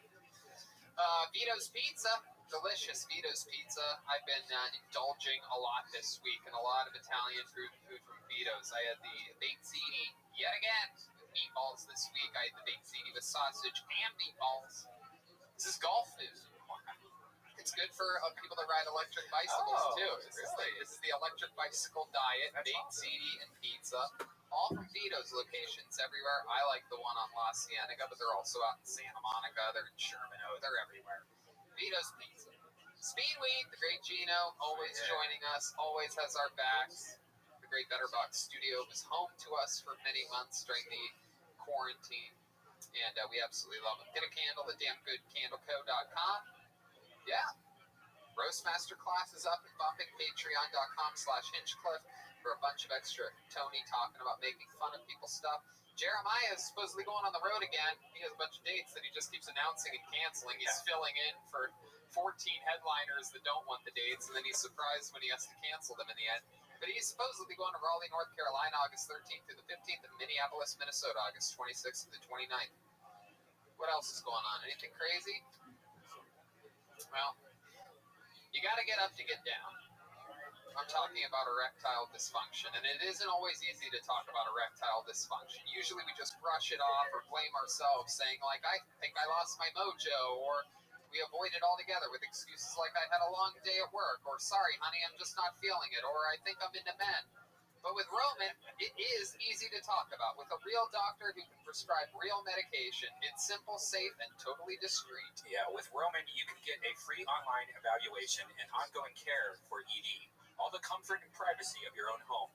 The doctor will work with you to find the best treatment plan. If medication is appropriate, Roman will ship it to you with free 2-day shipping. The whole process is straightforward and simple and discreet. Getting started is simple. Just go to getroman.com/Tony and complete an online visit.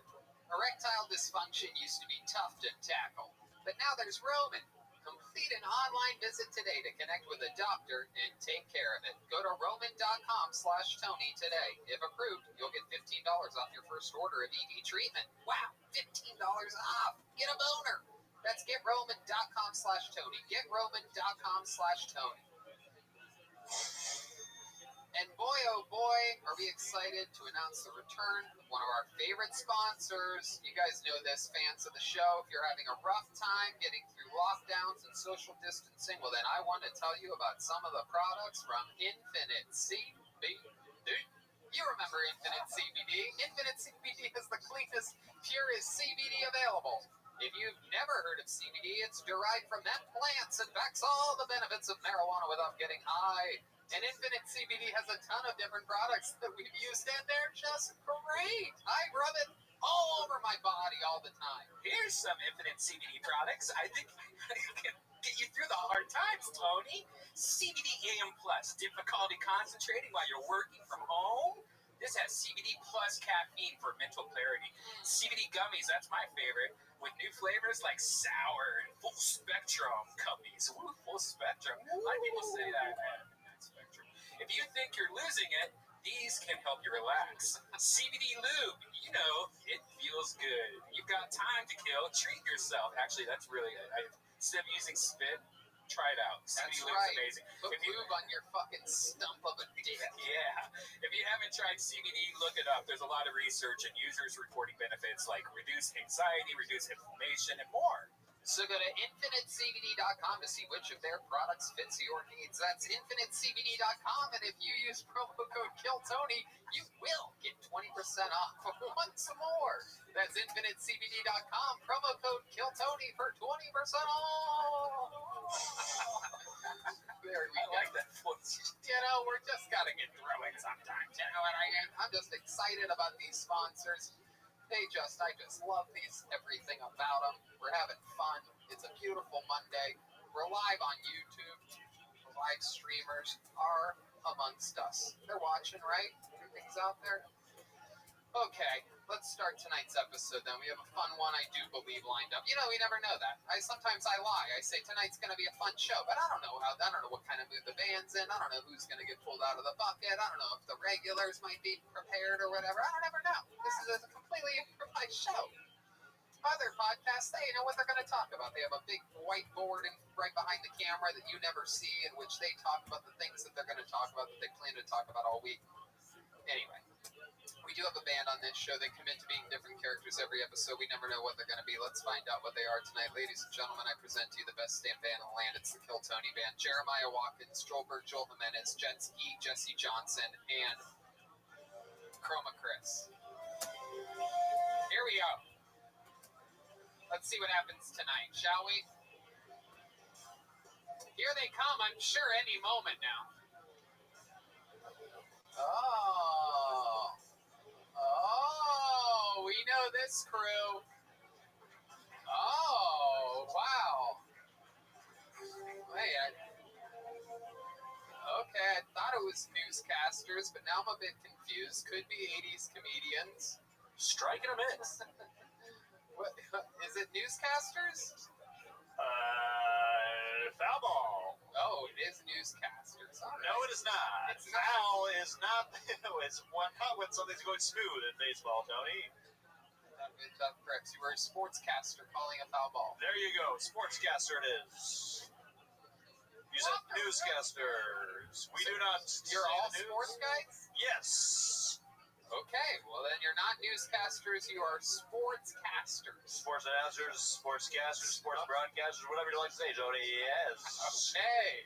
So these are new characters. No, they debuted about 4 years ago. Very forgettable. Okay, well welcome back. What's your name?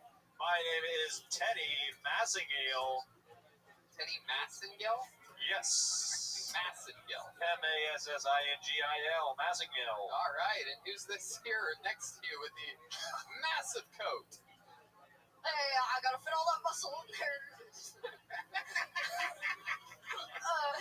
Wow. My name's Gary Balls. Gary. I love sports. Gary Balls. Welcome, Gary. Gary used to be very fat. Oh, okay. That's why the coat is big. Who are you? My name is Forrest, Tony. Forrest Dunk. Forrest Dunk. Forrest. Forrest Dunk. Okay. That is correct. All right. Why do you have headphones on? Well, I have to listen to the people giving me the stats in the booth. Okay. And how about you? Hey, Tony, it is Grand Slam Sam here, coming from you from the sidelines. Thank you, Grant. There's really not any sports right now, so what have you guys been up to? Actually, baseball is back in season, actually. And this just in, NFL canceled their preseason. Did that really just come in? Oh, yeah, no, I did know that. Preseason, yep. Okay, we got a bunch of sports guys with us here. I know you guys asked for it, for them to come back, and you got what you wanted, the sports. This has been 4 years in the making. The story of a comeback, the underdog, the Rocky story. You know, you look a lot like, maybe I'm wrong because I get them all mixed together. There's a lot of characters, but you look like the 80s comedian that we've had on this show. That is actually my brother Zippy. Zippy, and you guys have the same outfit, hair, Actually, mustache. Nope, different mustache. Zippy doesn't have a mustache. When you do thousands of characters, they all start to look a little bit alike. All right. They all look alike to me. Well, welcome, guys. We're going to have fun. We have 4 signups in the bucket. They are, actually, we have 5 tonight, so somebody's going to be left out. That gives it a little bit of risk involved. Yeah. 5 signups, 4 open slots. So we're going to see what happens. You get the Sally Jesse Raphael. Remember her? The glasses, the red glasses. Wow, there you go. That red band showing his age. Sally Jesse Raphael reference here. From deep old Hollywood. Salad dressing Raphael. Salad dressing Raphael. David Lucas is in the audience. Roasting already. Salad dressing Raphael. So dumb. Let's get the show started. You know, we started the last few episodes with Michael Lair, but you know what? Every single time that guy goes up, he proves to be a fucking closer. So we're going to flip it around again. Ladies and gentlemen, kicking off tonight's show, a beloved figure to many, hated by so many more. It's incredible. Ladies and gentlemen, here's William Montgomery. What's up? First and foremost, I want to give it up for salad dressing Raphael. He is a good friend of my uncle's. I wrote this set after a couple ice houses. Let's just call it that. A couple nights ago. You know the difference between cancer and a child? My dad's got it. Who needs Jesus when you've got a metal detector? This is me working at Disney World. Check out the castle over there. I'm coming out with a movie. It's called Spiky Pineapple. How do I hold this thing?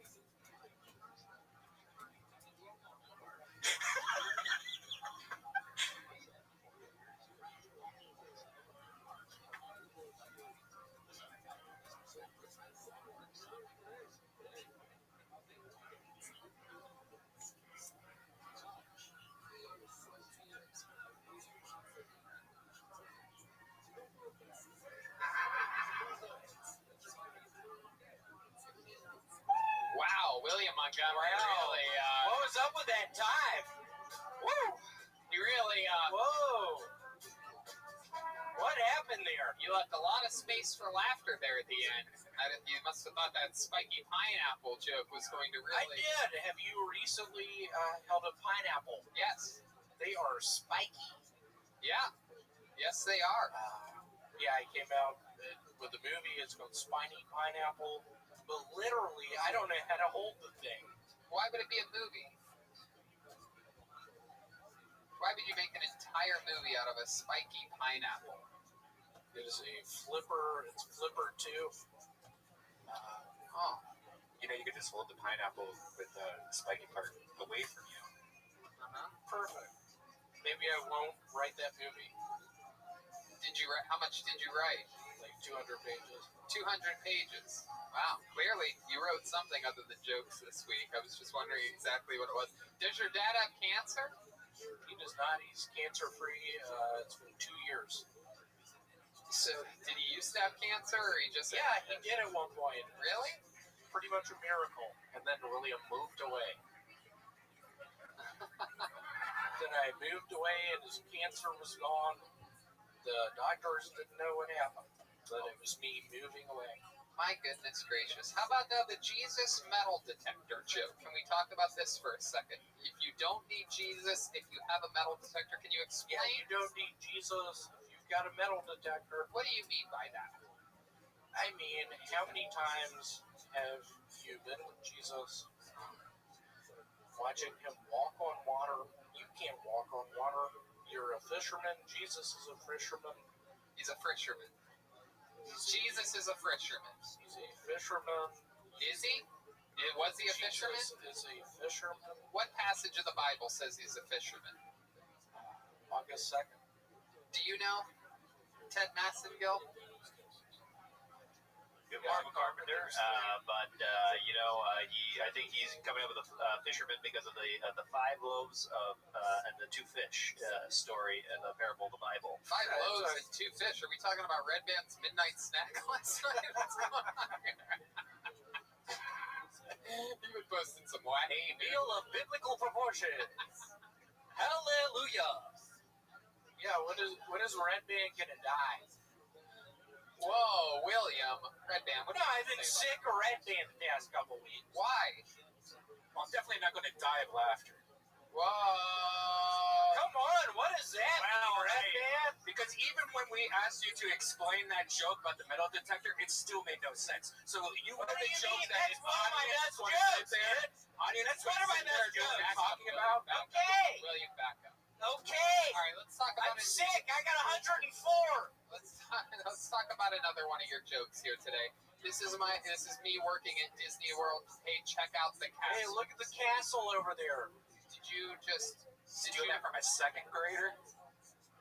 I don't even think a 2nd grader. Like, I mean, that's not. Look at the castle over there. My point is, Disney World is known for a Cinderella's castle, and I swear to God, if I'm working there, I am gonna be saying, "Hey, y'all look at that castle over there, please, the Cinderella's castle."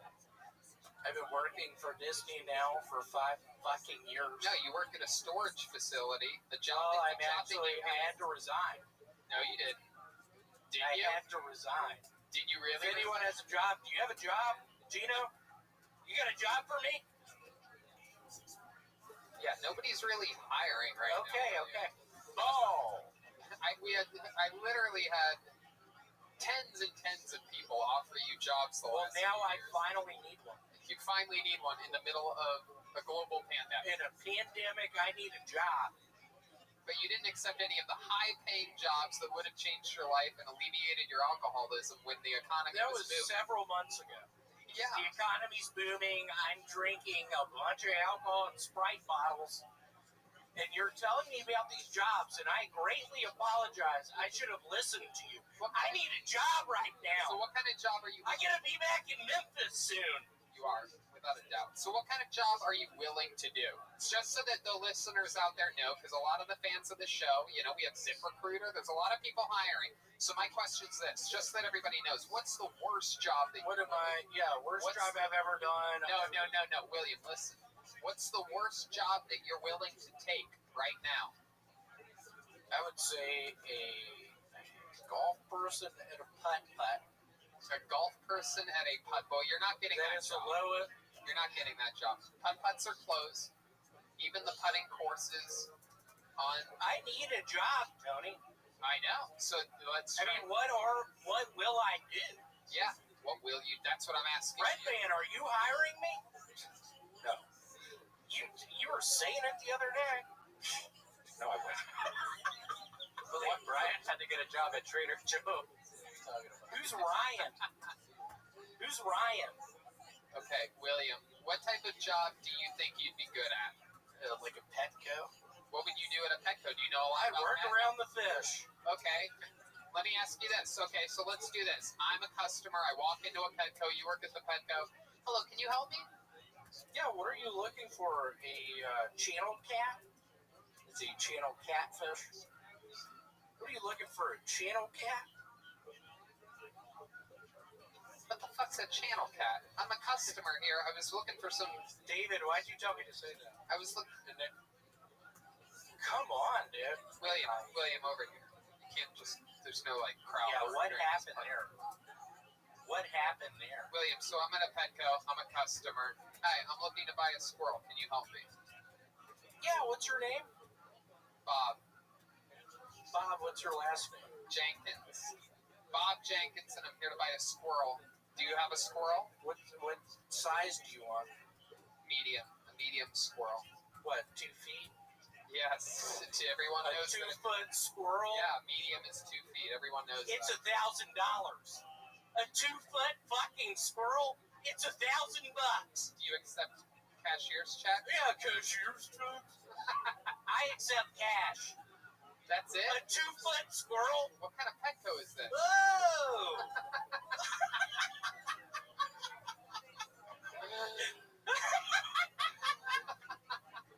I'm ready. Okay. It's a 2-foot squirrel. Thanks, Mom. What is that noise, Brian? Retail store atmosphere sounds. No, we don't need the background. No, That's perfect. God, what was that? I'm writing a script called Pufferfish. How do you hold this thing? They're spiky. It has spikes on it. Exactly. That's what made my joke funny. Holding a pineapple, coming out with a pineapple movie. Have you been talking with your parents lately? Yeah, They a care little bit. deeply about you. What have they been saying? My mom wants me to, for me to email her my address so she can send me a Weber grill. Oh, that's very nice of her. That's very nice. I know. I'm thinking, what do you? Do you know how to grill? What do you normally cook for yourself? Cheeseburgers and stuff. You do? Do you? Or is Yeah, that like cheeseburgers. How would you make a cheeseburger? Can you explain What to do the you people? mean? For like 10 minutes on either side? Well, I don't know about that. See, this is what's in. This could be a good idea for you. You could start your own cooking show. Yes. Literally, tens of thousands of people have been doing it during the quarantine, but I think yours could be interesting. Yeah, I mean, I cook these cheeseburgers that's like 10 minutes on either side. How would you prep the cheeseburgers? Would you just buy them already pattied up? A lot of onions. You just A lot of onions, a lot of flowers in the kitchen. Are there any? Is there any beef involved? A lot of beef. How much onions and how much beef? 2 feet? 2 feet of beef? Yeah. Yeah, like the squirrel. Is this a joke? I don't know. William, you could call it Willie Yum. What? If he had a cooking show, you could call it Willie Yum. Why? Why would he do that? Y-U-M. Yeah, Y-U-M. Yum. Willie Yum Yum Yum. Is that funnier? Yummer. Are you writing jokes for William? William Montgomery? Thank you so much for he did literally my set tonight. It was by Joel. Oh, that makes a lot of sense. I didn't want to say it. I ended up saying it. Joel, thank you so much. That was gonna be my last set. You're retiring? I'm saying tonight I wasn't prepared for my set. Joel said, Why do you think that is? We would now like to hang you from the rafters tonight. we're retiring your Crocs. Come on. Is there anything else you want to say before we let you go? I have been to the mountaintop. Yeah? What mountaintop are you talking about? It's a Martin Luther King speech. Oh. Okay, well, there you go. Whoa! Redman got his first and only fart sound out of the way tonight, so at least something good came out of this. There goes William Montgomery, everybody. Yep. Montgomery, he's the one with red hair, no jokes. All right, David Deary, man with a plan, helping us out, keeping everything nice and clean. Very exciting stuff. All right, pull the name out of the bucket, ladies and gentlemen. I do believe this is this young man's first time on the show. It's going to be exciting to meet someone right now. Put your hands together for Dave Sarah, everyone. Dave Sarah, here we go. Dave Sarah. Hey. Dave Sarah. Hey. I probably shouldn't even be here right now. Should probably be at home with my mom. My mother and I own a puppy mill. Puppy mill is where you raise purebred dogs, Boston Terriers, Golden Retrievers, Labrador Retrievers, puppies. So, rescues have been outselling purebreds 2-to-1 last couple of years in California, so I don't really know what we can do. I mean, this puppy mill's been in our family for generations. So I just did what any good son would do. I bought a whip and a lead pipe, and honestly, I'm just gonna abuse these puppies and fucking turn them into rescues. I really think that's the easiest way to do it. I'm no expert, but I can definitely do that. And puppies are so unaggressively dumb and obedient. It takes night after night and night beating them over the head. If you want to kill the damn thing, you just want to make it scared of you, you know? I mean, you know the look. Thank you. Dave Sarah. Thank you. Yeah. Thank you. That was fun. Thank you. Is any of that true? You guys really have a No, not true at all. Not at all. Huh. That was actually the first joke I ever wrote. Was for actually Kill Tony. It was like that joke. Oh, okay. Well, that's a big difference. That was your first joke you ever wrote, and William wrote his jokes on the drive over here. Yeah, Clearly. that is So, the difference. what a change of pace that is for the show. Oh, pineapples are spiky. I guess I could say that. There's a castle. Jesus or metal detector. Okay, that's not finished, but good enough for today. It's words. All right. So, Dave, welcome to the show. This is your first time here, correct? It is. How long have you been doing stand-up? In August will be 4 years. Okay. You from LA? From Los Angeles. Born and raised? Born and What raised. part? Montebello. It's like Ooh, Montebello. Lagaguzza. Mafangoo. yeah. But yeah, it's about it's right next to East LA. So Montebello, your parents. Oh, okay. Montebello's not as nice as it sounds. It turns out. No, I mean- It sounds like it would be up near like Mendocino and all that, but it's Have not. you ever seen Lake Montebello. Paris, California? I mean, What? Lake Paris, California. Sounds really fancy, but it's garbage.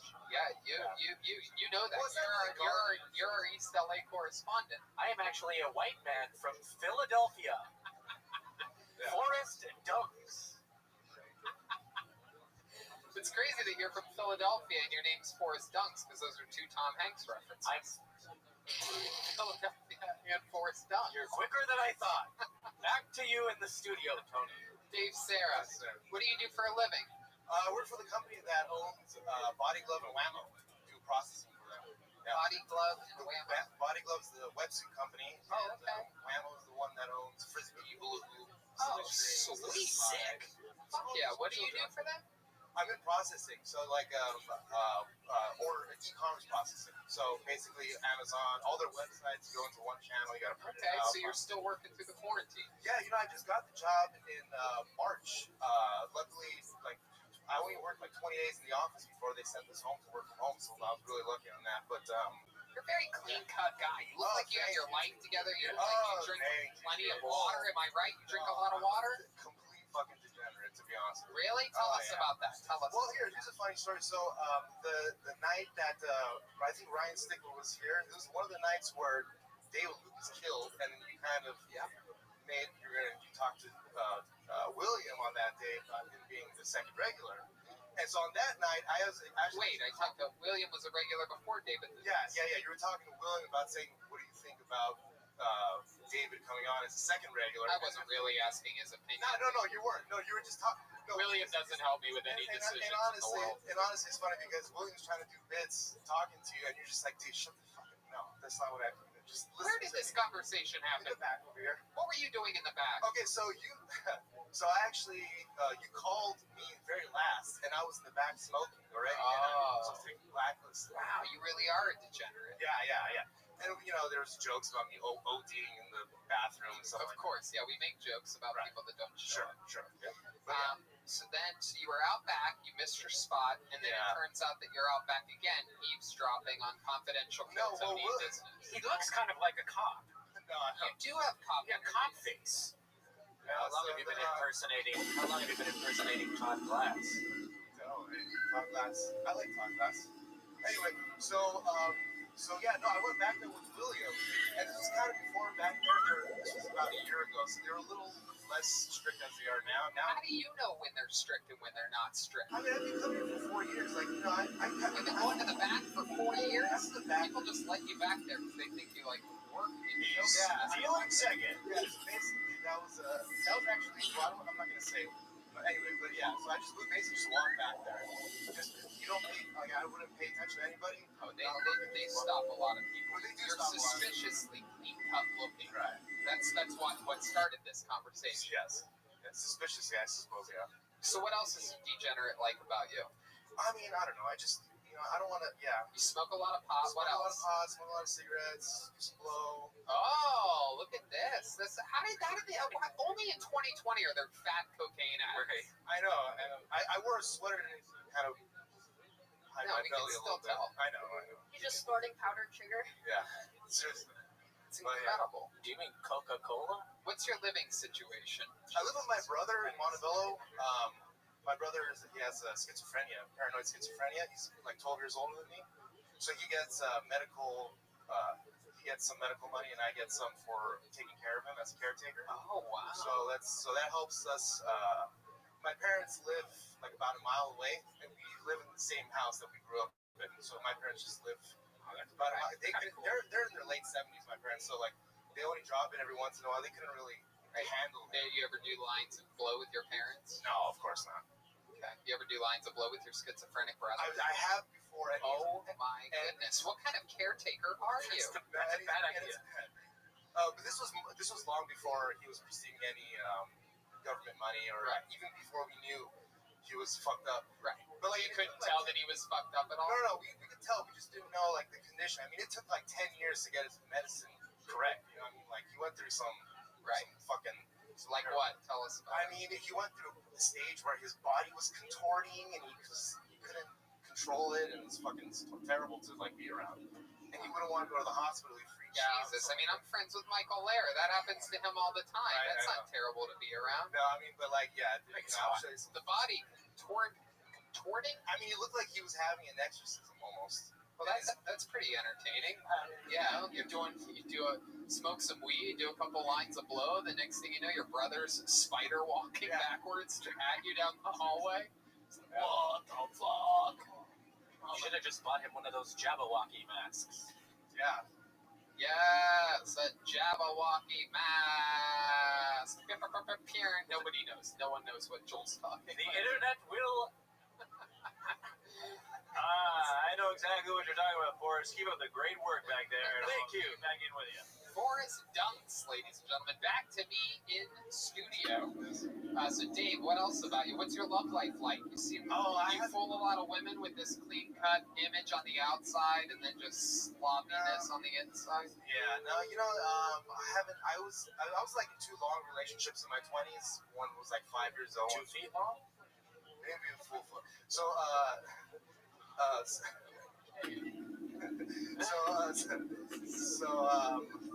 my last girlfriend, we broke up about 4 years ago. We lived together for about 8 months, but nothing. I mean, how'd that end? Why did that end?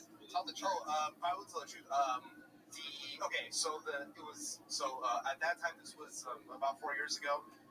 Valentine's Day was on a Sunday, and on Friday, I had just gotten off of work, went home where we were living in an apartment in Pasadena. Yeah. And then went on a little bender. Well, no, but she was asleep when I got there, and she was sleeping through the days. You raped her? No, I didn't. Okay, go on. So yeah, I mean, she was asleep. It was Friday night. I get a call from my cousin saying, "Hey, you want to come downtown, have a drink?" What's up, Miss I Aquarius? was like, "Yeah, no, I don't feel like waking her up and explaining all this bullshit."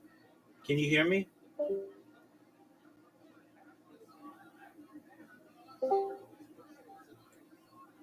Yo, can you hear me? Miss Aquarius. Can you hear me?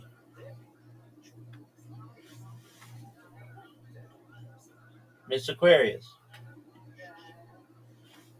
Maybe it's on my end.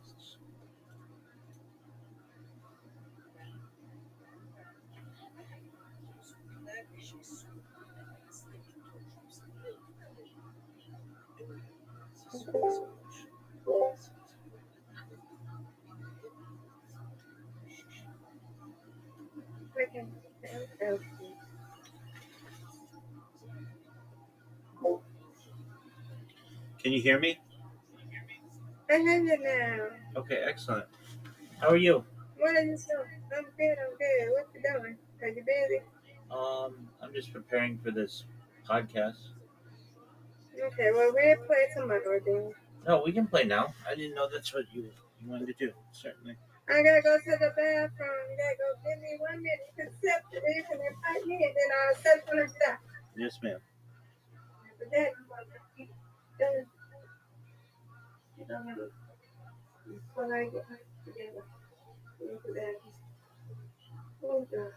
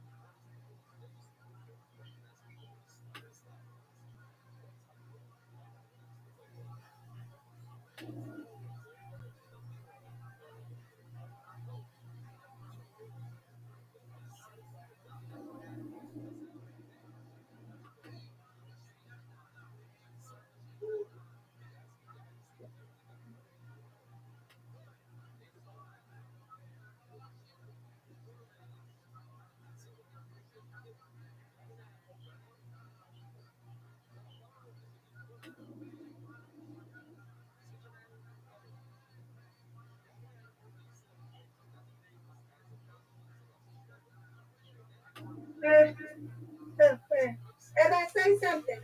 Yes. Okay. I got the phone now. I got the phone in my phone. Okay, there you go. I got it. I thought I forgot that it was on my iPad. My goodness, that ain't gonna help none anyway. Okay. Yeah, let's play this and then I'm gonna go eat. Oh my, man, come on. Okay.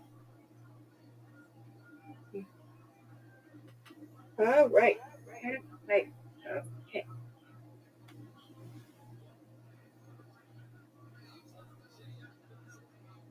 Right.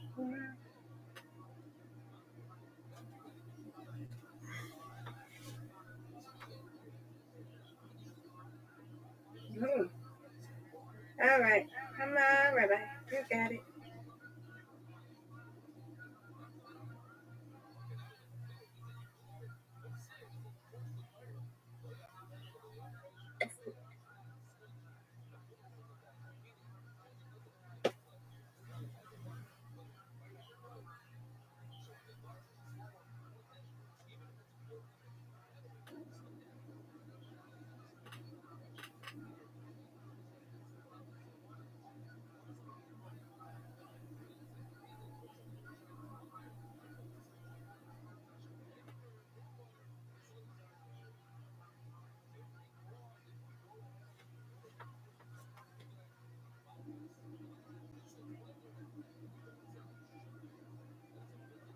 That's slow motion.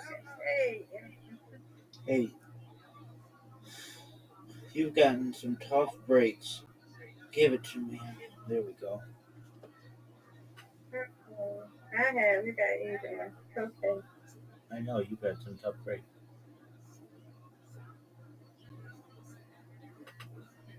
Nah. Okay.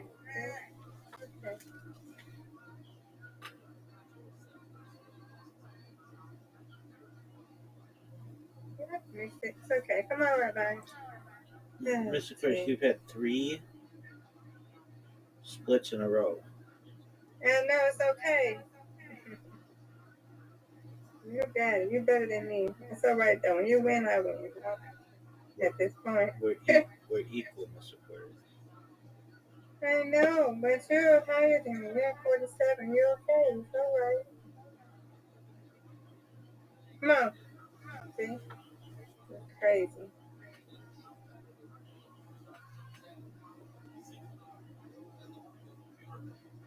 All right, not one down.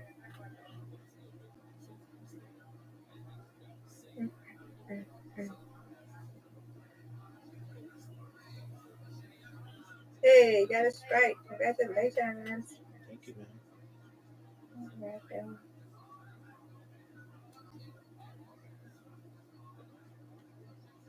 The United States lost in soccer yesterday. No, it's okay. Hey, they've been winning. Who they play? They played Turkey. Okay. That's okay. They still going on or no? Yeah, they're still good. All right, bye-bye. Bingo. Okay. That's what I'm talking about. Let's get 100. Let's go for that 100. Give me it. Got it. Oh, no. Garbage. Oh, but I got 100. Yeah, you did. Good job. 106. All right. It's a big score. You win, I win. I win, you win. Reload. Reload. What is she talking about? Hold on. I'm saying Mari. What? I'm coming. Real she manifests a new boyfriend, Dwayne Williams. I said, oh, okay. Yeah. No, we're not your new boyfriend. Okay. Alrighty. This is crazy. I don't think I'm gonna get a strike. Okay. Ooh, that was good. It was an excellent spare. It was really difficult. Thank you. I know, right? Yes, ma'am. Look, come out. Yay! Phenomenal strike. Good job. Thank you, ma'am.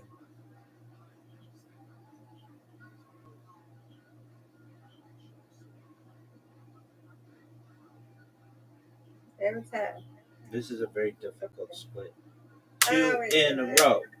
2 in a row. 2 in a row.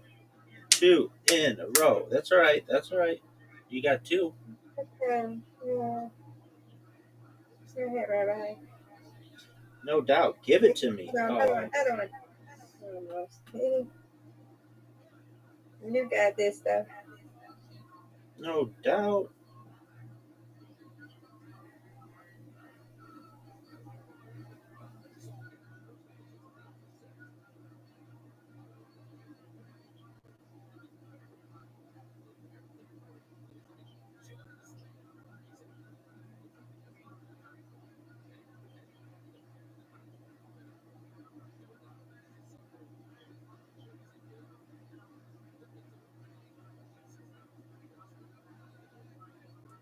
Got it. And another one. Good job. No doubt.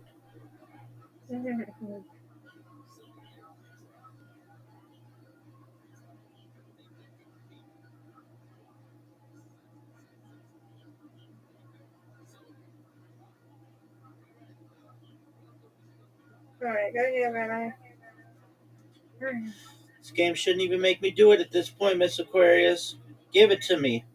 Oh, man. Close. Close. I wanted to get cocky there. You got this one, though. Come on. Oh, no. There we go. I needed to be humble. Sometimes you get too big for your britches.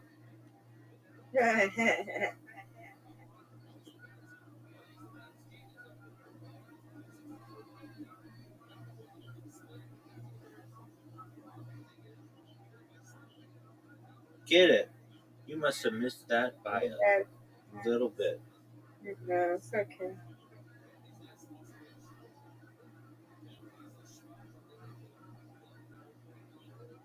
These 3, no doubt.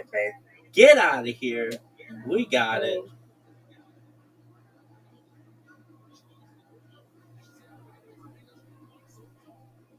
Give it to me. Another one. Good job. You win, I win. I win, you win.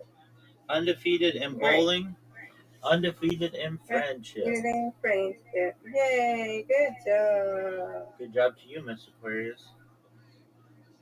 Thank you. All right. All right. Are you ready? I'll be back on here later, okay? When I come back home. God willing, we'll see you. God willing.